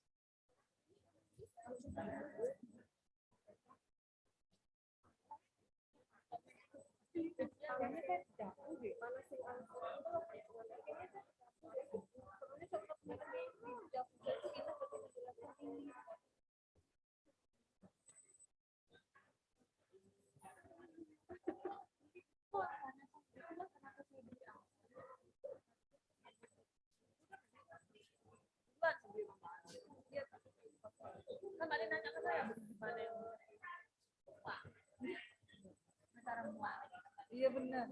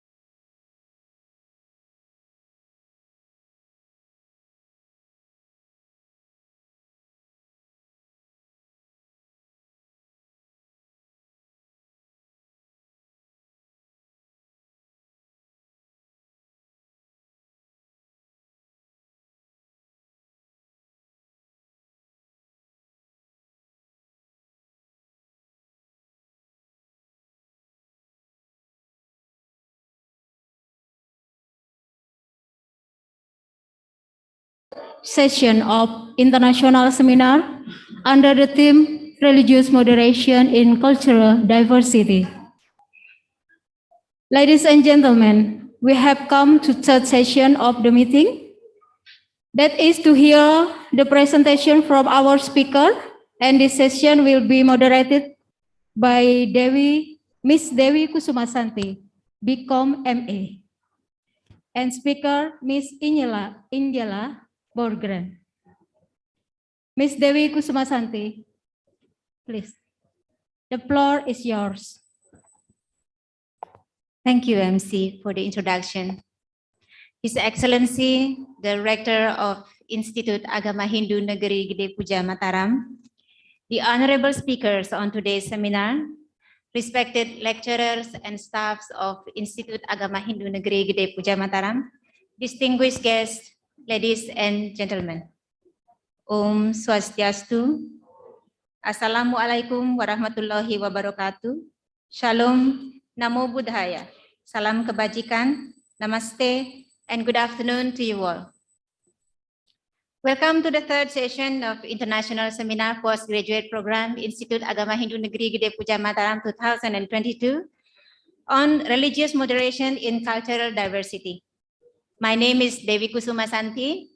I am a lecturer in Institute Agama Hindu Negeri Gede Puja Mataram, Department of Brahma Vidya, and I will be moderating this session. Ladies and gentlemen, in this session, we'll be hearing a presentation from Madam Ingela Borgren, right? I hope I pronounce it right. From Center of Yoga and Vedanta Studies under the Banyan Tree, Ubud, Bali. Welcome to Lombok, Madam.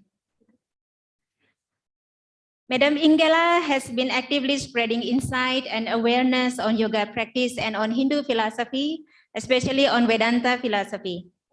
Nature lover Ingela organizes tours for travelers under the name Yatra Tours, meaning sacred pilgrimage. Ingela, also known as Pinglan in Bali, is part of the Sama Yoga team and co-founder of the yoga studio under Banyan Tree in Ubud, Bali.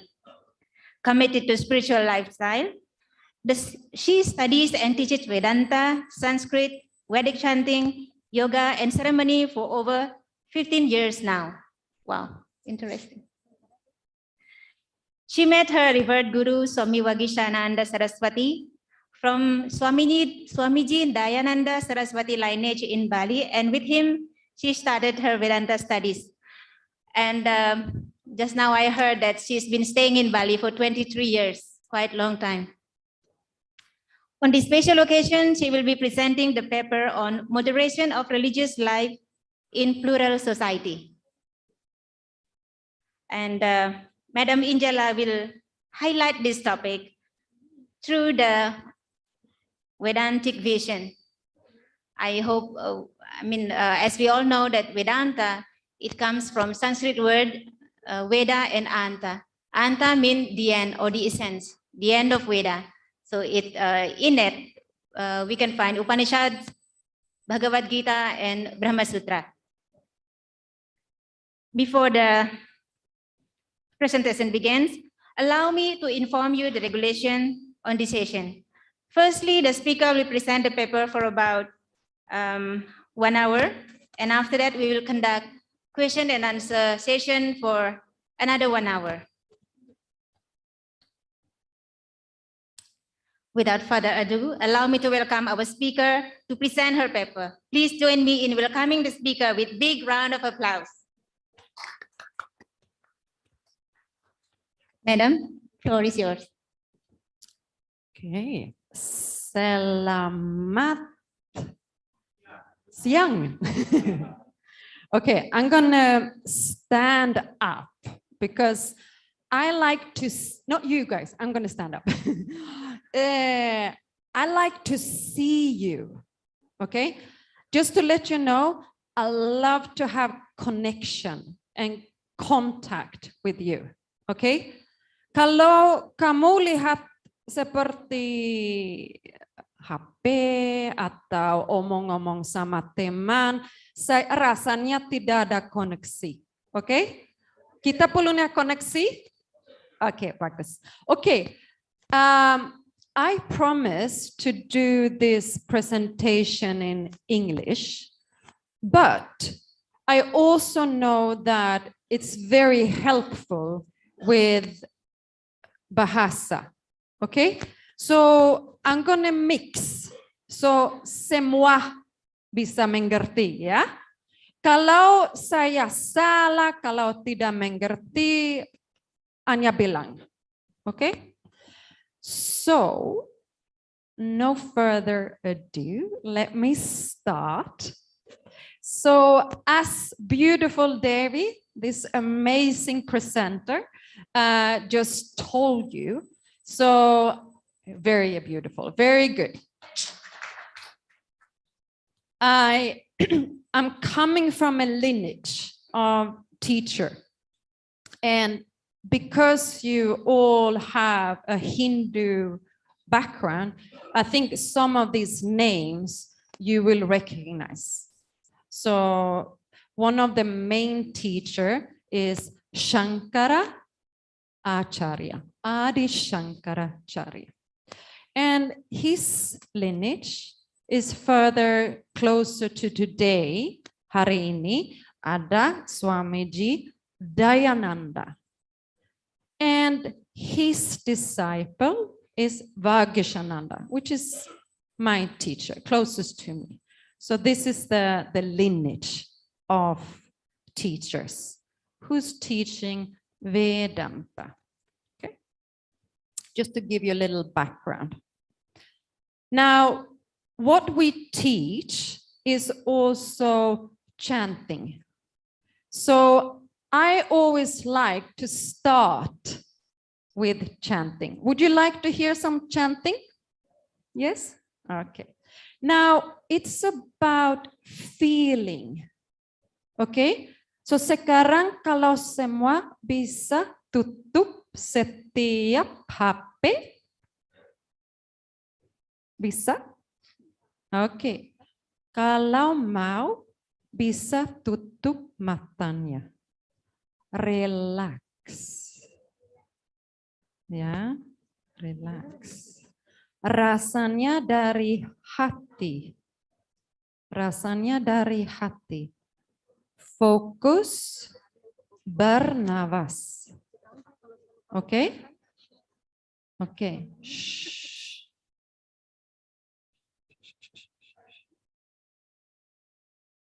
Om Bhadrang Karne Vishrunuyama Devaha Bhadram Pashyemakshabi Yayatraha Sthirairangai Istuštuvagum Sastanobihi Yashema Devahitam Yadayuhu Swasti na Indro Vriddashravaha Swasti na Pusha Vishvavedaha Swasti nastarksho Arishtanemihi Swasti no Brahaspati Dadatu Om Shanti Shanti Shanti. Together, semua. Om Shanti Shanti Shanti. Om Lam Namaste Ganapataye Tvameva Pratyakshan Tattvamasi Tvameva Kevalam Kartasi Tvameva Kevalam Dhartasi Tvameva Kevalam Hartasi Tvameva Sarvam Kalvedam Brahmasi Tvam Saksha Atmasi Nityam Rtam Vachmi, Satyam Vachmi, Avatvam Mam, Avavaktaram, Avashrotaram, Avadataram, Avadataram, Avanuchana Vavashisham, Avapashchatate, Avapurastate, Avotaratate, Avadakshinatate, Avachordvatate, Avadharatate, Sarvatomam pahi pahi samantat. Tvam vang mayastvam chinmayaha. Tvamanandamayastvam brahmamayaha. Tvam satchidanandatveti yosi. Tvam pratyaksham brahmasi. Tvanyanamayo vijnanamayosi. Sarvam jagaradam tvatastushtati. Sarvam jagaradam tvailayameshati. Sarvam jagaradam tvayi pratyeti. Tvam bhumirapo nalo nilo nabaha. Tvam chatvari vakpadani. Tvam gunatrayatitaha. Tvam avastatrayatitaha. Tvam deha trayatitaha. Tvam kala trayatitaha. Tvam muladharastitose nityam. Tvam shakti trayatmakaha. Tvam yogino jayante nityam. Tvam brahma, tvam vishnustvam rudrastvam indrastvam agnistvam vayustvam suryastvam chandramasstvam brahma. Bhuvasuvaro ganadim purvamucharya varnadim stadanantaram anuswara parataraha arde endolasitam tarena ruddham etattava manuswarupam gakara purvarupam akaro madhyamarupam anuswaraschahantyarupam binduruttara-rupam nadasandhanam sagumita sandihi saisha ganesha vidya ganapatadihi. Om shanti shanti shanti. Again together. Om shanti shanti shanti.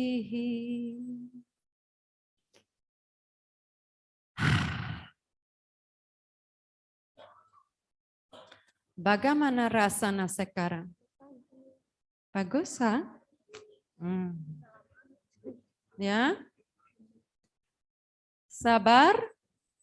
Rasanya sabar? Ya? Harmoni? Peaceful? Ya? Betul? Okay. Now, if you want to feel, you gotta feel from your heart. Harus rasanya dari hati. Kalau di sini selalu pikiran bagaimana nanti, tidak bisa rasa dari hati. Okay? Okay. So, I just want to start by saying it's such an honor to stand on this stage and be surrounded with people like you. You're coming from a country that is so rich. It's so rich of cultures, traditions, rituals. It's so unique that people from all around the world will come here untuk belajar, untuk lihat. Kenapa? Kenapa mau datang di sini? Ada dunia besar, tapi mau datang di sini di Bali, di mana ada masih budaya Hindu, karena masih hidup. Ya? Masih hidup. Orangnya masih bikin upacara, masih bikin banten pada Tuhan, for God, for the goddesses. There's a gratitude for the rice, for the sun, for the water, for Bumi Ayu. It's alive. If you go outside, you don't find it at the same level. It's so unique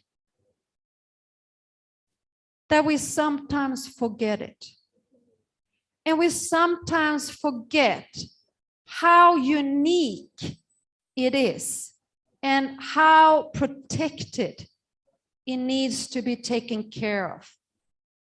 This structure is our next. I think the next slide is just showing the lineage. So on the left, you have Shankara, Adi Shankara. And then on the right, you have Swamiji Dayananda. And so this is the lineage. So the lineage is from teacher to disciple to teacher to disciple, parasparam. There's no, I make this up. It would never happen. Every word that is spoken is structured from the Upanishads. It is from the teaching. It is taking. It's no ego. There's not one man, one thinking that made it up. Everything is sustained from the scriptures. Okay, so that's really important. Okay, okay, let's see the next slide. Okay, so I was touching how you still have this very unique area in the world, and it's still alive. Now, I am born in Sweden. I was born in Sweden. So I'm coming from outside. Saya datang dari negara luar. So I have the ability to see that culture and then what's here. And that's why I can also appreciate how precious it is here. Because I can also see that where I was born, they lost it. Okay? They had it. It was alive in Sweden. We had it. It lost. And when I see then Bali, and it's still alive. Bali or Lombok, you know, it's still alive. And I want to tell you, please be careful. Please be careful, protect it. Okay? It needs to be protected because just like what happened in Sweden, we had this rich tradition and cultures, and then scientific ideas came and said, no, no, no, no, no, don't do that. Don't do that. You cannot do it. That's not okay. And what happened? Shift. Shift took place. People forgot their ceremonies, the rituals, the rich rituals connected to Mother Earth, Bumi Ayu. Why? Why? Because people questions. People say, why do you do like that? And that's happening today too. A lot of people say, people from outside will question and say, why? Now, how can you explain when it's coming from your heart? Correct? How can you explain? It's here. It's the devotion. It's the bhakti. This is where we feel connected, right? koneksi sama keluarga, sama desa, sama negara, sama budaya. We feel connected. Ya? Betul? But what if someone says, why? What happens then? You start thinking and saying, oh, maybe I do something not correct. Okay, I'm going to stop doing that, or not do that. I prefer to go and sit with social media, or, you know, that ceremony is not so important, so I'm just going to do something else, right? So what is this structure? So where I'm coming from, we call it Vaidika structure. What does that mean? What does that mean?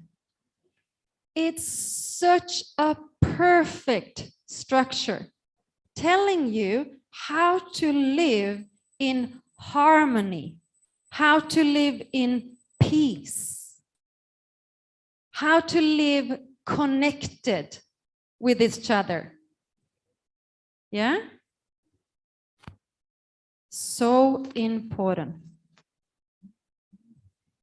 So what are the values?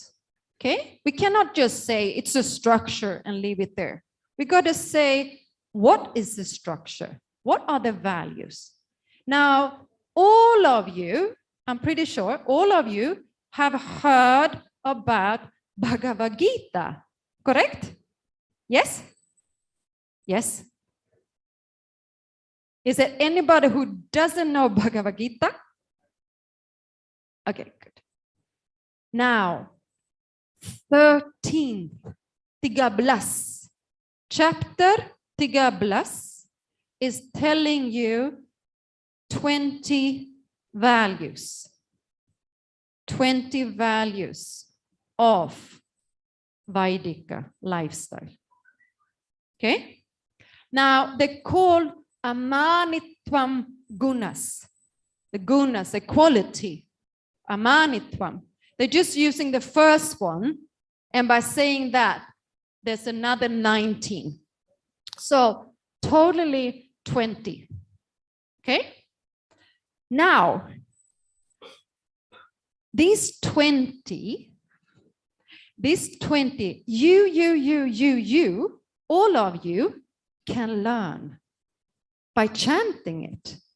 So if you ever get confused and wondering, oh, how was it again? Maybe you have a moment where you're like, oh, I'm feeling so angry. Happens, right? Or maybe you say, oh, I'm feeling so jealous. Kenapa pacarnya sama cantik beda? Kenapa? Oh, right? Drama, ya? You go, wait.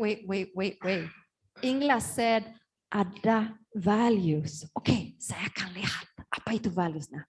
Ya? Atau kamu takut. Ya? Kadang-kadang kita takut. Kadang-kadang kita takut. Ya? Oh, sebelum saya stres. Oke? Saya akan lihat apa itu valuesnya. Tulisannya di mana? Bhagavad Gita chapter 13. Okay? So, I will chant them for them.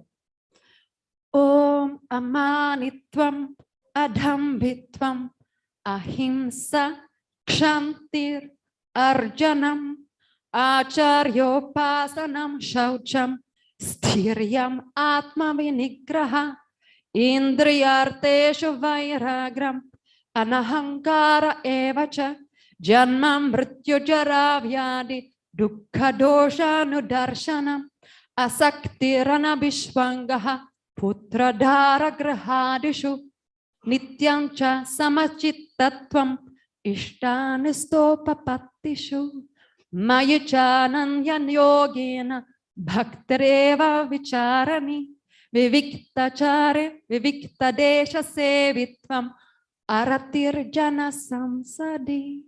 Ada orang yang ikut saya? Ya? Have you heard them? Ya? Ya? Have you heard them? Sudah dengar?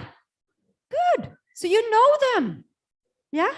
20 values. 20 values. So important. Now, saya tidak punya waktu untuk omong-omong semua 20, but I will pick the most important. Because if we understand this one, we will live in peace, whether we are Agama Muslim, Agama Christian, Agama Hindu, if we are a non-believer, or if whoever, we will live in peace and harmony. Saya suka mata. Hello? Good.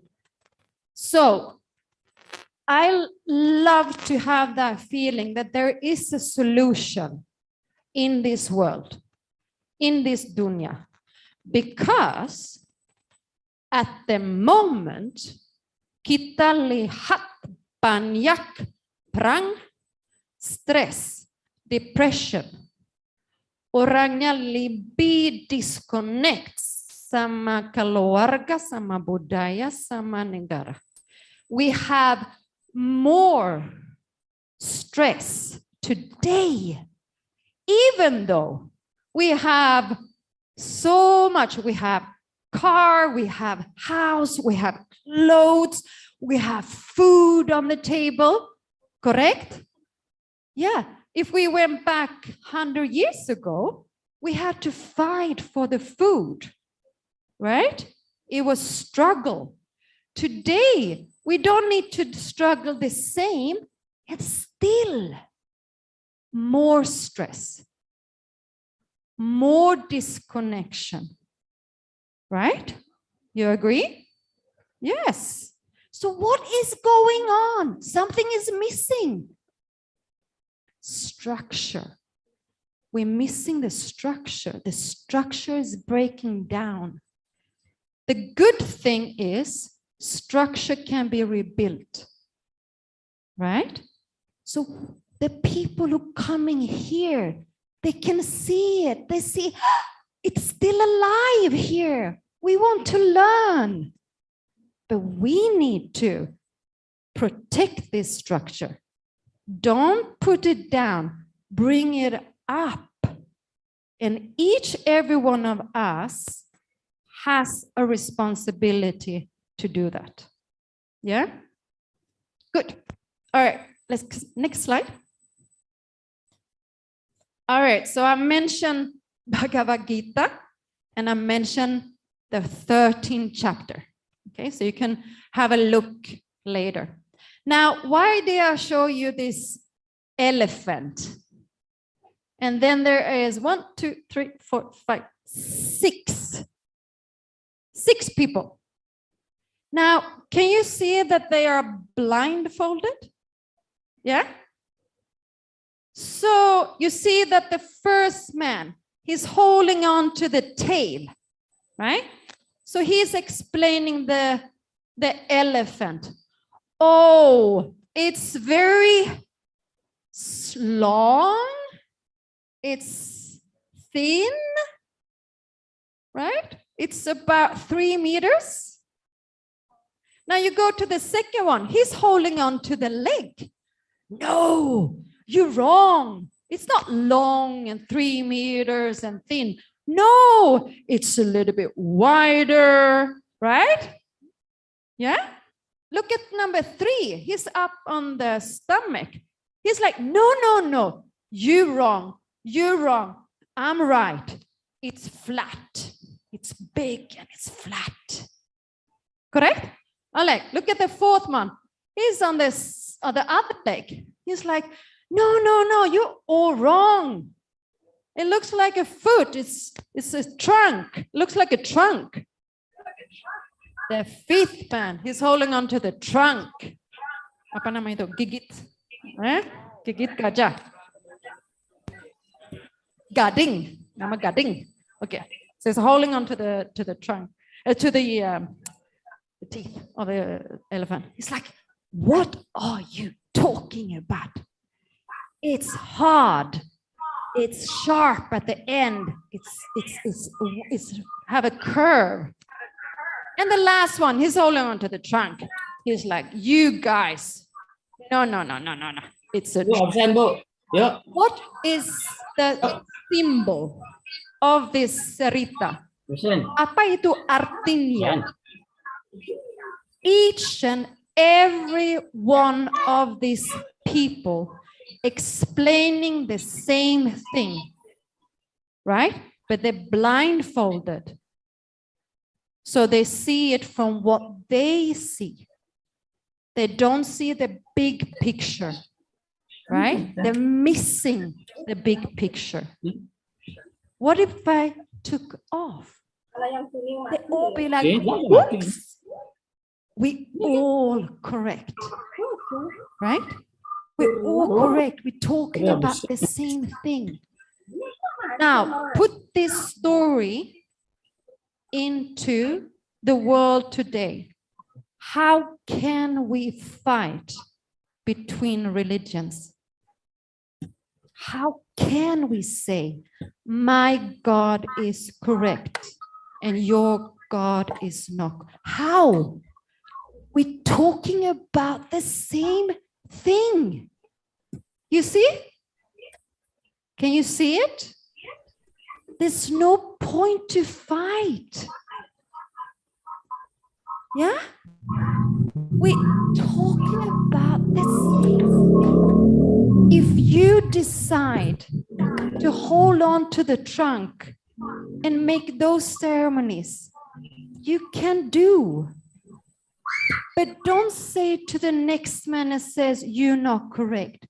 And definitely don't start fighting. Definitely don't start a war. Because it's devotion. It's from the heart. Everybody have the right to worship the way we want to worship. We do not have the right to convert anyone's religious belief. Does that make sense? Yes? Yeah? Okay, good. Okay, next slide.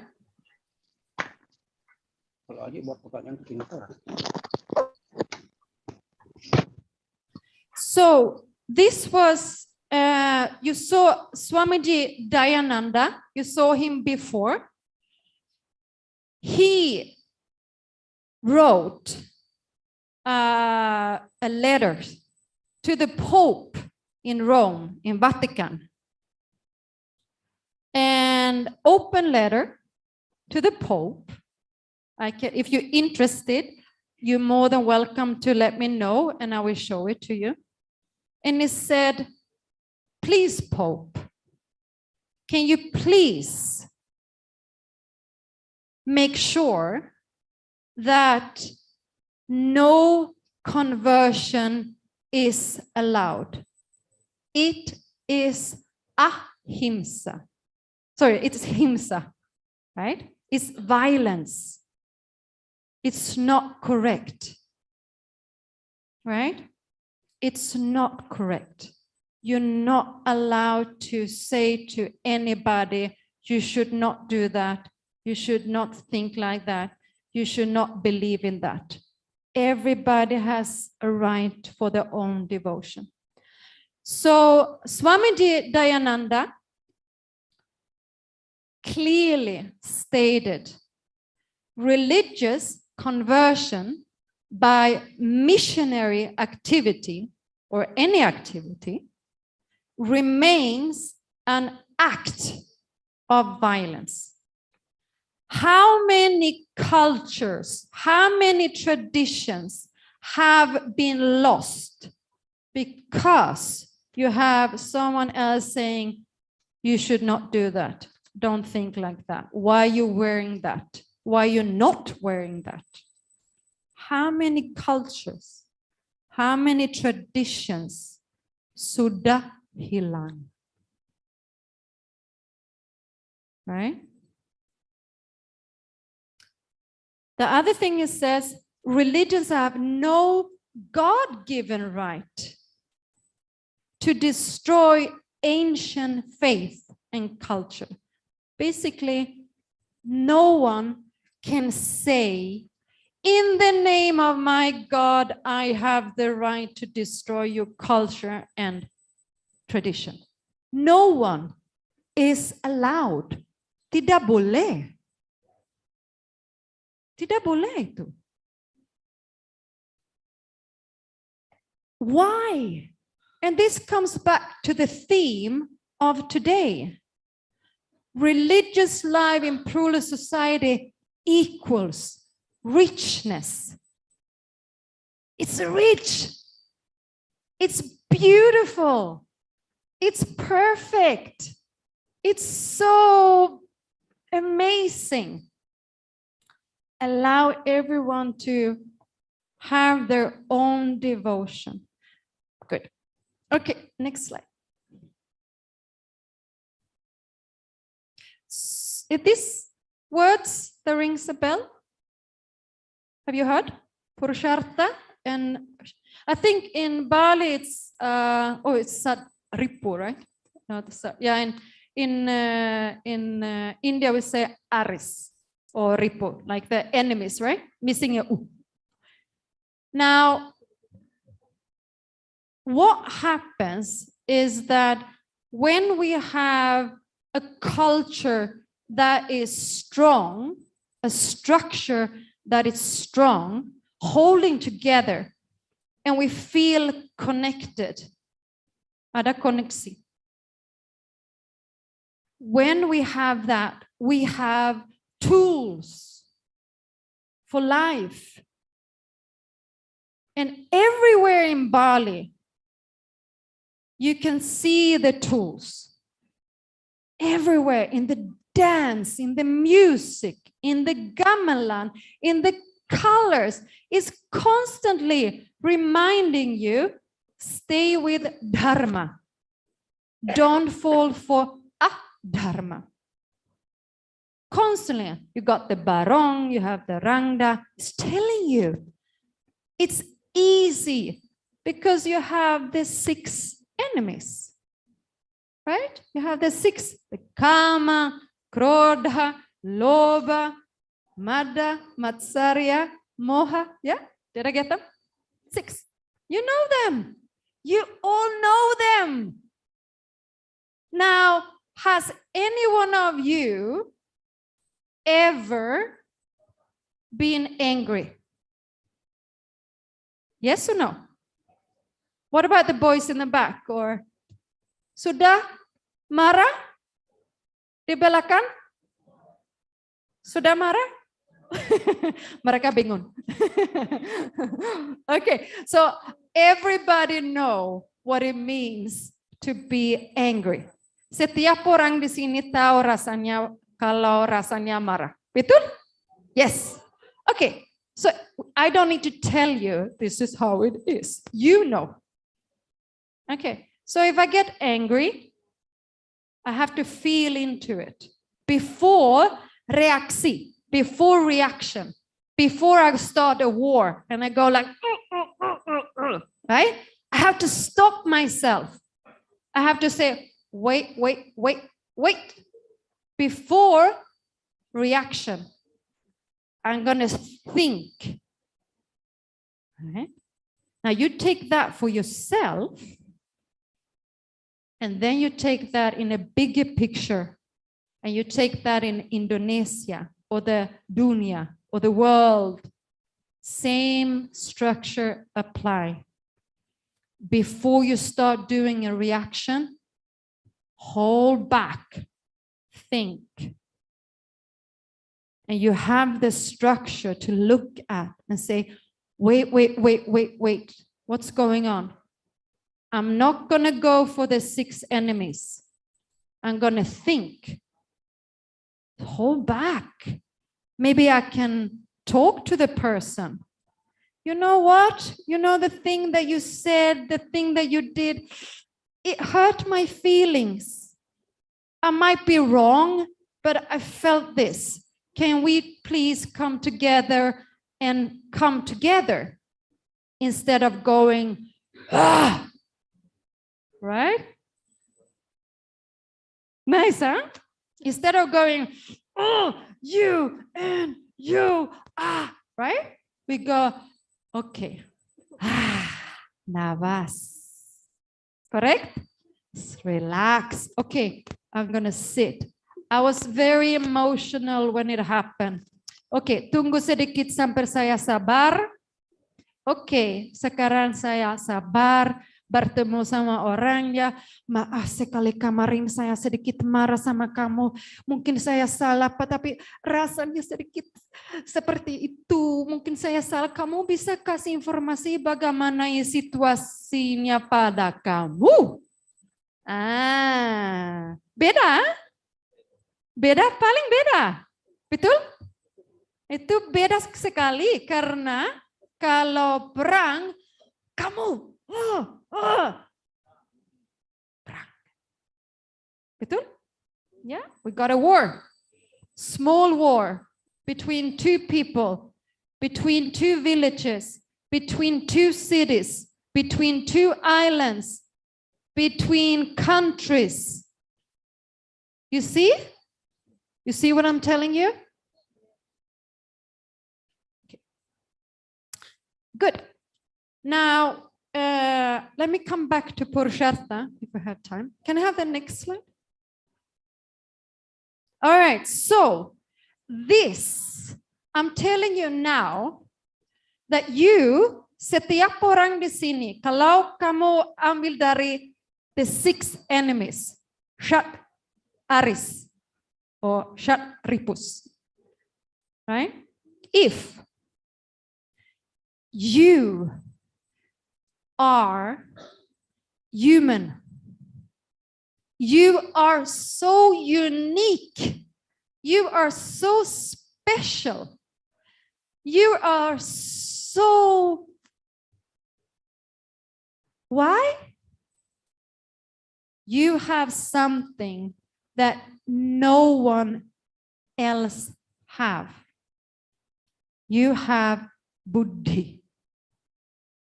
You have buddhi. You have the ability to say, okay, I feel angry, but I'm going to decide not to act. I'm going to slow down. Humans can. Animals cannot. Have you ever seen a monkey going like, oh, wait, I'm just going to think a little bit what I'm going to do, right? No, instinct, right? Animal instinct, boom. Humans can, but humans also have the ability to misuse. Why? Why? What do? Oh, I want to go to plastic surgery, right? I want to pull my cheek, right? I want to get thinner. I want to. Have you ever seen a dog go to the plastic surgery? I don't like my white fur. I want to be brown. Have you seen? No. Have you ever seen an elephant? My trunk is so long. I want to have a short trunk. Have you seen? No. Correct? Have you ever seen? My clothes are not good enough. I want to have that. No, it's happy. The way it is. Excuse me, madam. 10 minutes more, please. Oh, wow, it goes so fast. Did you feel that? Was that an hour? Wow, so fast. Thank you, David. Okay. Where was I? Okay, so you agree on me, right? The humans have an intellect. It can use it and say, I choose not to go with the 6 enemies. At the same time, it can fall for the temptation of outside things. I'm not good enough. I'm not pretty enough. I'm not strong enough. I'm not thin enough. Kulitnya tidak cukup putih. Bajunya tidak cukup cantik. Kenapa suami tetangga lebih bagus? Kenapa istrinya lebih kurus tetangga? Betul? Oke, so hari ini setiap orang di sini kapan bertemu sama istri sama suami dia, suka banyak, kamu luar biasa. Betul?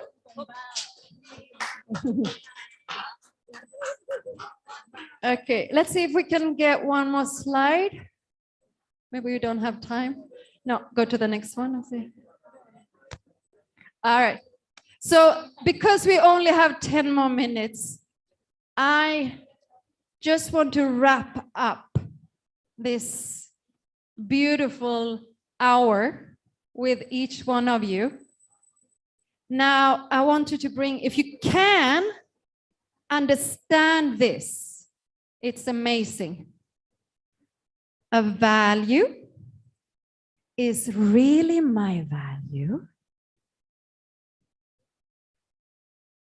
when the value of the value is really valuable to me. Yeah. Okay. A value is really my value when the value of the values is really valuable to me. What are the values? 20 values from Bhagavad Gita, chapter 13. It's not for only for the Hindus. It's for everybody. Everybody. Sanatana Dharma. It's before, now, after. Any culture, any humans. It doesn't belong to only this country or this. It's for everybody. Okay? Okay, I'm going to wrap it up. Thank you so much.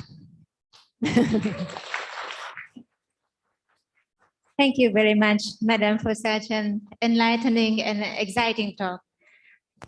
I personally am so impressed on how fluent you are in citing those mantras.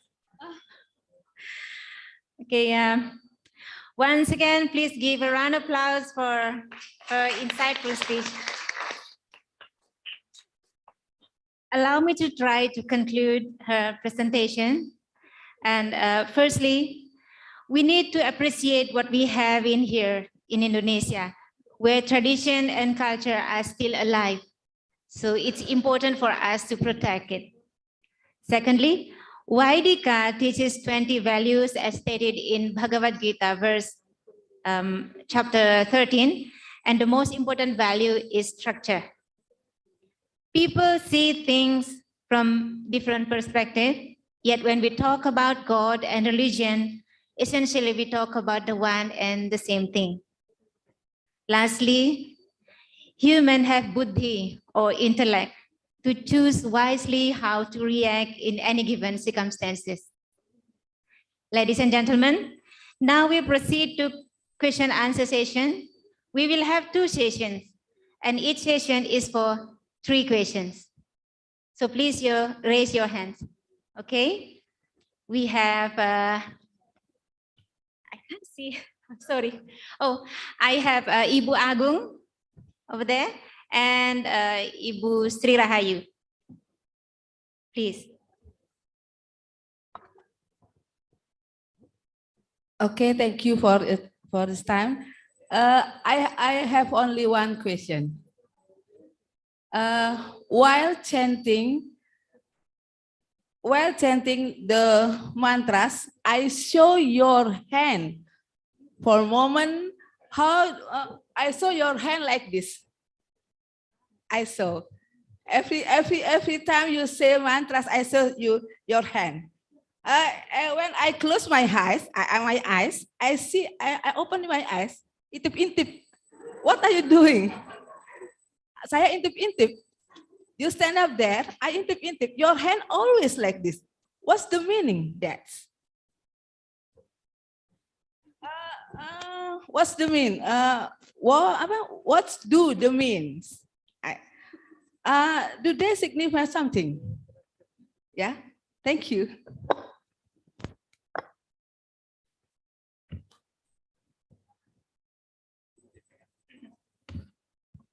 Okay, very good question. Okay, so in chanting we have 3 swaras: high, middle, low. So it helps me to know when it's high, middle, low. If people who are studying the Samaveda, they have 7, right? They have sapta swaras. I'm from the Yajur Veda, so it's 3. So the hand helps me if it's high, middle, low. Ganana antwa.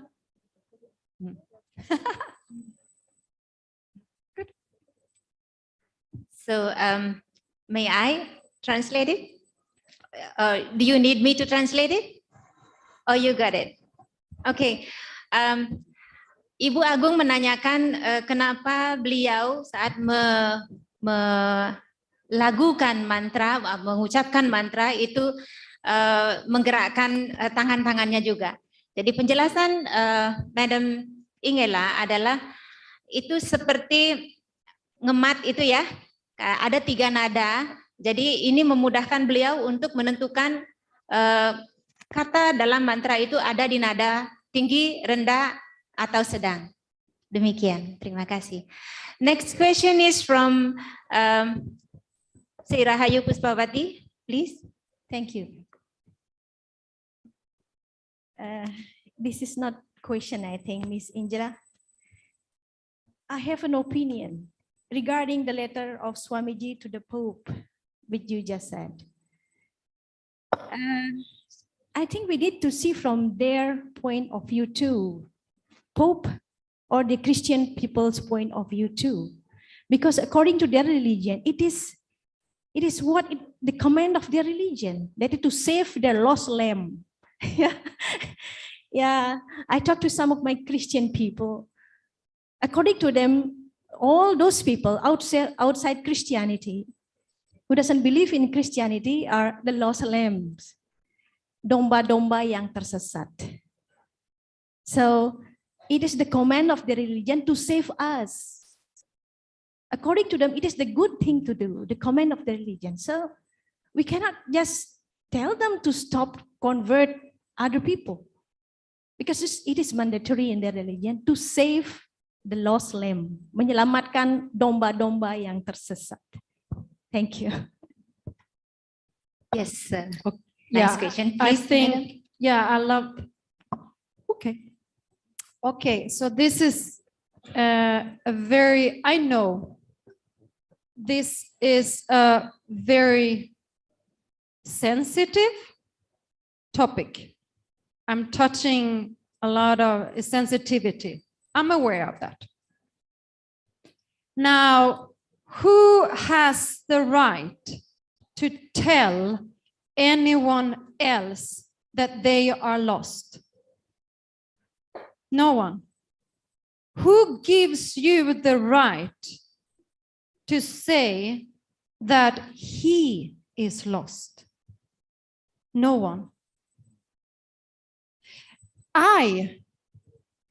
When I was born, the reason why I understand what you're saying, the people with a background of missionary activity, they're not bad people. They're not bad. They think that they're doing the right thing. That's correct. But the action is not ahimsa. It's not correct. No one has the allow. I know you want to say things. I know. I will allow you to say. Don't worry. Now, the reason why it comes very strongly to me, because I was, as a very young girl, brought up in a missionary environment. My neighborhood was evangelistic. So I came into those groups as a very young girl. I was told as a very young girl that I was a sinner. This was the only way. And my God was the correct one. I was to believe that the people who did missionary activity did the correct thing. I was believed. It took me many years to come to a place and say, no, there is no lost domba. There is no lost lamb. Everyone in this room is so perfect in his perfection. You are so perfect. No one has the right to tell you that you do something wrong. Everyone is so found. Change it.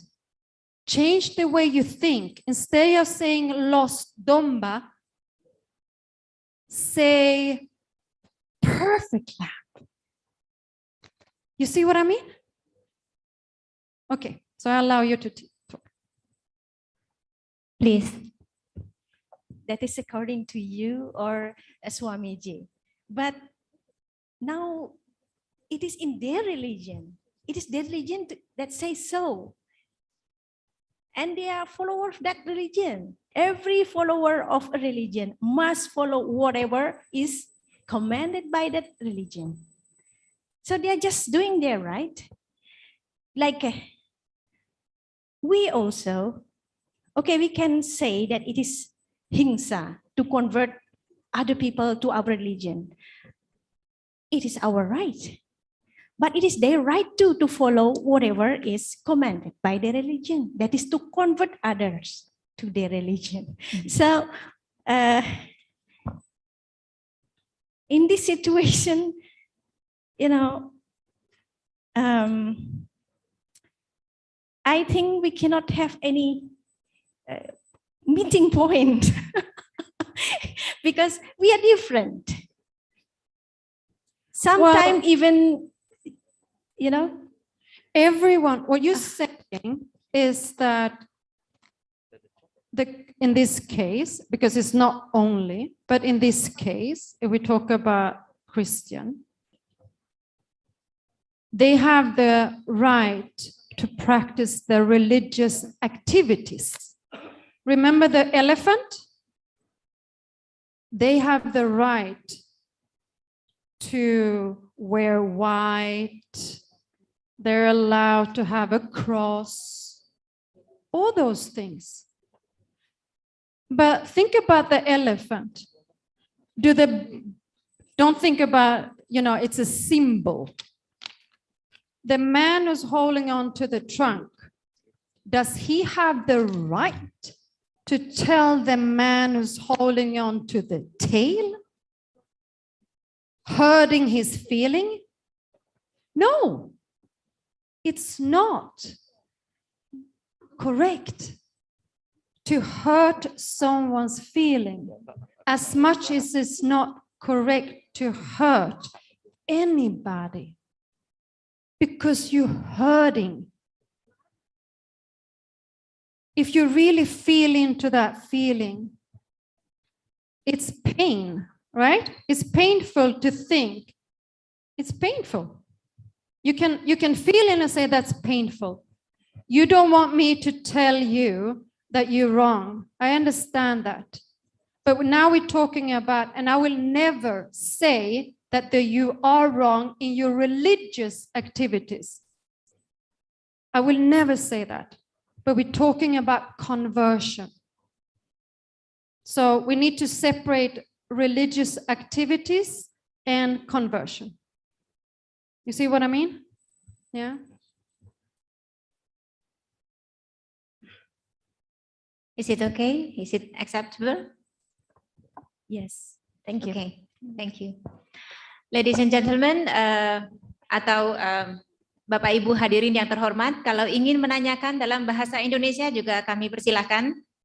Jadi jika perlu saya terjemahkan atau mungkin kalau Madam Ingela bisa mengerti, bisa paham, akan langsung ditanggapi. Silakan Bapak Ibu. Yes, please. Okay. Oh, okay, please.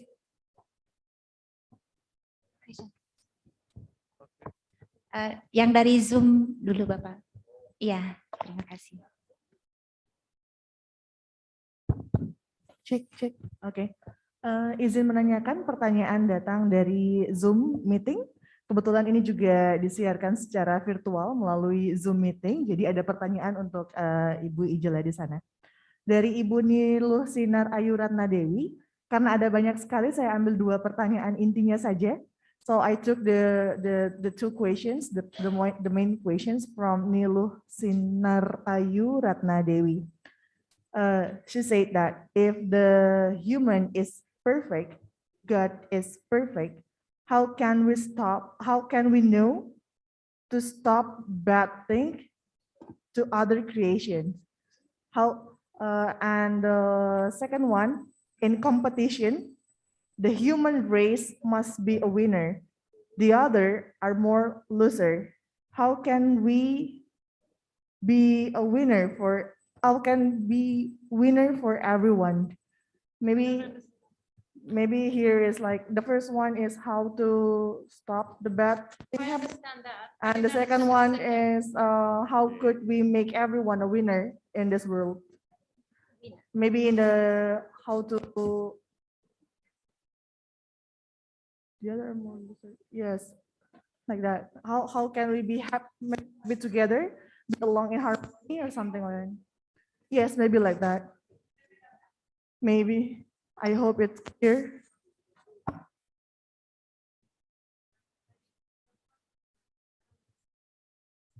Okay, maybe the first question then. Okay. Okay. Maybe we can get some clarity with the second question. Maybe we can ask that person to just clarify a little bit more, because I don't understand just clarify. Okay. So the first question, if I understand it correctly, if humans are perfect, God is perfect, why is there a bad creation? This is a huge question. How much time do I have? About 40 minutes. Okay. Yeah. Okay. 40 minutes, it's not gonna be enough time. But I really like to have connection with you, so I can feel, so you can understand, so I can feel the. Now,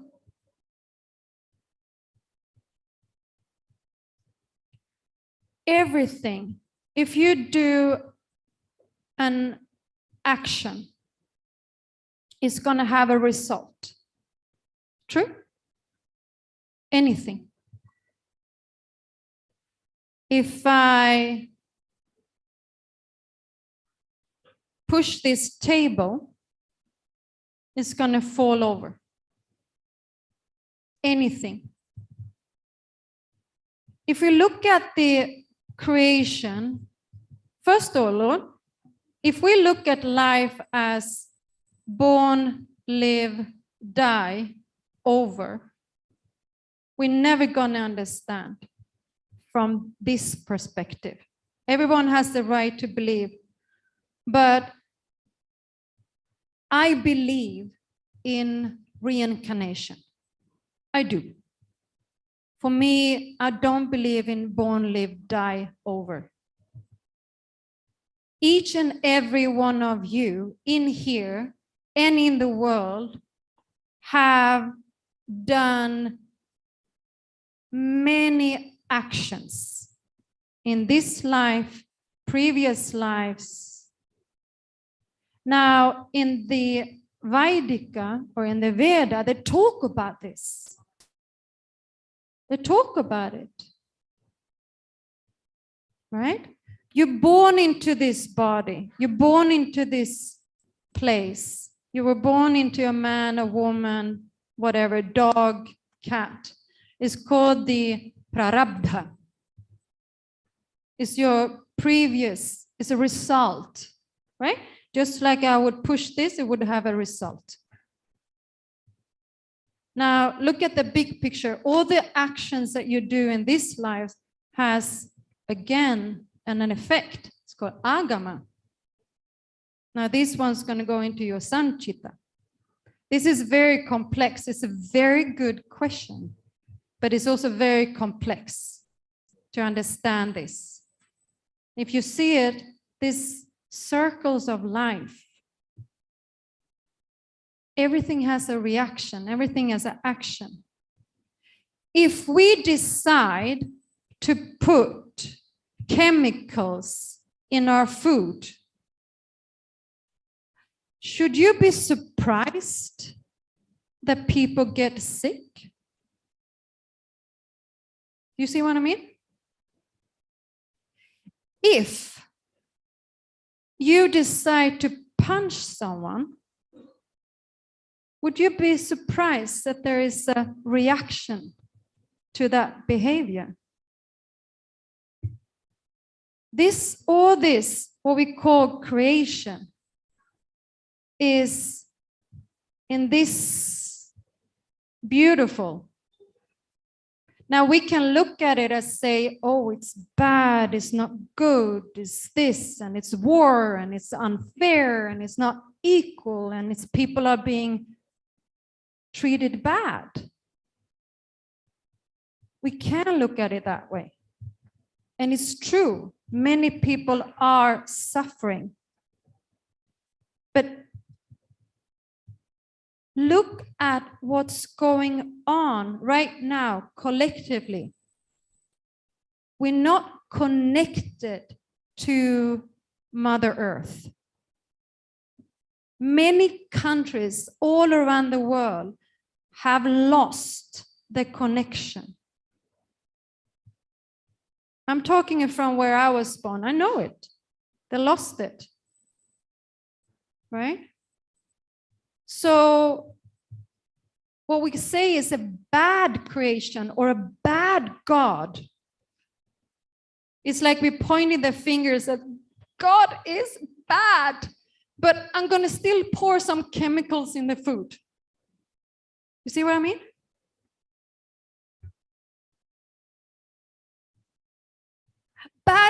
God is bad, but I'm going to continue to drink alcohol.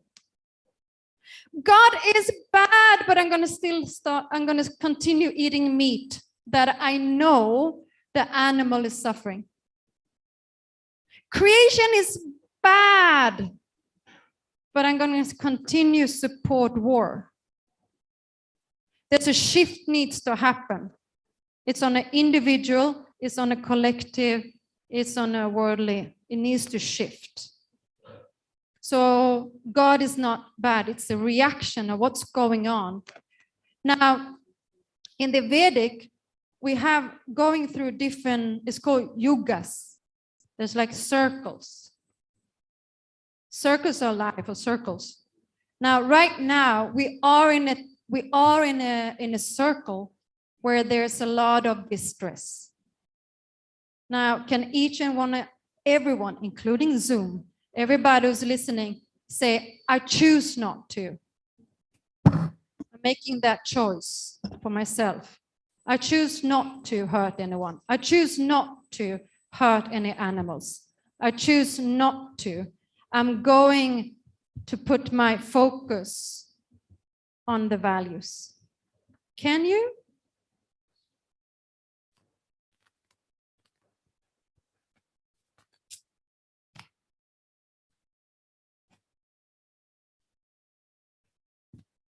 Well, any more? Any more question? Okay, please. Okay, there's one more questions and question box in the Zoom. It's by our previous speaker, Mrs. Dinah Butler. She said that kindly allow me to ask Angela, in your experience working with people from outside of Indonesia who come to Bali to study yoga, are there still discussion about local cultural ethic guidelines? And if yes, how do you work with what non-Indonesians may feel as a limitation sense of di mana bumi dipijak, di sana langit dijunjung, and what they may feel as a human rights sense of freedom of cultural expressions?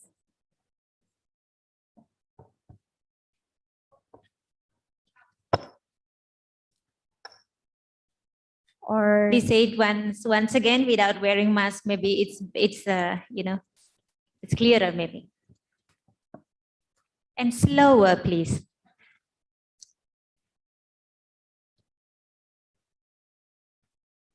I'll capture a picture of the screen and then I'll do.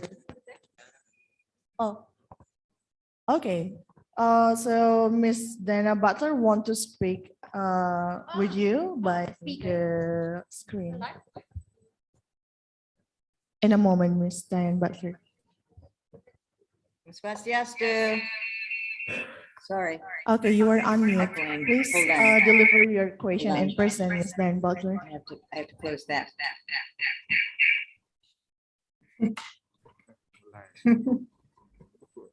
Okay. Visiting our say okay? Bisa, silakan. Okay. I'm just gonna baca saja. Terimakasih. Ibu. Inggala. Boleh saya tanya? Saya akan tanya bahasa Inggris. In your experience working with people from outside of Indonesia who come to Bali, especially to study yoga, which has become more and more popular, are there still discussions about what we used to call local cultural etiquette guidelines? And if yes, how do you work with what non-Indonesians may feel as a limitation, a batasan sense of di mana bumi dipijak, di sana langit dijunjung, and what they may feel as a human rights sense of freedom of cultural expression? So the basic is, do people still, do people still share about local cultural etiquette? Etiquette, that's English. Thank you. Terimakasih. Thank you. So the question is people from outside, especially from Bali and their local etiquette guidelines. I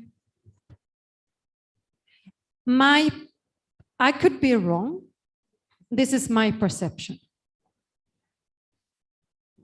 I've been in Bali for 23 years. I found that many times that in certain sections of Bali, the business side has been dominating before the protection of the culture. So what I'm trying to say is that it's almost like the business side has been, let's make money and let's create jobs. And with that, the cost has been to almost lower the standard and say, okay, the tourists, you know, they don't know so much, they're just coming, let's just please them in a way and say, okay, that's okay, that's okay, that's okay. But, and we see this a lot, you know, we see tourists that doing a selfie naked on a temple or a holy tree or a yoga asana in certain places, which are sacred and needs to be protected. And then it's kind of, okay, don't worry, it's business, let's try to just remove it, the problem, and continue like nothing happened.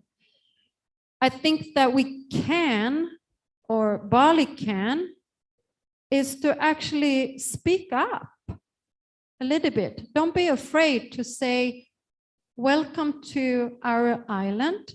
It's a sacred place. This is what we expect. And because this is our rituals on this island, and protect and not fall short just because we try to please business or certain negotiations. That's my opinion. I could be wrong. Everyone has their own decision and own opinion. I'm willing to listen, and some people will say, okay, but business is important because it creates jobs. True, but what makes Bali so unique? The uniqueness comes, people come because of the uniqueness, because there is something very special here. Or especially in Lombok also. I'm including Lombok as well, but I'm saying in Bali, there's something unique. If we cut corners, we think that we're making ourselves, or business-wise, a favor. But are we? This goes back, you know? It's like saying, it's like someone else is saying, you got to do this, you got to do this. And we got to say, no. This is our culture, tradition. This is our beliefs. This is we need to protect this island. Because, I mean, I'm not going to go on and say, you know, but again, it's almost like what we talked about before. Are these people that coming to Bali and standing and doing a selfie next to a tree, are they bad people? No, they're not bad people because they don't know. But the action is not correct. Are they lost Domba? No. Their action failed.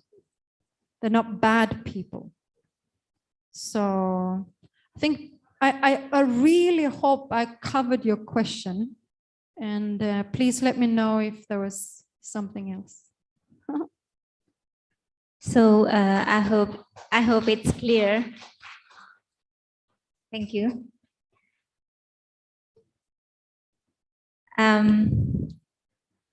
Due to time limit, we apologize for not being able to entertain any more questions in this session. And hopefully we can discuss more issues with our speakers in other occasions. So finally, I respectfully request Madam Ingela to kindly give her closing statement, please. Oh. Well, I really meant to not hurt anyone's feeling, and I really hope that the intention of this talk was to come to a place where we can respect each other and see each other from different, respect each other's, really respect each other. And we can only start with ourselves. Now, I'm just gonna end because I think that sometimes chanting says more than words. I can keep on talking, but the chanting is more powerful. So I'm just going to end. Is that okay for everybody? Yes. If I end with the chanting? Yeah? Okay, so let's do the same thing. Just turn off. And if you want to close or the computer and hanya tutup matanya. Relax, sabar. Bapak Ibu dimohon mengambil sikap rileks, tegak, rileks, tutup mata karena beliau akan nguncarang mantra. Disilakan. Om swasti prajabhya paripalayantam yayena margena mahim mahisha go brahmanebhya shubhamastu nityam loka samasta sukhino bhavantu kale varshatu parjanyah prithvi sasya shalini deshoyam kshobarahitah brahmana santu nirbhayah om sarvesham swastir bhavatu sarvesham shantir bhavatu sarvesham purnam bhavatu sarvesham mangalam bhavatu sarve bhavantu sukhinah sarve santu niramayah sarve bhadrani pashyantu ma kachit dukkha bhag bhavet asato ma saggamaya tamaso ma jyotirgamaya mrityo ma amritangamaya om purnamadav purnamidam purnat purnamudachyate purnasya purnamadaya purnameva vashishyate.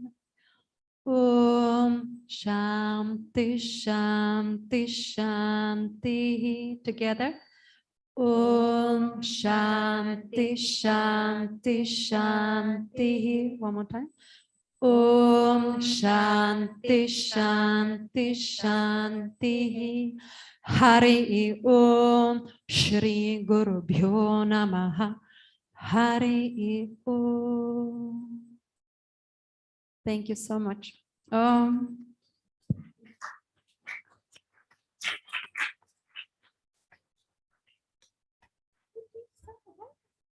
Ladies and gentlemen, finally we come to the end of this session.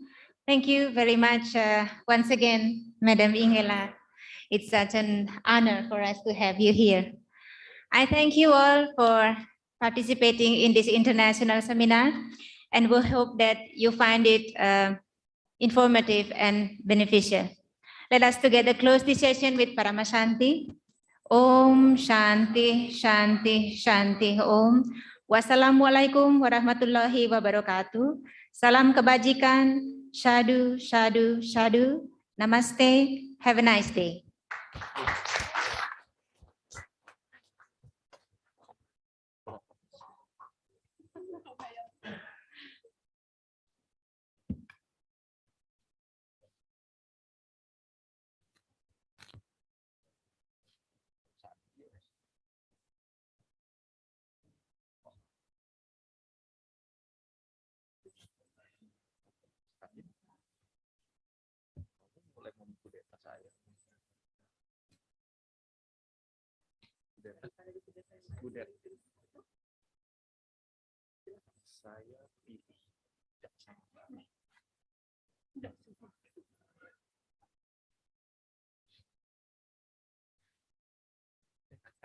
I request Madam Ingela to come forward to take picture with our respected Rector of Institute Agama Hindu Negeri Gede Puja Mataram, as well as the officials. Please.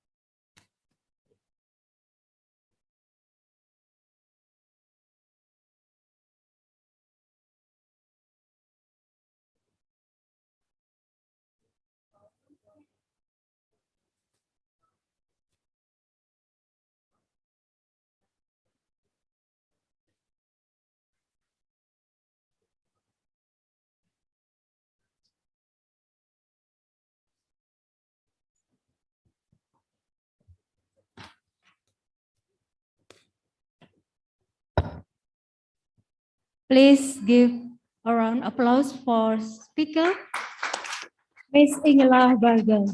Thank you.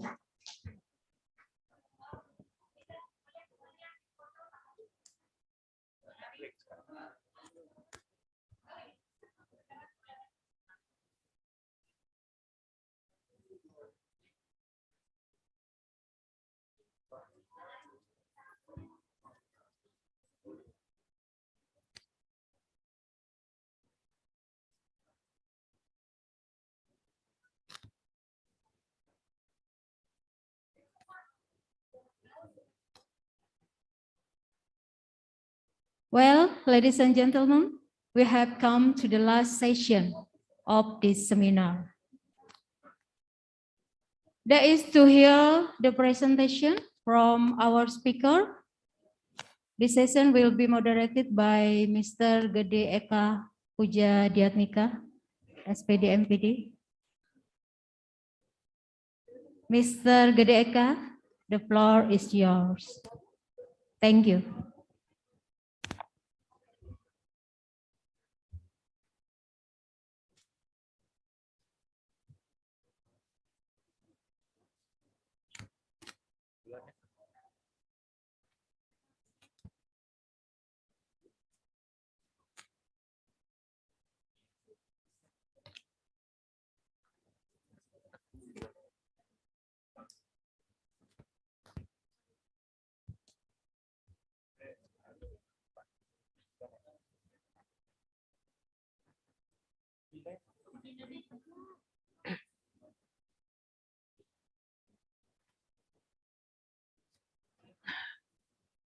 Okay, Pak Rector, please come forward.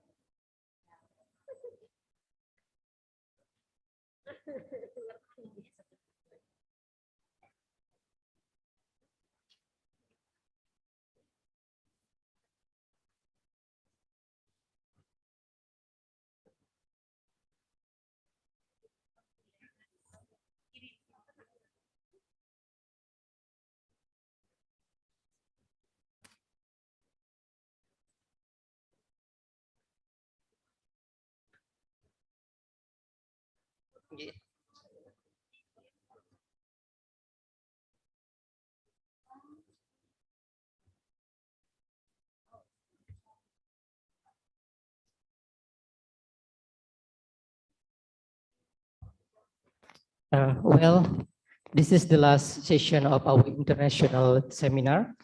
I hope that you are still strong enough and excited to follow this seminar international.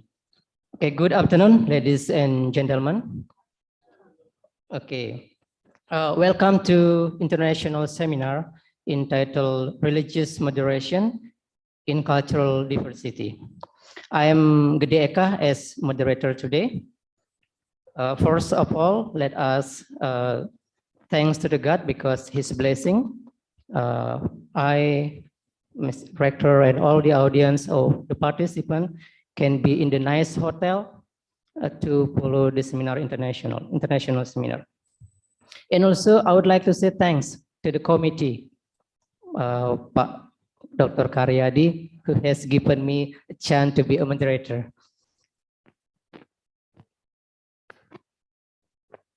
Okay, allow me to say greeting religious moderation. Om Swastiastu. Assalamualaikum warahmatullahi wabarakatuh. Salam, Namo Buddhaya, Salam Kebajikan, Wede Dongtian. Well, ladies and gentlemen, today we are going to talk about religious moderation. In the middle of us, there had been our speaker, Bapak Rektor. And allow me to read his curriculum vitae. Okay, his complete name, Dr. Insinyur Iwayan Wirata, SA, MSc. Okay, birthplace, Lobar, August 5, 1966. Jabatan beliau Associate Professor atau Lektor Kepala. And then his email, iwayanwirata372@gmail.com. His position as a Rector of IAHN Gede PUDJA MATARAM. Okay, his education, S1, Agricultural Department at UNRAM, and then S2 program at Cultural Studies at Udayana, and also his S3 beliau, Cultural Studies at UNUD Denpasar.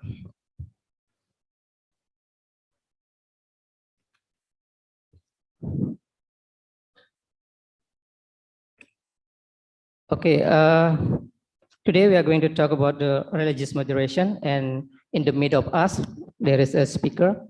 Is very familiar with us. He is our rector, and I would like to say the seminar will be divided into 3 steps. The first step is presentation. Okay, Pak Rector, you have 45 minutes to present your material. And then second, discussion, and the third, closing. Okay, this is for the introduction of the speakers, and for Pak Rector, the time is yours. I'm sorry. Okay, give up before the continue. Give applause for our speaker.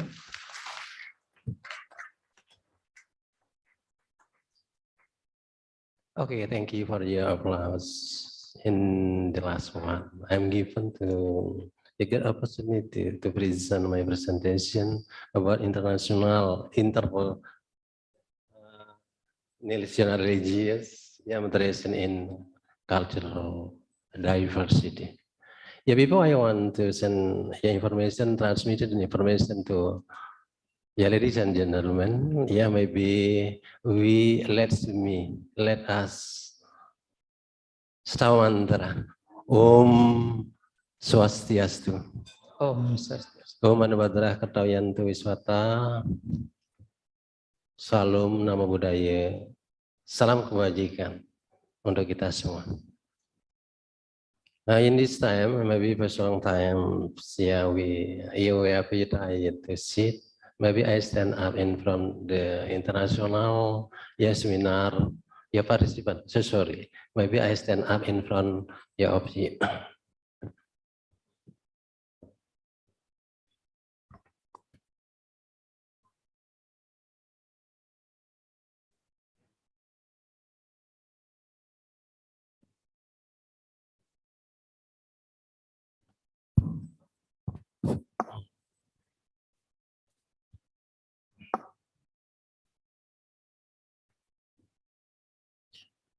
Okay, the last time I'm given the opportunity to present my paper about internalization, religious, moderation in cultural diversity.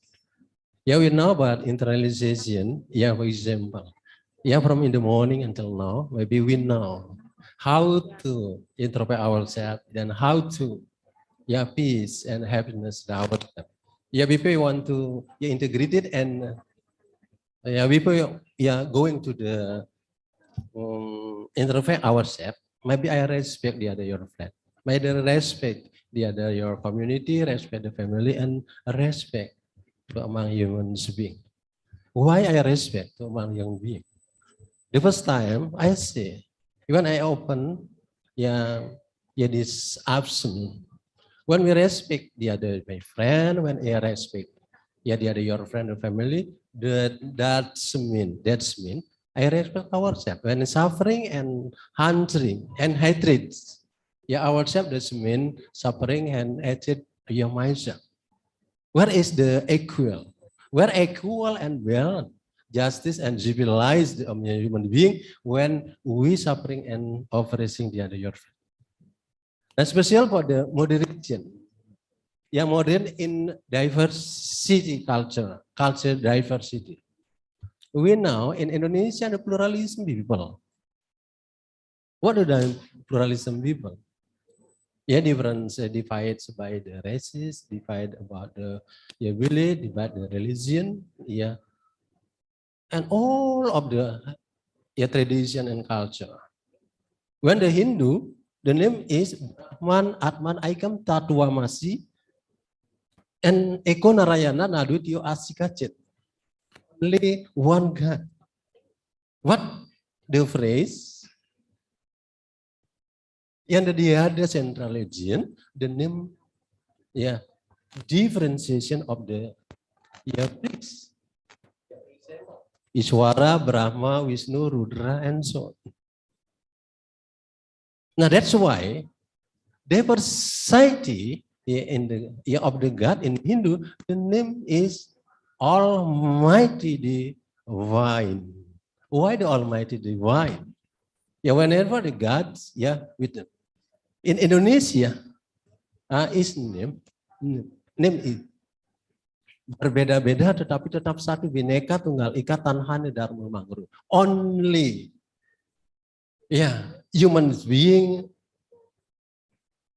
call the gods differentiation. Different names, different sub of the focus praying of the among human being. The next. Okay. When I ask about the moderation, religious moderation, question mark, there are humanitarian crises. It's a reason. The loss of civilization, loss of basic understanding, loss of perception dan interperception. So that we combine and we collect in this international seminar participant to submit and to transmit it about, to be transmitted about the moderation religion. How to do about that? What do you prepare before going to the future if you want to master religion moderation, master religious moderation? For example, don't underestimate, don't reveal the other your friend. If you underestimate when trivial the other your friend, it's mean, yeah, you are not of man, yeah, minded and sub God of the God. Why like that? Heaven. What heaven like that? Nah, number second, lack of the religious dialogue. Okay, why government? Why government conduct in Indonesia name Rumah Kerukunan Beragama? Religious moderation house. Why the government make religious moderation house? We know the information, yeah, about that. Yeah, it's university, it's institute in Indonesia. All the institute, entry radicalism, entry fanatism, and entry about neglecting and ignore of the 5 principle is the name Pancasila. We got some information about that when we collect with, make discussion with my friend, with the university, why about that happen in Indonesia people? Yes, I said. Yeah. What about the holy people is wrong? Holy people is wrong and holy people misunderstanding. In the wedding, my friend said to me, why the Hindu many holy people? No wedding, no Itihasa, no Purana, desi kalu patra, desi kalu tatur, mana wo Dharma Sastra, and so. I got information, from my friend. Which one holy people? I know I understand when I want to discuss about the religious moderation house in our campus, for example, like that. Yeah, ladies and gentlemen, the excellency, the excellent, who I respect. And number third, the dominant of such a people, so that it confuse the application of religious teaching. Yeah, very simple. Yeah, when you know, but someone pray to the temple, what to do? What to say about them?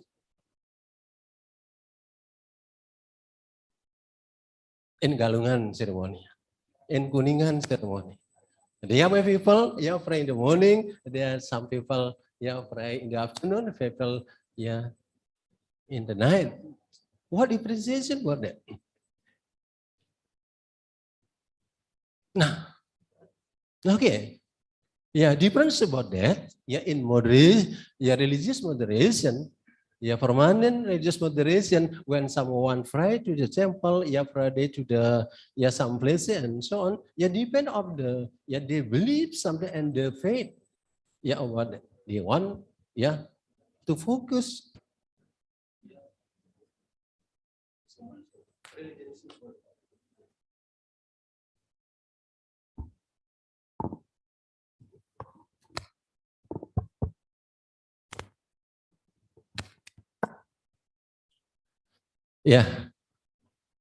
So sorry. I apologize.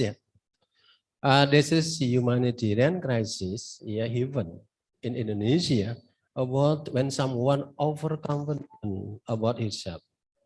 They don't introvert himself, their self. When they apply, when they send, they transmit his opinion and their opinion to the other among human being like that.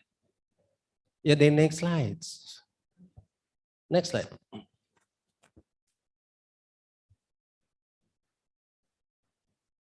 Okay. Special for international, internalization about it. Appreciate and teaching doctrine and value. For example, when the Hinduism, the name is Desa Kalu Patra Desa Mawacara, when they stay, when they was born, they were born in the places, for example. Yeah. Yeah, don't see it. When you was pregnant, I'm sorry. When someone pregnant, sit in mobile, entry of the door, jangan duduk di sana. For example. The concept about that in apply in Hinduism, might be differentiation, concept differentiation, local differentiation, places, differentiation condition and different, distinguish, of the distinction. I'm sorry, distinction, about the condition, about that. What value when someone communicate like that? What value? For example, when you come, when the other people come, for here, Om Sam Gajawan Samwada Dwam Samu Manam Sijanatam Dewa Bakam Biar Sam Jinyanam Opesiati Om Sama Diwakuti Samanam Paradaya Samanam Atu Manu Yatawa Susahasati. That's mean you mean of like that, describe it. When we collect, when we sit together in conduct about the invitation about international seminar, the first we want to know what science, what knowledge is done, are given in the seminar. The first time, you want to be, needed about that. If you don't have the opportunity, you don't have goal of the in this seminar, maybe you don't care to come to visit in this seminar.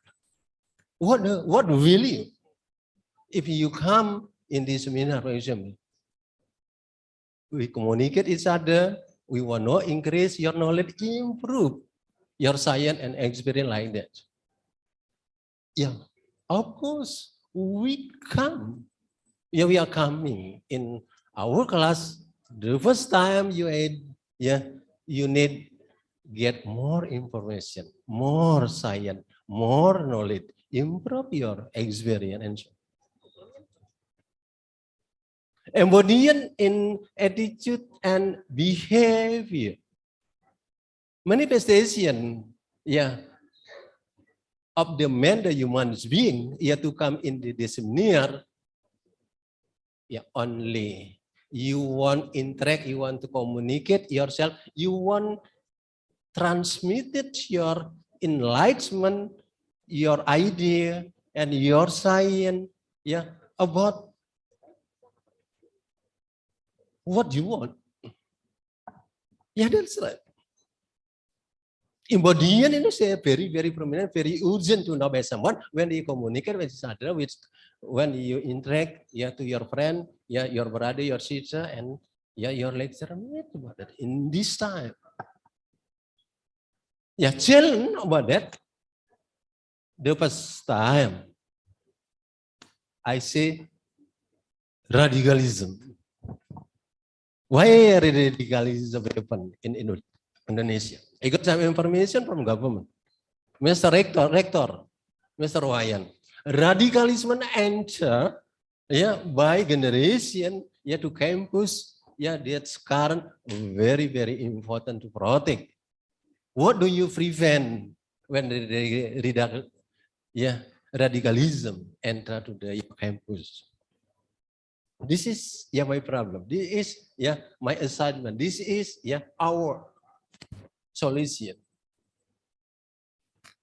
What do you strategy? What strategy is used if you want to make solution where radicalism enter to the campus? Why happen radicalism enter to the campus? Why? The third one. Before the fanatism. Any student to move to change 5 very simple Pancasila in Indonesia. Pancasila constitution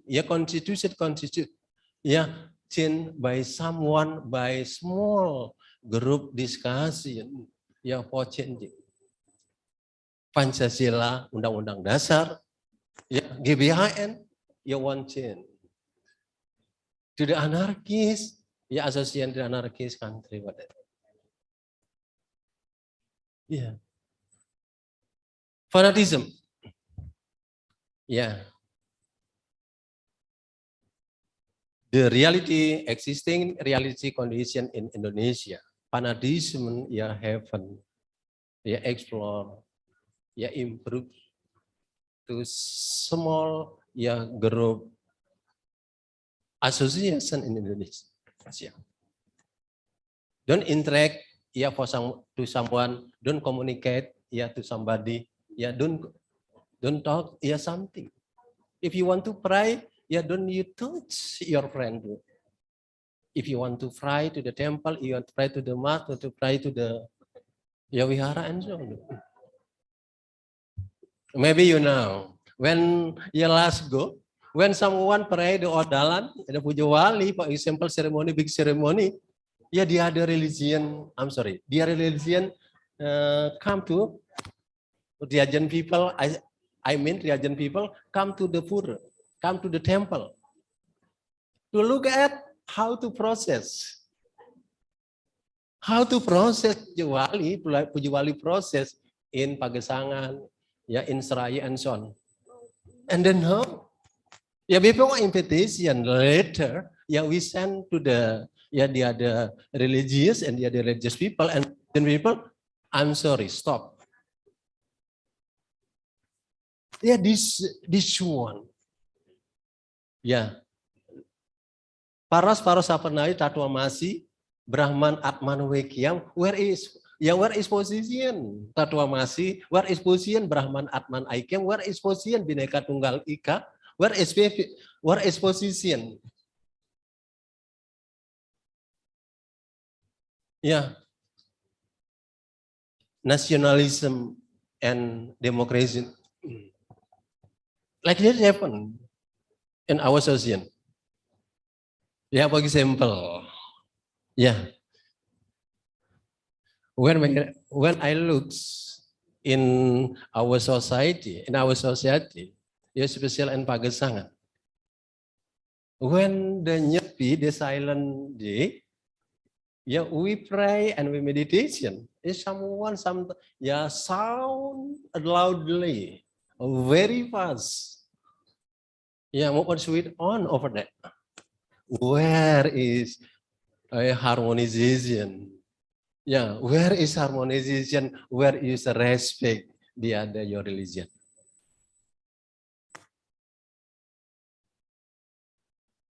Tribalism. We got information, yeah, with my friend. When someone, yeah, don't use a phrase, group phrase, yeah, had a religion. When someone, yeah, conduct about the wedding party, conduct what the birth party, and so on. And sometimes they want, come to the head religion.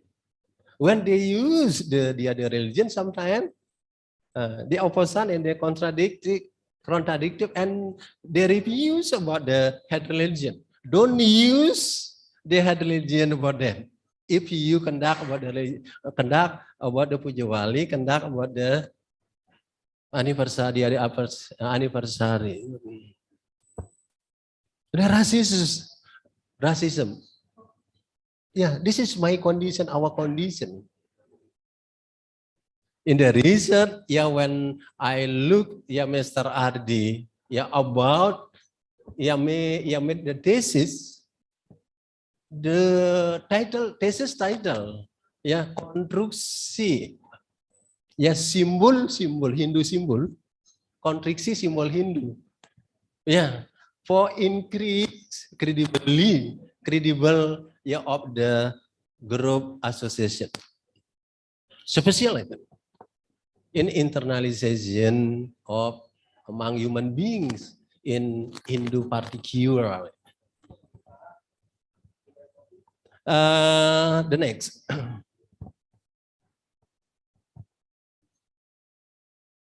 Okay, the last moderation. When I talk the moderation, have two concepts. Reflection of moderation, have two concepts. The first concept, every human being, is the same because they have same Atman.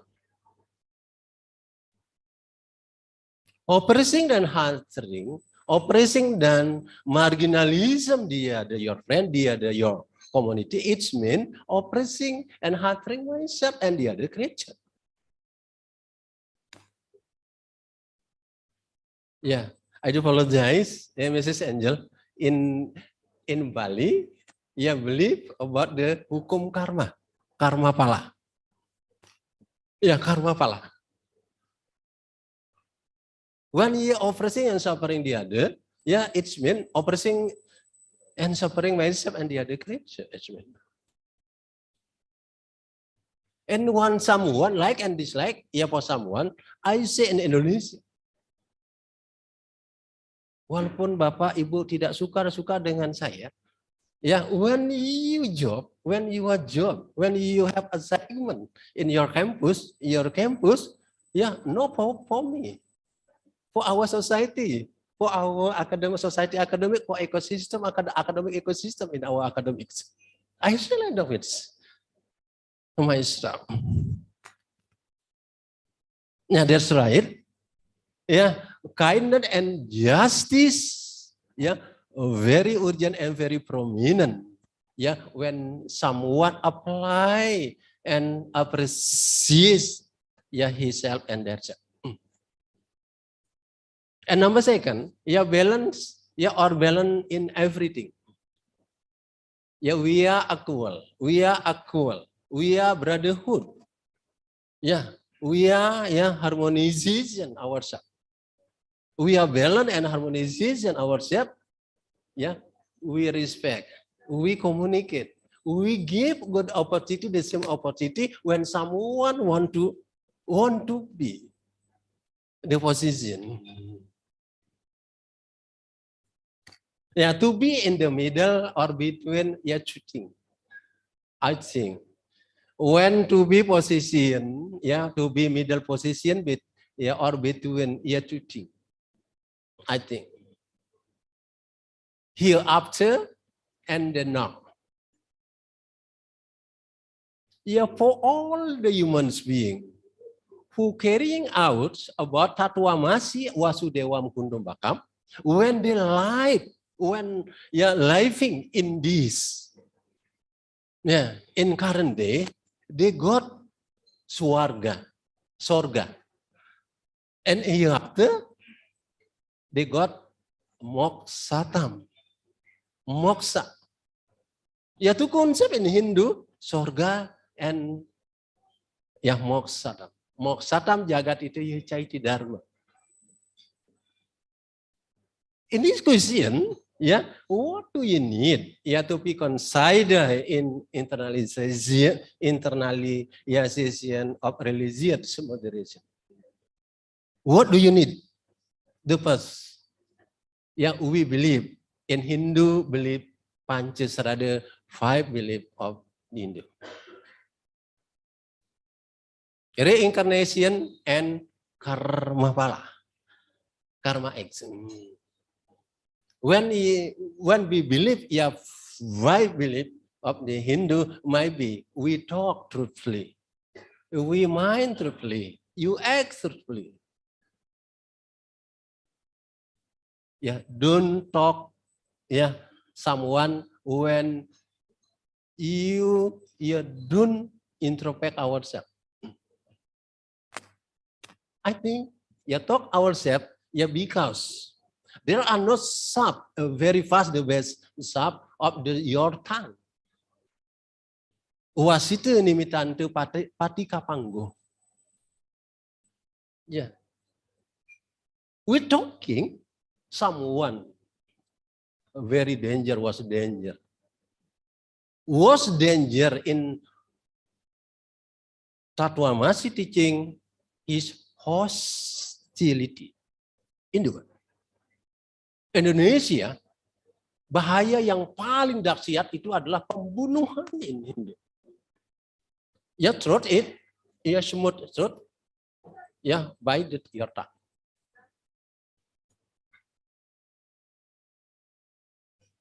Yeah, we talking, yeah, we got friend. We are talking, we got, yeah, suffering. We are talking, we got, yeah, desire. Duty with love is meant this deplorable. I got information in Bhagavad Gita. Duty without love is deplorable. Duty with love, ya being a pity, dengan desire. Love without a duty, divine society. Sorry, I adopt from the Master Murba when they spoke in front of our society, the duty without love, deplorable. Duty with love, desire, and love without duty is divine society. Yeah, the next.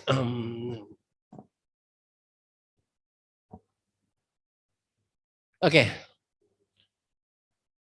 Outcome of moderation. Yeah. What outcome of moderation? The first, good attitude. The good attitude, we are honest. We are honest. We are achievement. We are love each other. Love each other, love helping, and the last one, take care your family.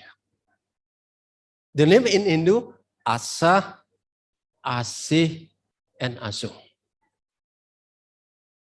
Asa, the name. When we communicate with your friend, maybe you open-minded. Give, your friend good opportunity when you communicate, when you interact, because when your friend successful, include you are successful too. When you suffering and hatred, to your friend, when someone loss of the opportunity, it means loss of my karma, our karma. The second one, smart, creative, and innovative. Smart and very important and very urgent. It's done by someone. Why? When every communicate with your friend, each other your friend, your brother, sister, and so, you must be you speak fluently. We don't speak English, but for example, might be very difficult to your smooth, to your speak smoothly, your speak fluently, and your speak do good. English you practice. Which one do you practice English, for example, like that? No problem. With your friend, with your classmate, with your brother, sister, with your wife, and so on. I got information from the Master Tri Handoko Seto. Pak Wirata, if you want to increase, improve, develop your lecture, you organize, you make small English discussion to your lecture. Because some of the, some of the opportunity, if they got opportunity to the scholarship in outside of the country, they got good opportunity about that. I think so. They practice English, you you visit about the English lecture special for the English, small English discussion. Creative. Okay, I got information. Yeah, one of our lecture when they want to grade level and the part about the level graduation of the for example fact maybe create about the research, create make journal, publish international journal, national journal, and so on. Maybe I prepare when someone to get opportunity, good opportunity, what they might be, we support. Maybe I organize with the planning stuff. The next time, what? Like Bu Zainab, Zainab said. What's about the public international public journal about the, when my lecture create about the journal ilmiah, science journal. Okay, that's right, but I agree. Innovative. Okay, I got information for my friend. What we apply, what we do. If you, we are given position in our campus and our citizen, Banjar, for example, organization, and iPhone, foundation and council. What we do?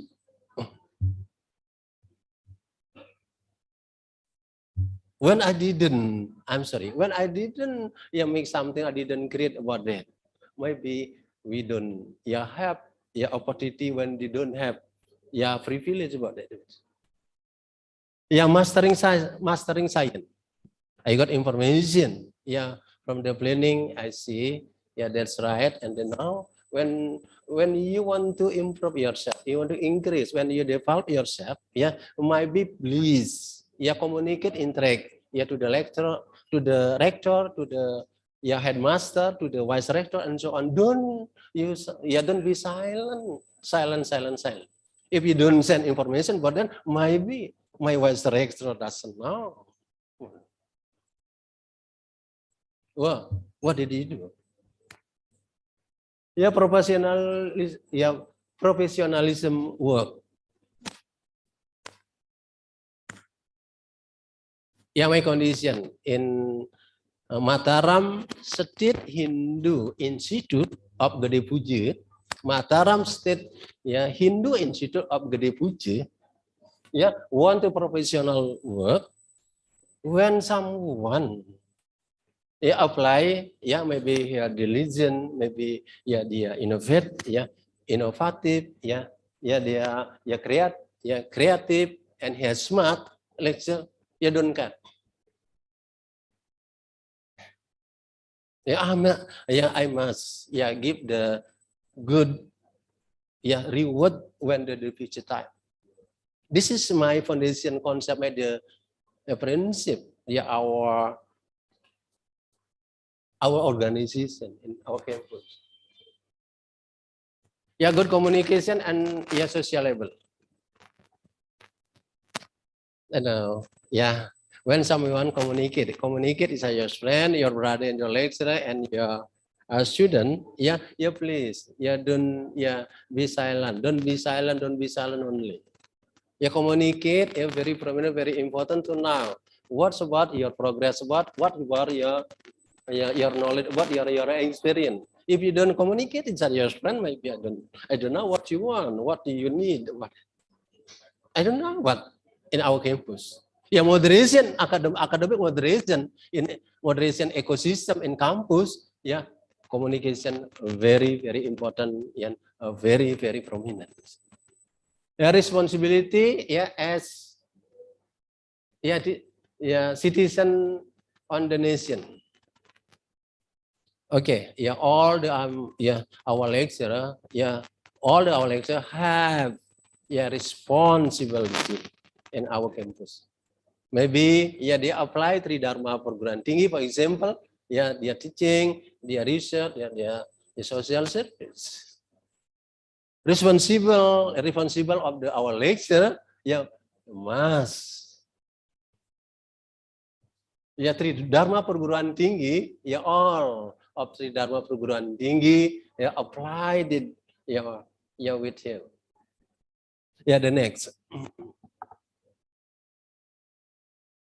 Ladies and gentlemen, and the next, I want to transmit it and talk about the function religious moderation. The first one, organizing the learning process of Hindu religious and education. We want, in the campus, for example, maybe when someone has attitude and rule, when someone has about the experience, I want to collect. The make small discussion. For example, student association, for example, UKM, lecture association maybe I want to conduct what? I want to conduct lecture association lecture of the program, study program, organize of learning process.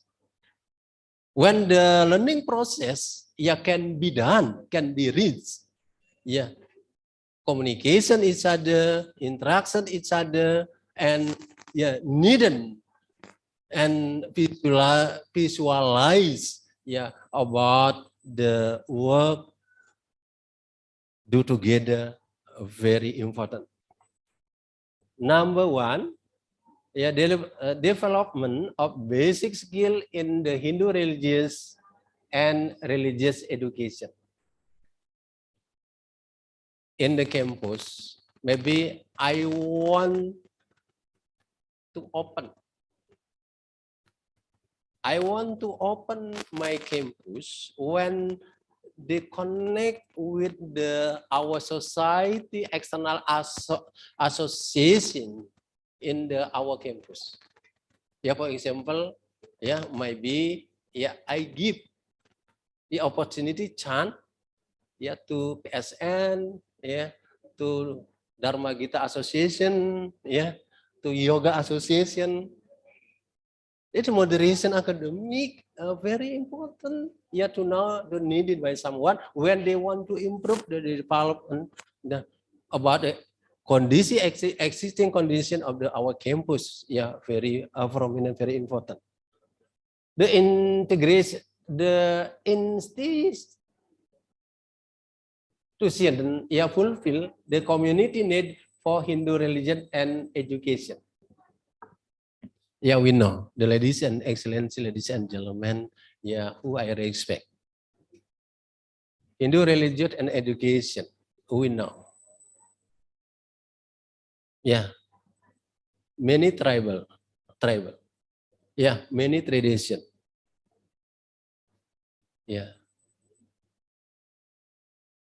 Many civilization we need. I'm sorry, Pak Rector, you still have 5 minutes to present your material. Okay. The last one.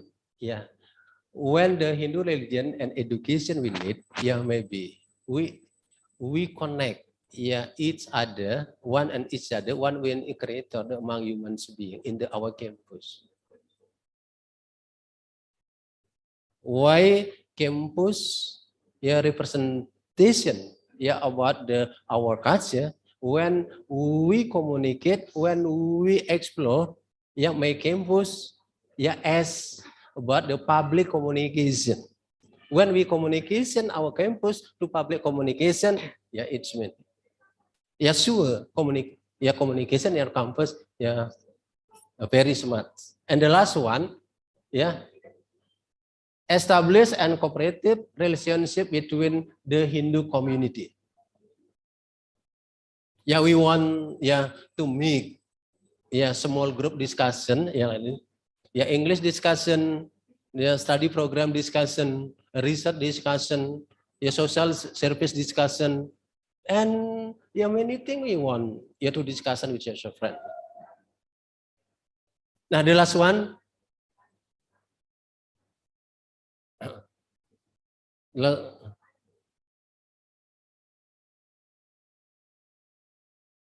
Okay. Yeah, method. Yeah, when we take religious moderation in culture diversity method, ya wina. Dharma Duta, ya consider wirase and discuss, ya Dharma Wacana, when send, ya information in front of our Hindu audience, ya Dharma Sadhana, maybe we take and we visit, ya the other places, and Dharma Gita, ya song of the Hindu rhythm, ya Dharma Yatra and Dharma Santi. Yeah, maybe when we forgiving about my wrong, our mistake, maybe we come each other. Forgiving, because when someone is wrong, when someone we have mistake, maybe he send forgiving to your friend, to your brother, to your family, to your campus. Okay, that's all my presentation. Maybe I have until 5 and 10 presentation because I'm I'm given the limit of the time. Until now maybe the audience, participant, want to send idea, enlightenment, incitement. And want to share information in this time, maybe I give you opportunity to send information. Maybe all of the participants, please to communicate, please you submit about your idea and insight, so that we have same perception, we have same understanding, we have the same interperception. When we have the same interperception, maybe we understand, we understood about that. Maybe we want to explore when to increase ourselves. That's all.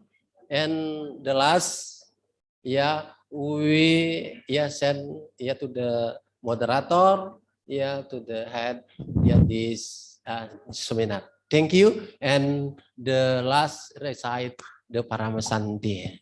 Om Santi, Santi, Santi Om. Okay, give applause to our speaker. Okay, thank you for the excellent presentation.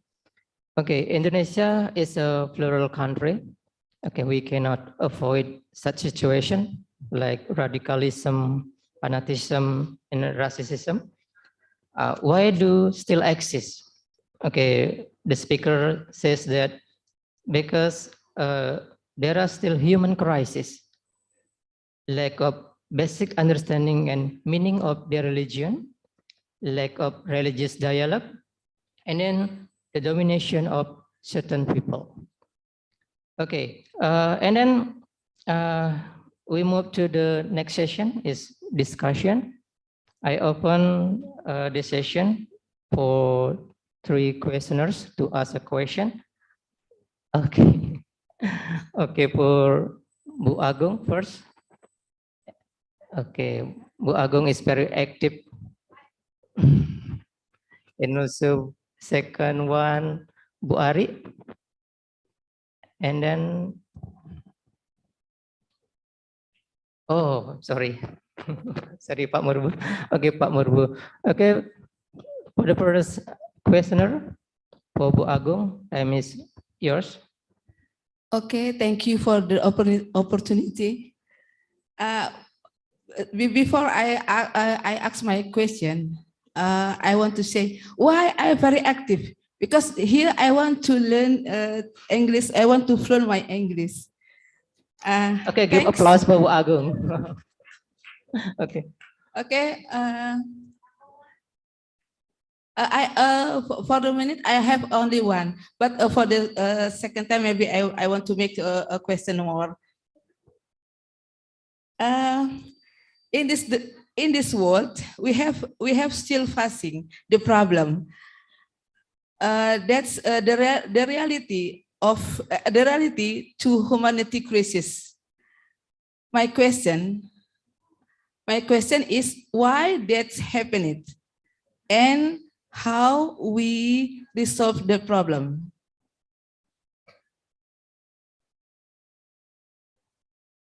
Thank you.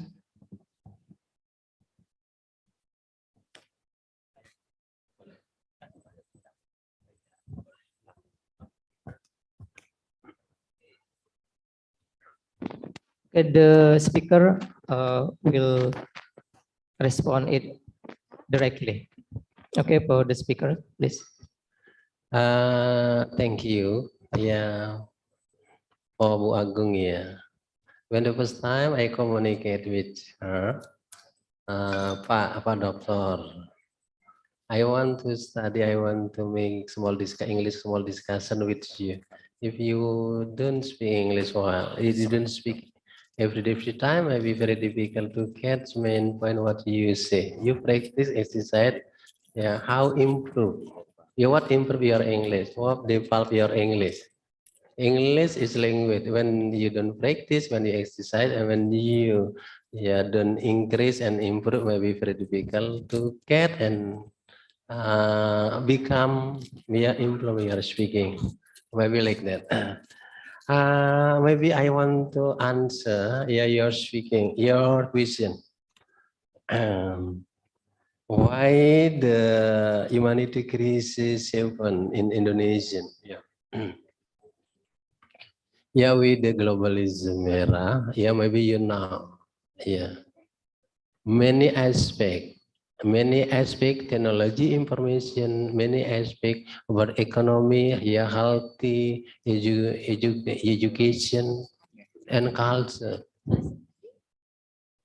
All of the aspects use one to the globalism change about that. When the globalism change, there is not, there is not, you don't have model. Globalism not culture. Attitude crisis, harness, attitude, real, and so on, crisis. In the religion, when you protect, when you want to know the globalism, when you want to know about the other culture, you protect yourself the first. Mataki-taki. The first you protect. We protect ourselves the first time. We want make brainstorming ourselves. What strategy? The first. The method, we want to Holy Bible, mandatory Holy Bible. We back the Vedic, back the Holy Bible, the first time. And the second one, we're looking for information, you're looking for experience to the other your friend, to the honest, to the credible, to the accountable, and so on. Why? Because we don't protect ourselves. If you want to protect ourselves, we protect the first, with the Bible teaching. The first. The second one, we listen. When we look something, we listen information. When to be a good attitude, when to good, harness the best. Behavior. We apply when the coffee about it.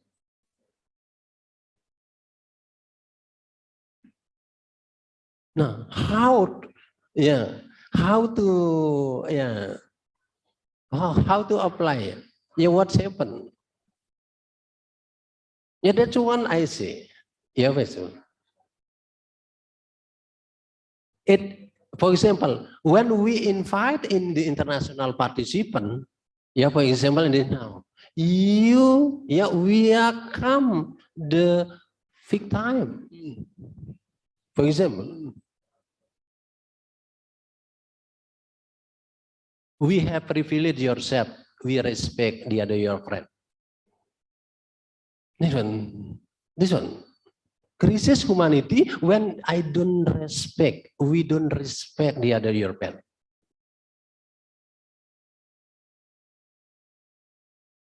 Because I don't have the Tatwa Masi concept, I don't have the Brahman Atman Aikam concept, Wasudewa concept. Don't underestimate the other your friend. Don't reveal your friend. If you underestimate and don't reveal, meremehkan orang lain, it's mean meremehkan ourselves. How to way? Yeah, we respect. We respect, yeah, the other your friend. And this slide, the conclusion, yeah, how to humanity crisis might be, yeah, we don't introvert ourselves. And the second one, yeah, we respect the other your friend when you want, yeah, respected to be respected to, yeah, my friend. Yeah, that's one. That right there. That's, yeah, thank you. Yeah, Bu Agung. Gimana Bu Agung? Is it enough? Okay. Okay, next to Bu Ari. The time is yours. Thank you to the moderator, Bapak Gede Eka Puja.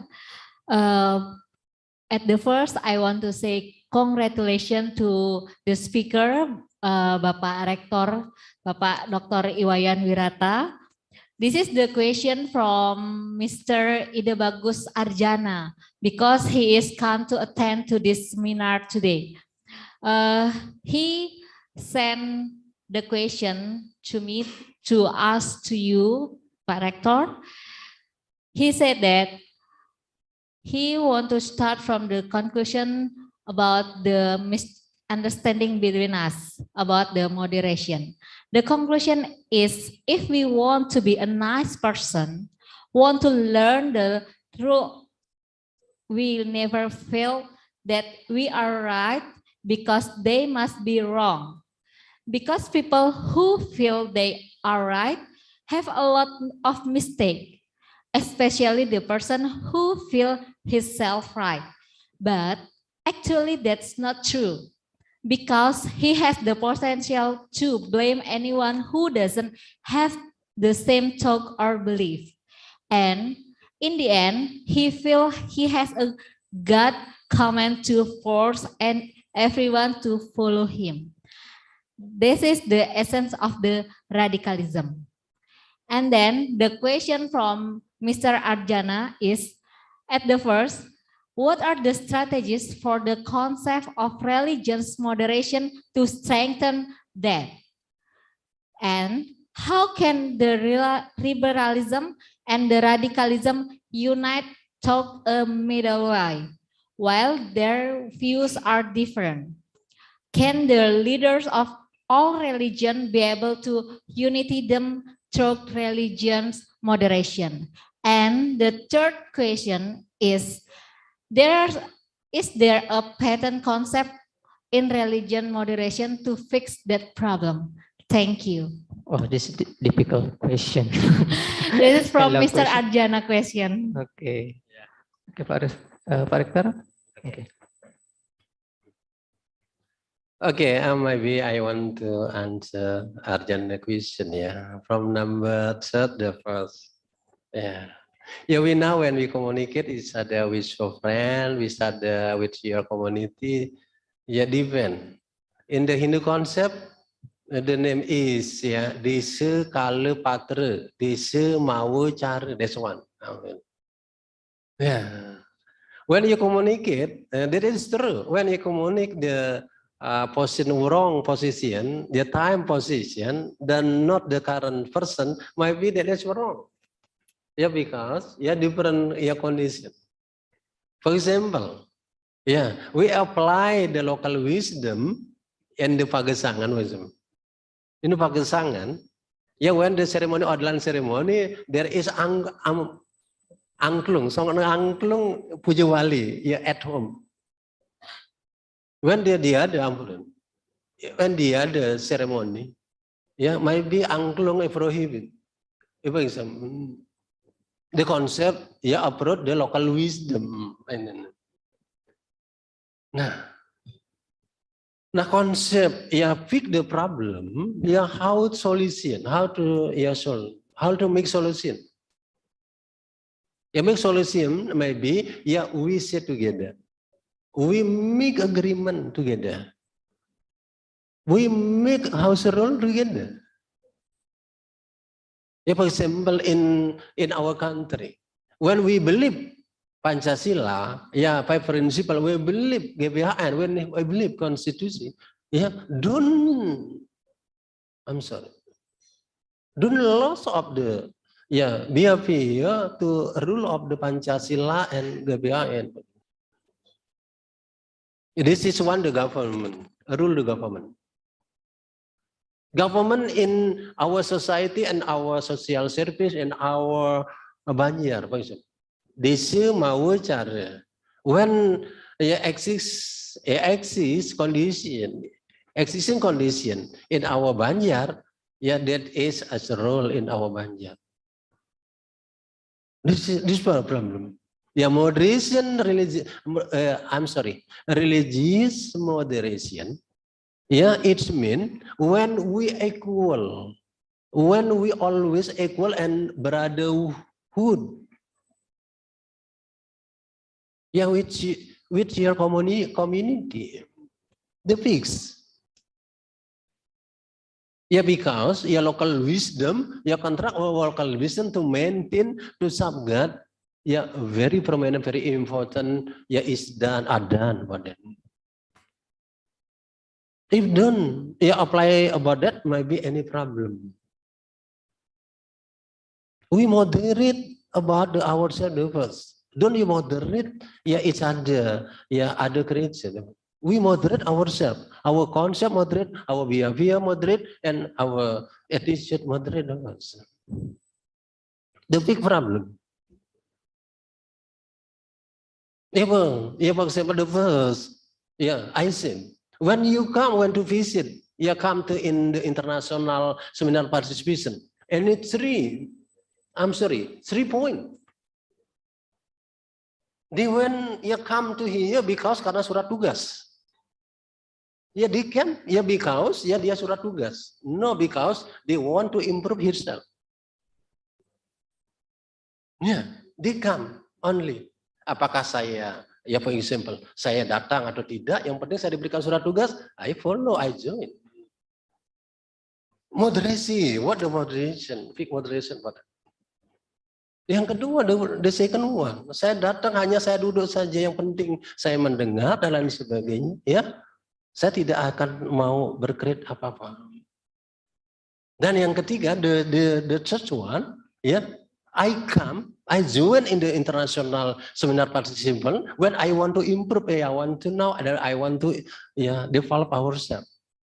Nah, so that fix strategy and moderation, religious moderation in the academic ecosystem, in our campus. The first time, we moderate my concept and my behavior. Nah, konsep strategis radikalism. The radikalism. Radikalism, they want to move. They want to change about house rule and 5 principle Pancasila, GBA dan Undang-Undang Dasar Negara Republik Indonesia. For example, when we want to change, when the move, Pancasila, Garuda Pancasila, GBA dan Indonesia, I don't have a guide based on the principle in our society. Because Pancasila, 5 principle. That is one the integrated synergies. The 5 principle like that. And that's why we religion community academic in Mataram State Hindu Institute of Gede Puja, we make agreement. Strategy. The second one, we make small discussion about the local wisdom, civilization, and then we respect identity about background identity, my friend, and my lecturer, and the other creator. And we have guide about that. I think radicalism. Drop out. From my campus. This is strategy. Nah, consultation learn never wrong and right. I see. When I see something, transmit to someone. When they don't believe me, might be very difficult to communicate, to understand.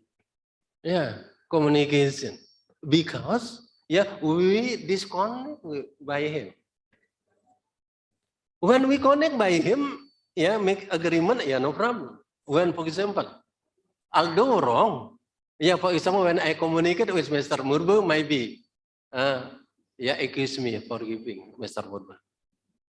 When I don't believe with Mr. Murbu, although that's true, I speak, strength, strengthness, righteousness, I don't believe Mr. Murbu said that is true. Different. Different about the time, different about the condition, different about the person, different about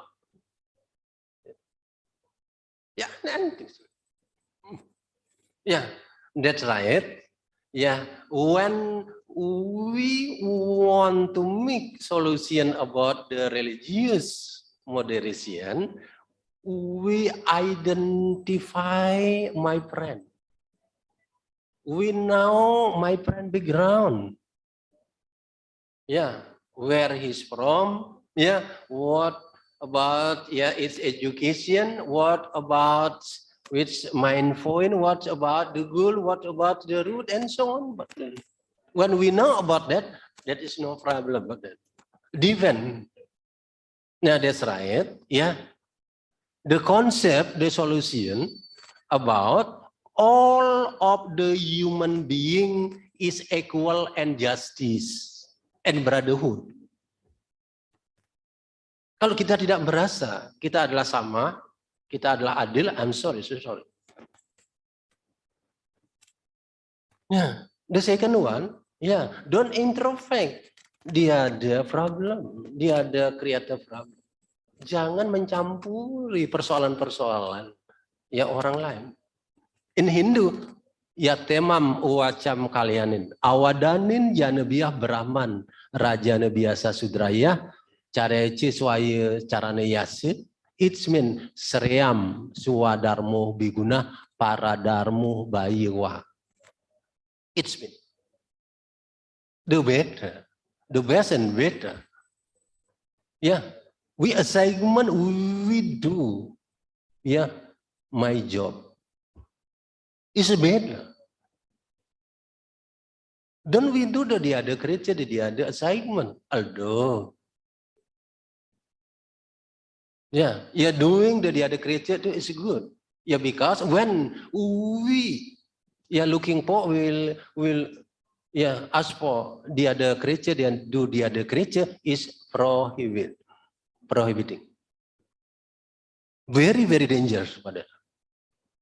Now that's why, solution, in Indonesia, they're talking about lebih baik mengerjakan pekerjaan diri kita sendiri walaupun kurang caranya, dibanding mengerjakan pekerjaan yang baik. Para dharma bayiwa. When I give the opportunity to present in front of our society, international seminar, participant, I say, that's correct and no correct, depend of our listener, our participant. I like that. Consider like that. I never believe and not believe. Wrong and true, depend someone make understanding about your one day one about that. Thank you. Maybe yeah, that's all. I respond and answer in Mr. Sarjana question. Thank you. Okay, thank you. Okay, I hope that Pak Sarjana satisfied with the speaker's answer. And next, Pak Mangku Murba.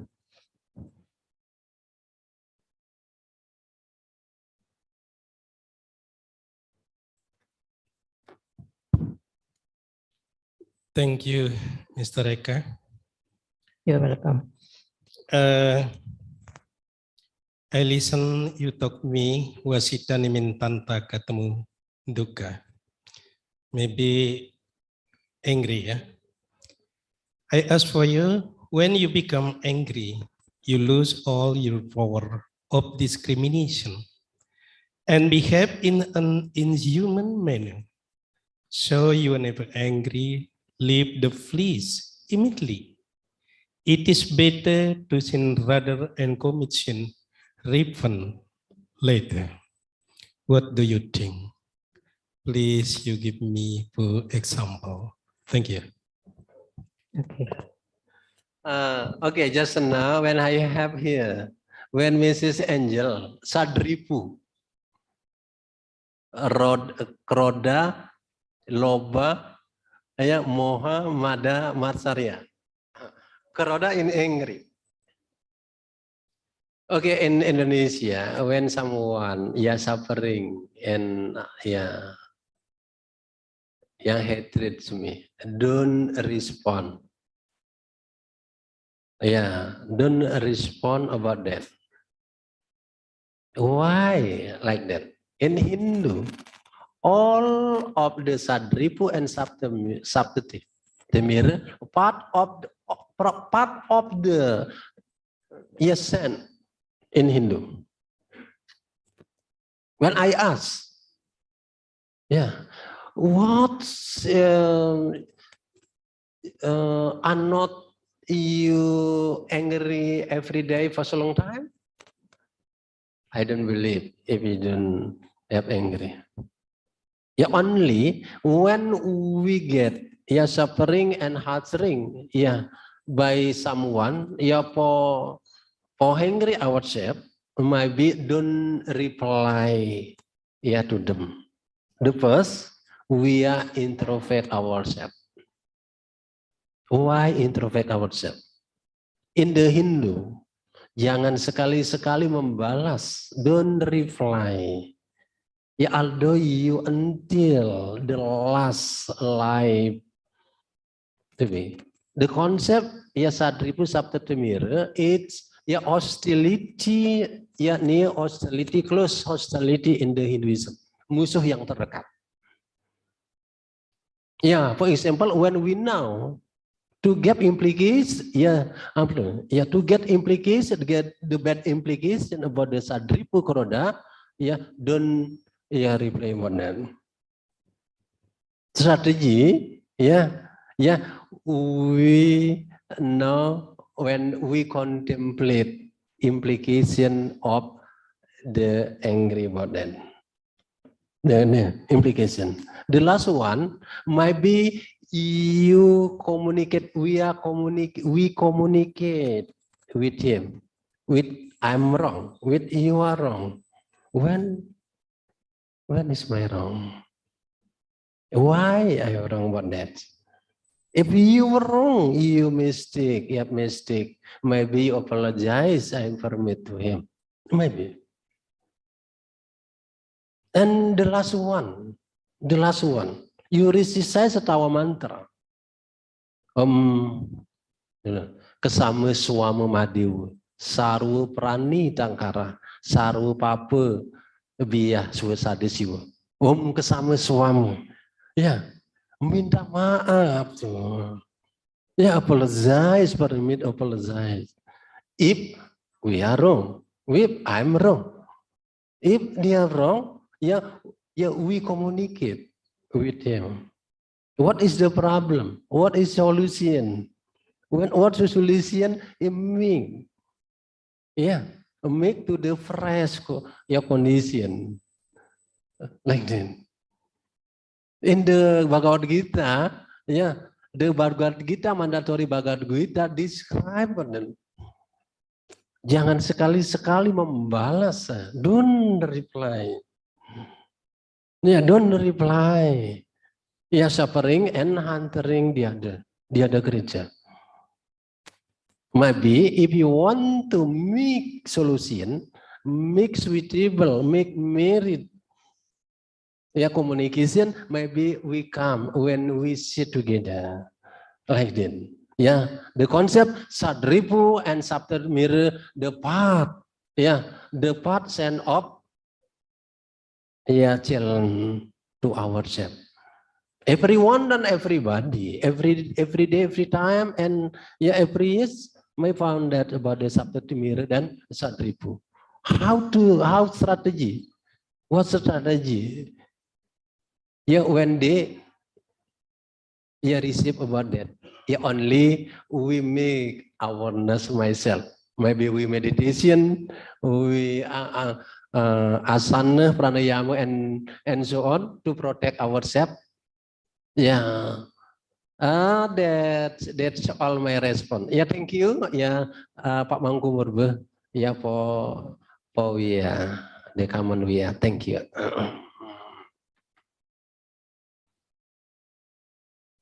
Okay, thank you. Okay, there is a question on submitting by Diana Butler. I would like to read her question. Terima kasih Pak Dr. Wirata. Bagus urutan presentasi penyaji semua. Ada yang dari dalam negeri dan dari luar negeri. I heard that there is an idea of rumah moderasi beragama in various regions in Indonesia. Okay, I heard that there is an idea of rumah moderasi beragama di Indonesia. Okay. Besides study of Hindu principles and ethos at IAHN Gede PUDJA Mataram, is there also an idea for multicultural or interreligious curriculum on our campus? Okay, is there also idea for multicultural or interreligious curriculum? And also that also connect with art. Okay, maybe the curriculum connected with the art. Okay, thank you. From Diana. Thank you. For my advisor, Ibu Diana Butler. I got when I visited in Rumah Moderasi Beragama. All lecturer and all rector. Institute, rector university, and head in institute, become of master training Rumah Moderasi Beragama. The concept religious moderation house, special. Is contracted by government to submit all a problem about the religious moderation. When the religious moderation house conducted by university, by institute special for make solution. Make preventive about what strategy is done by university, by rector when they have problem in its university.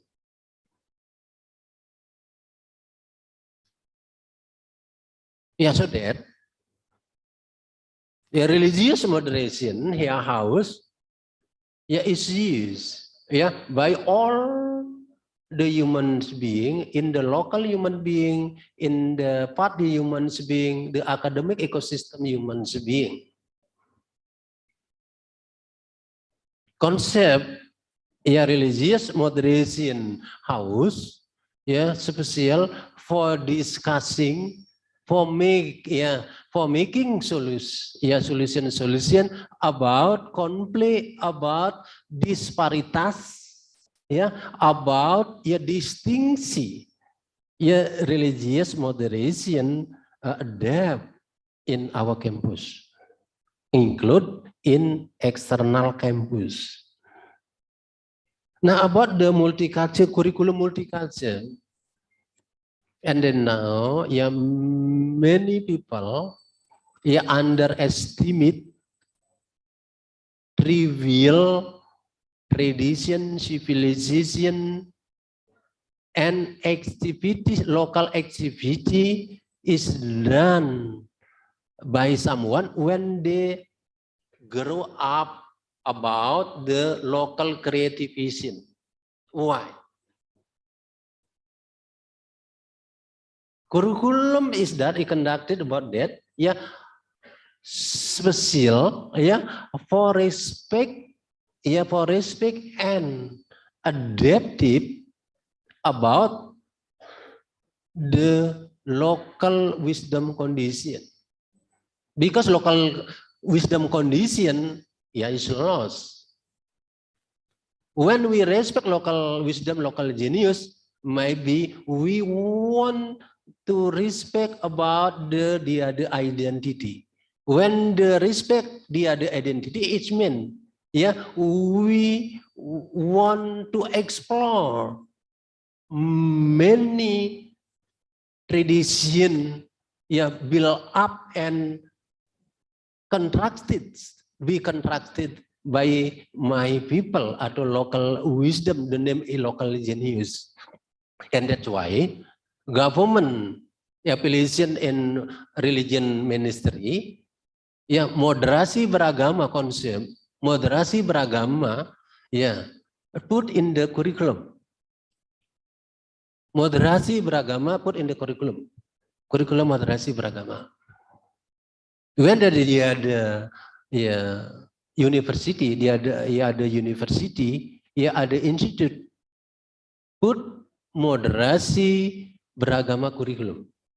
Why moderasi beragama kurikulum? Is conducted about that, about for protect discrimination, protect suffering and hatred, and enhance and don't take care the other friend. Include in institute, include in MATARAM State in Hindu Institute, one to be conducted, one to be put religious moderation house in religious moderation. About that. And then in conclusion, what religious moderation is government program. Religious moderation is government program. Because government program, only we are in the grassroots, only apply what the government program is done, is conducted by my campus or my institute. Thank you. Maybe that's why I respond about the Bu Diana Batsel. Thank you. Okay, I hope that Madam satisfied with the answer. Oh, Madam? Okay. Terimakasih. Thank you. Okay, we still have 5 minutes Maybe I open one question. Maybe is there any other question? I allow one questioner.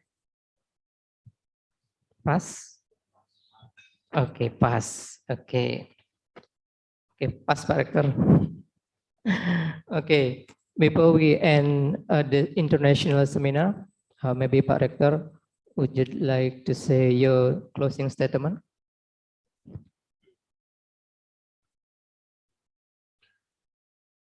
Okay, the closing statement. Yeah, religious moderation is used by all the among human beings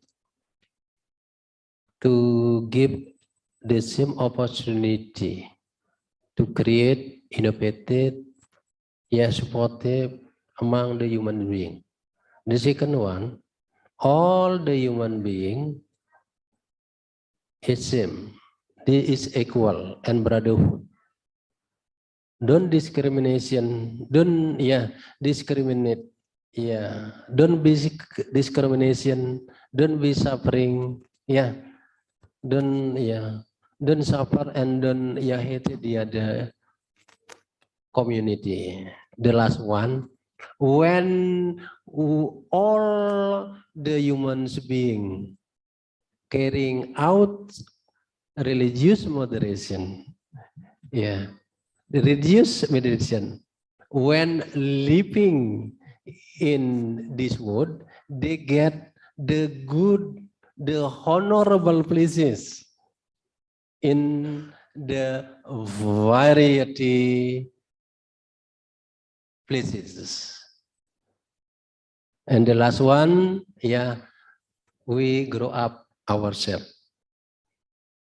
We grow up ourselves to apply moderation. Religious moderation is very prominent and very, very urgent to among human beings. Thank Lord, that is my solution, recommendation. Give applause for the speaker.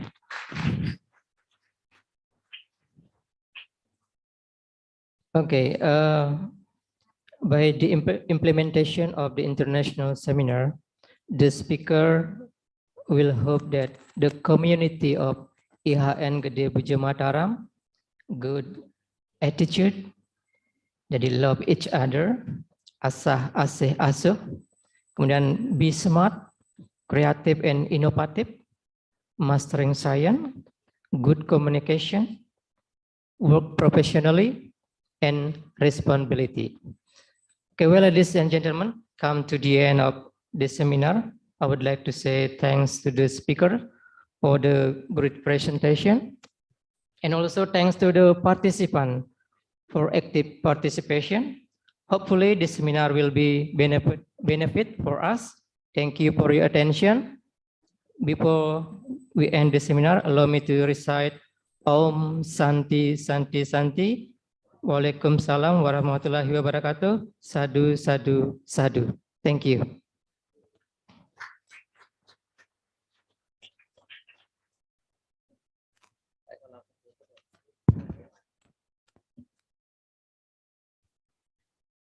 Thank you so much for the speaker, the last but not least speaker, and also the moderator.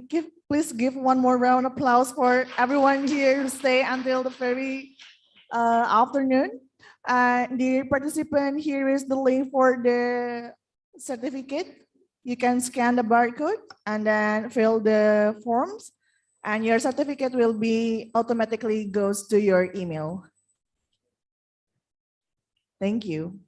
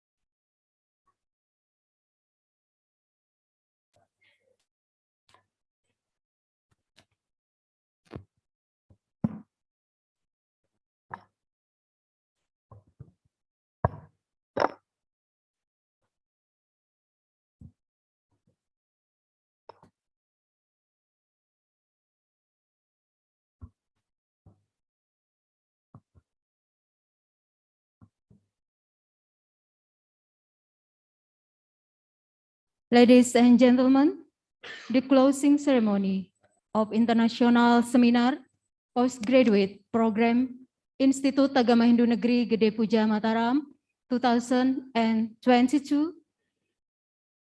is about to start shortly.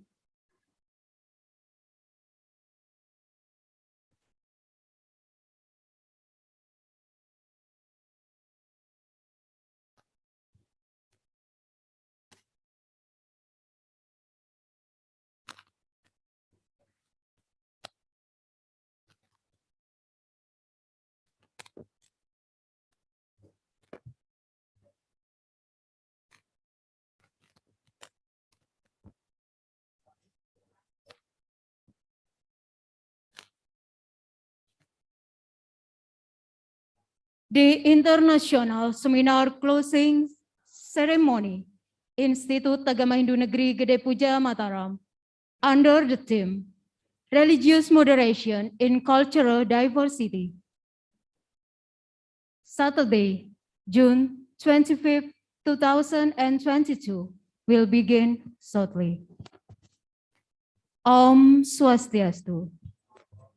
Assalamualaikum warahmatullahi wabarakatuh. Salam Namo Buddhaya. Salam kebajikan. His Excellency, Director of Institut Agama Hindu Negeri Gede Puja Mataram, respective Vice Rector of IAHN Gede Puja Mataram, the Honorable Speakers, Mr. Dr. Tri Handoko Seto, SSC MSc, Ms. Diane Butler, Ms. Angela Bergen, respected Director and Vice Director of Postgraduate Program, Dean and Vice Deans of Dharma Acharya Faculty, Dean and Vice Deans of Dharma Duta, Brahma Widya, and Dharma Sastra Faculty, respective lecturers and staff of IAHN Gede Puja Mataram, in short, to all participants of International Seminar, Religious Moderation in Cultural Diversity. To begin our agenda, let us recite Purwaka Mantram together. Om Awiganamastu Namosidam. Om Sidirastu Tatastu Yanamaswa. Good afternoon. My peace be upon us all. Ladies and gentlemen, next agenda is the report speech from the chairman of this international seminar. Please give warm welcome to Mr. Dr. Kayan Karyadi, SAG, MAG.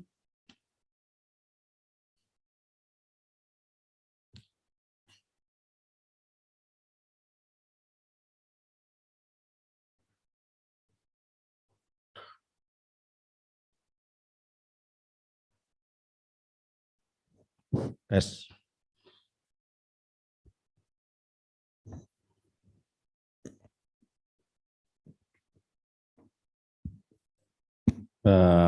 Thank you for time. Sebelum saya memberikan sambutan penutupan, lebih terdahulu saya berpantun. Pantun in Balinese. Menanam padi banyak buahnya. Kalau bekerja yang baik, banyak karmanya. Terima kasih.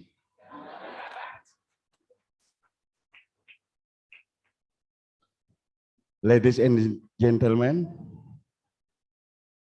dear Rector IAHN Gede Puja Mataram, and dear Vice Rector, and dear Fakulti, Dharma Duta, Dharma Sastra, Brahma Widya, and all leaders, chairman, lecturer, and all audience participation. Thank you very much for the international seminar Saturday, June 25, 2022.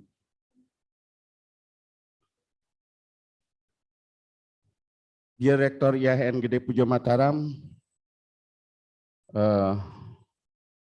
please closing for the DN seminar, international seminar, religious moderation and cultural diversity. Thank you, thank you. Wassalamualaikum warahmatullahi wabarakatuh. Salam, sadu, sadu, sadu, rahayu, rahayu. Thank you very much all. Thank you.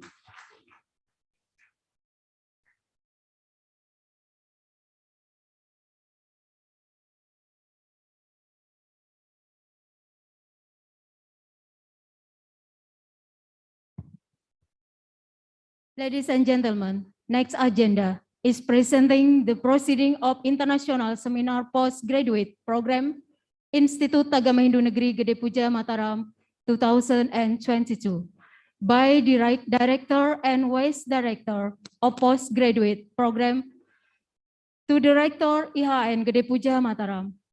His Excellency, Rector of IAHN Gede Puja Mataram, Mr. Dr. Insinyur Iwayan Wirata, IMA SA MSc, and respected Director and Vice Director of Postgraduate Program, Ms. Dr. Siti Janab, SAG MPD, dan Mr. Dr. Kayan Karyadi, please come forward.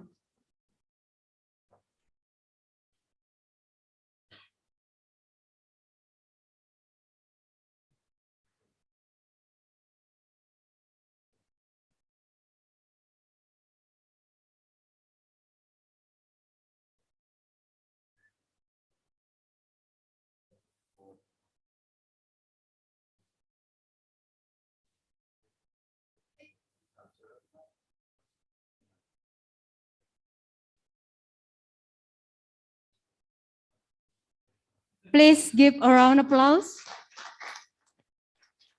for presenting the proceeding of International Seminar, Religious Moderation in Cultural Diversity. Thank you.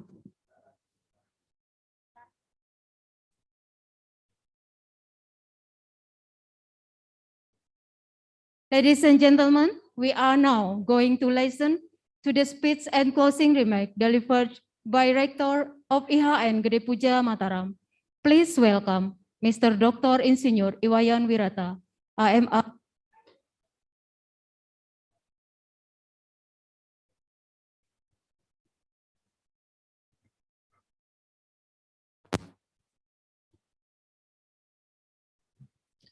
Om Swastiastu. Om Mano Bhadrah Kartawiyantu Wiswata.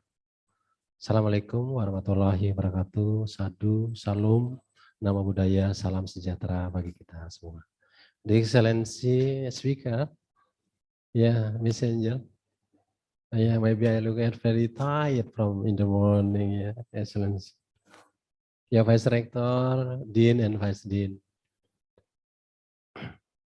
Head Department and Secretary, Coordinator and Director and Vice Director. Head Senate, Executive Senate and Secretary. And all invitation from the other campus, institute, university, Mataram University, Tourism Institute, from Ministry, Religion, Kantor Kementerian Agama West Nusa Tenggara. All of the participant, international seminar participant, who I respect. The second one, I welcome, as you welcome, and I'm very sorry. From in the morning until now, all of the international seminar, participant, stand up. Maybe I do apologize. Maybe when we have invitation, maybe all of the international seminar participant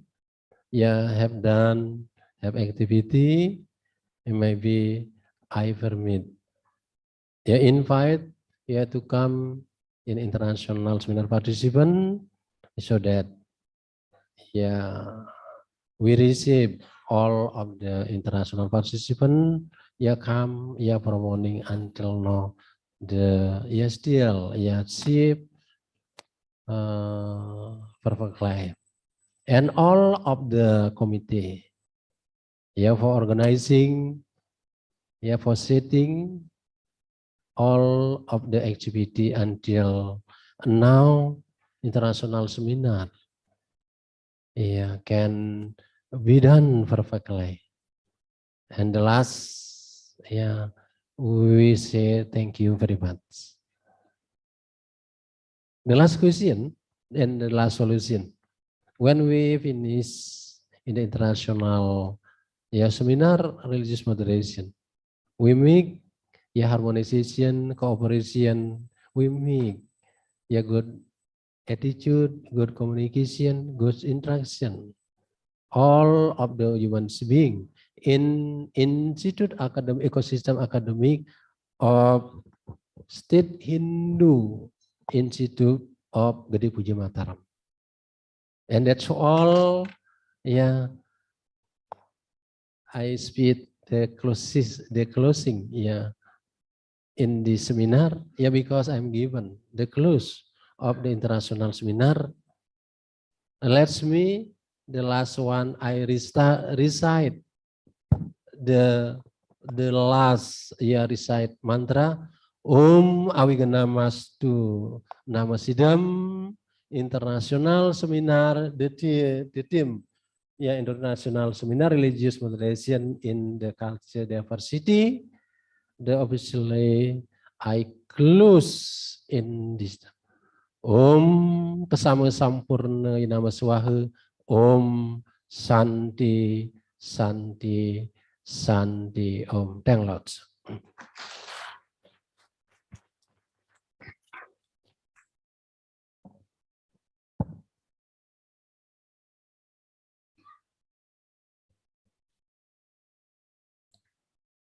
Ladies and gentlemen, for a brief moment, we would like to invite you to raise and sing Padamu Negeri.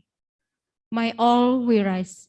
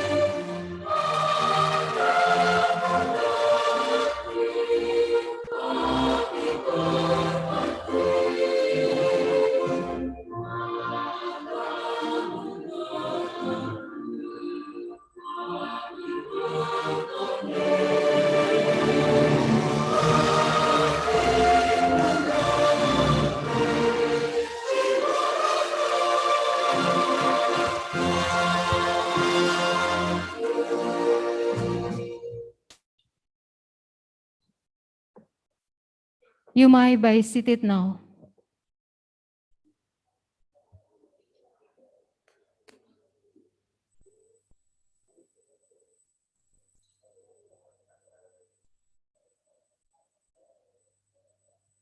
Distinguished guests, participants, ladies and gentlemen, this ceremony is about to come to the very end. Thank you for your attention and participation in this event. To close this ceremony, let us recite together Parama Santi. Om Santi Santi Santi Om. Wassalam, Salam, Sadhu, Sadhu, Sadhu. Good afternoon. Thank you and happiness evening. Happy weekend.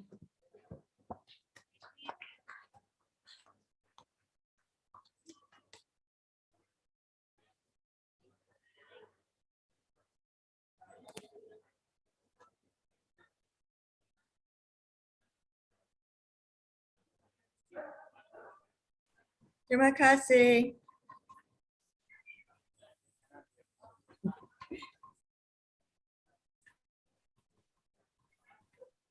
Pamit dulu.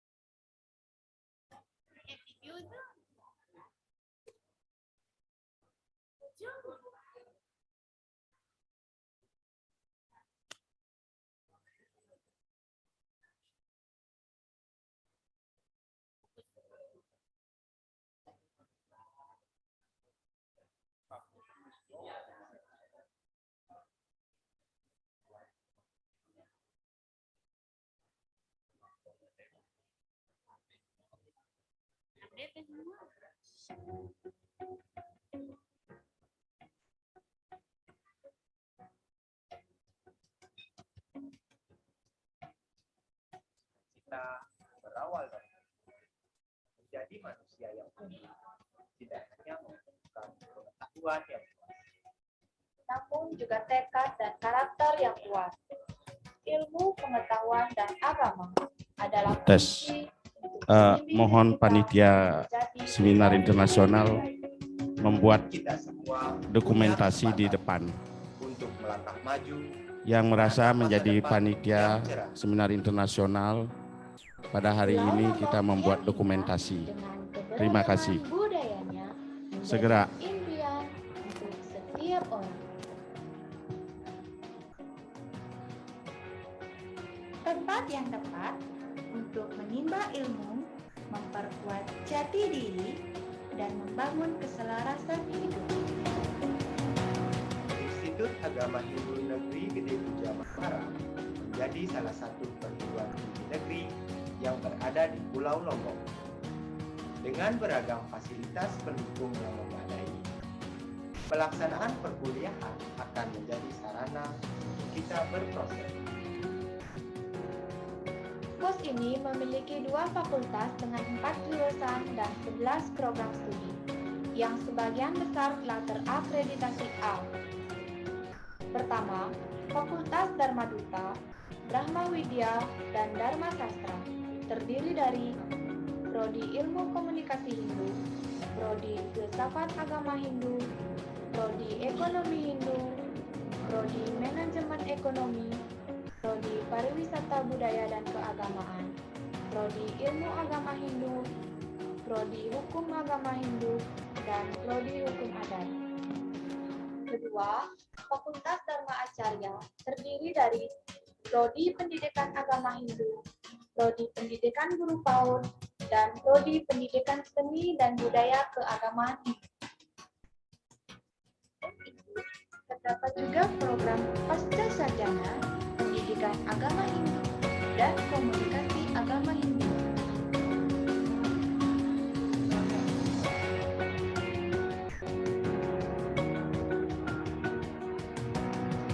Berbagai laboratorium dan UKM yang tersedia dapat membantu mahasiswa menempa diri, mengasah bakat, serta mempraktekkan ilmu yang dipelajarinya.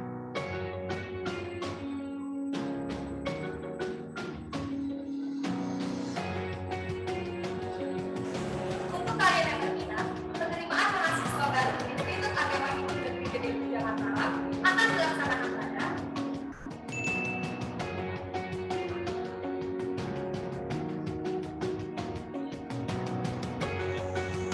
dengan prosedur penerimaan melalui website berikut.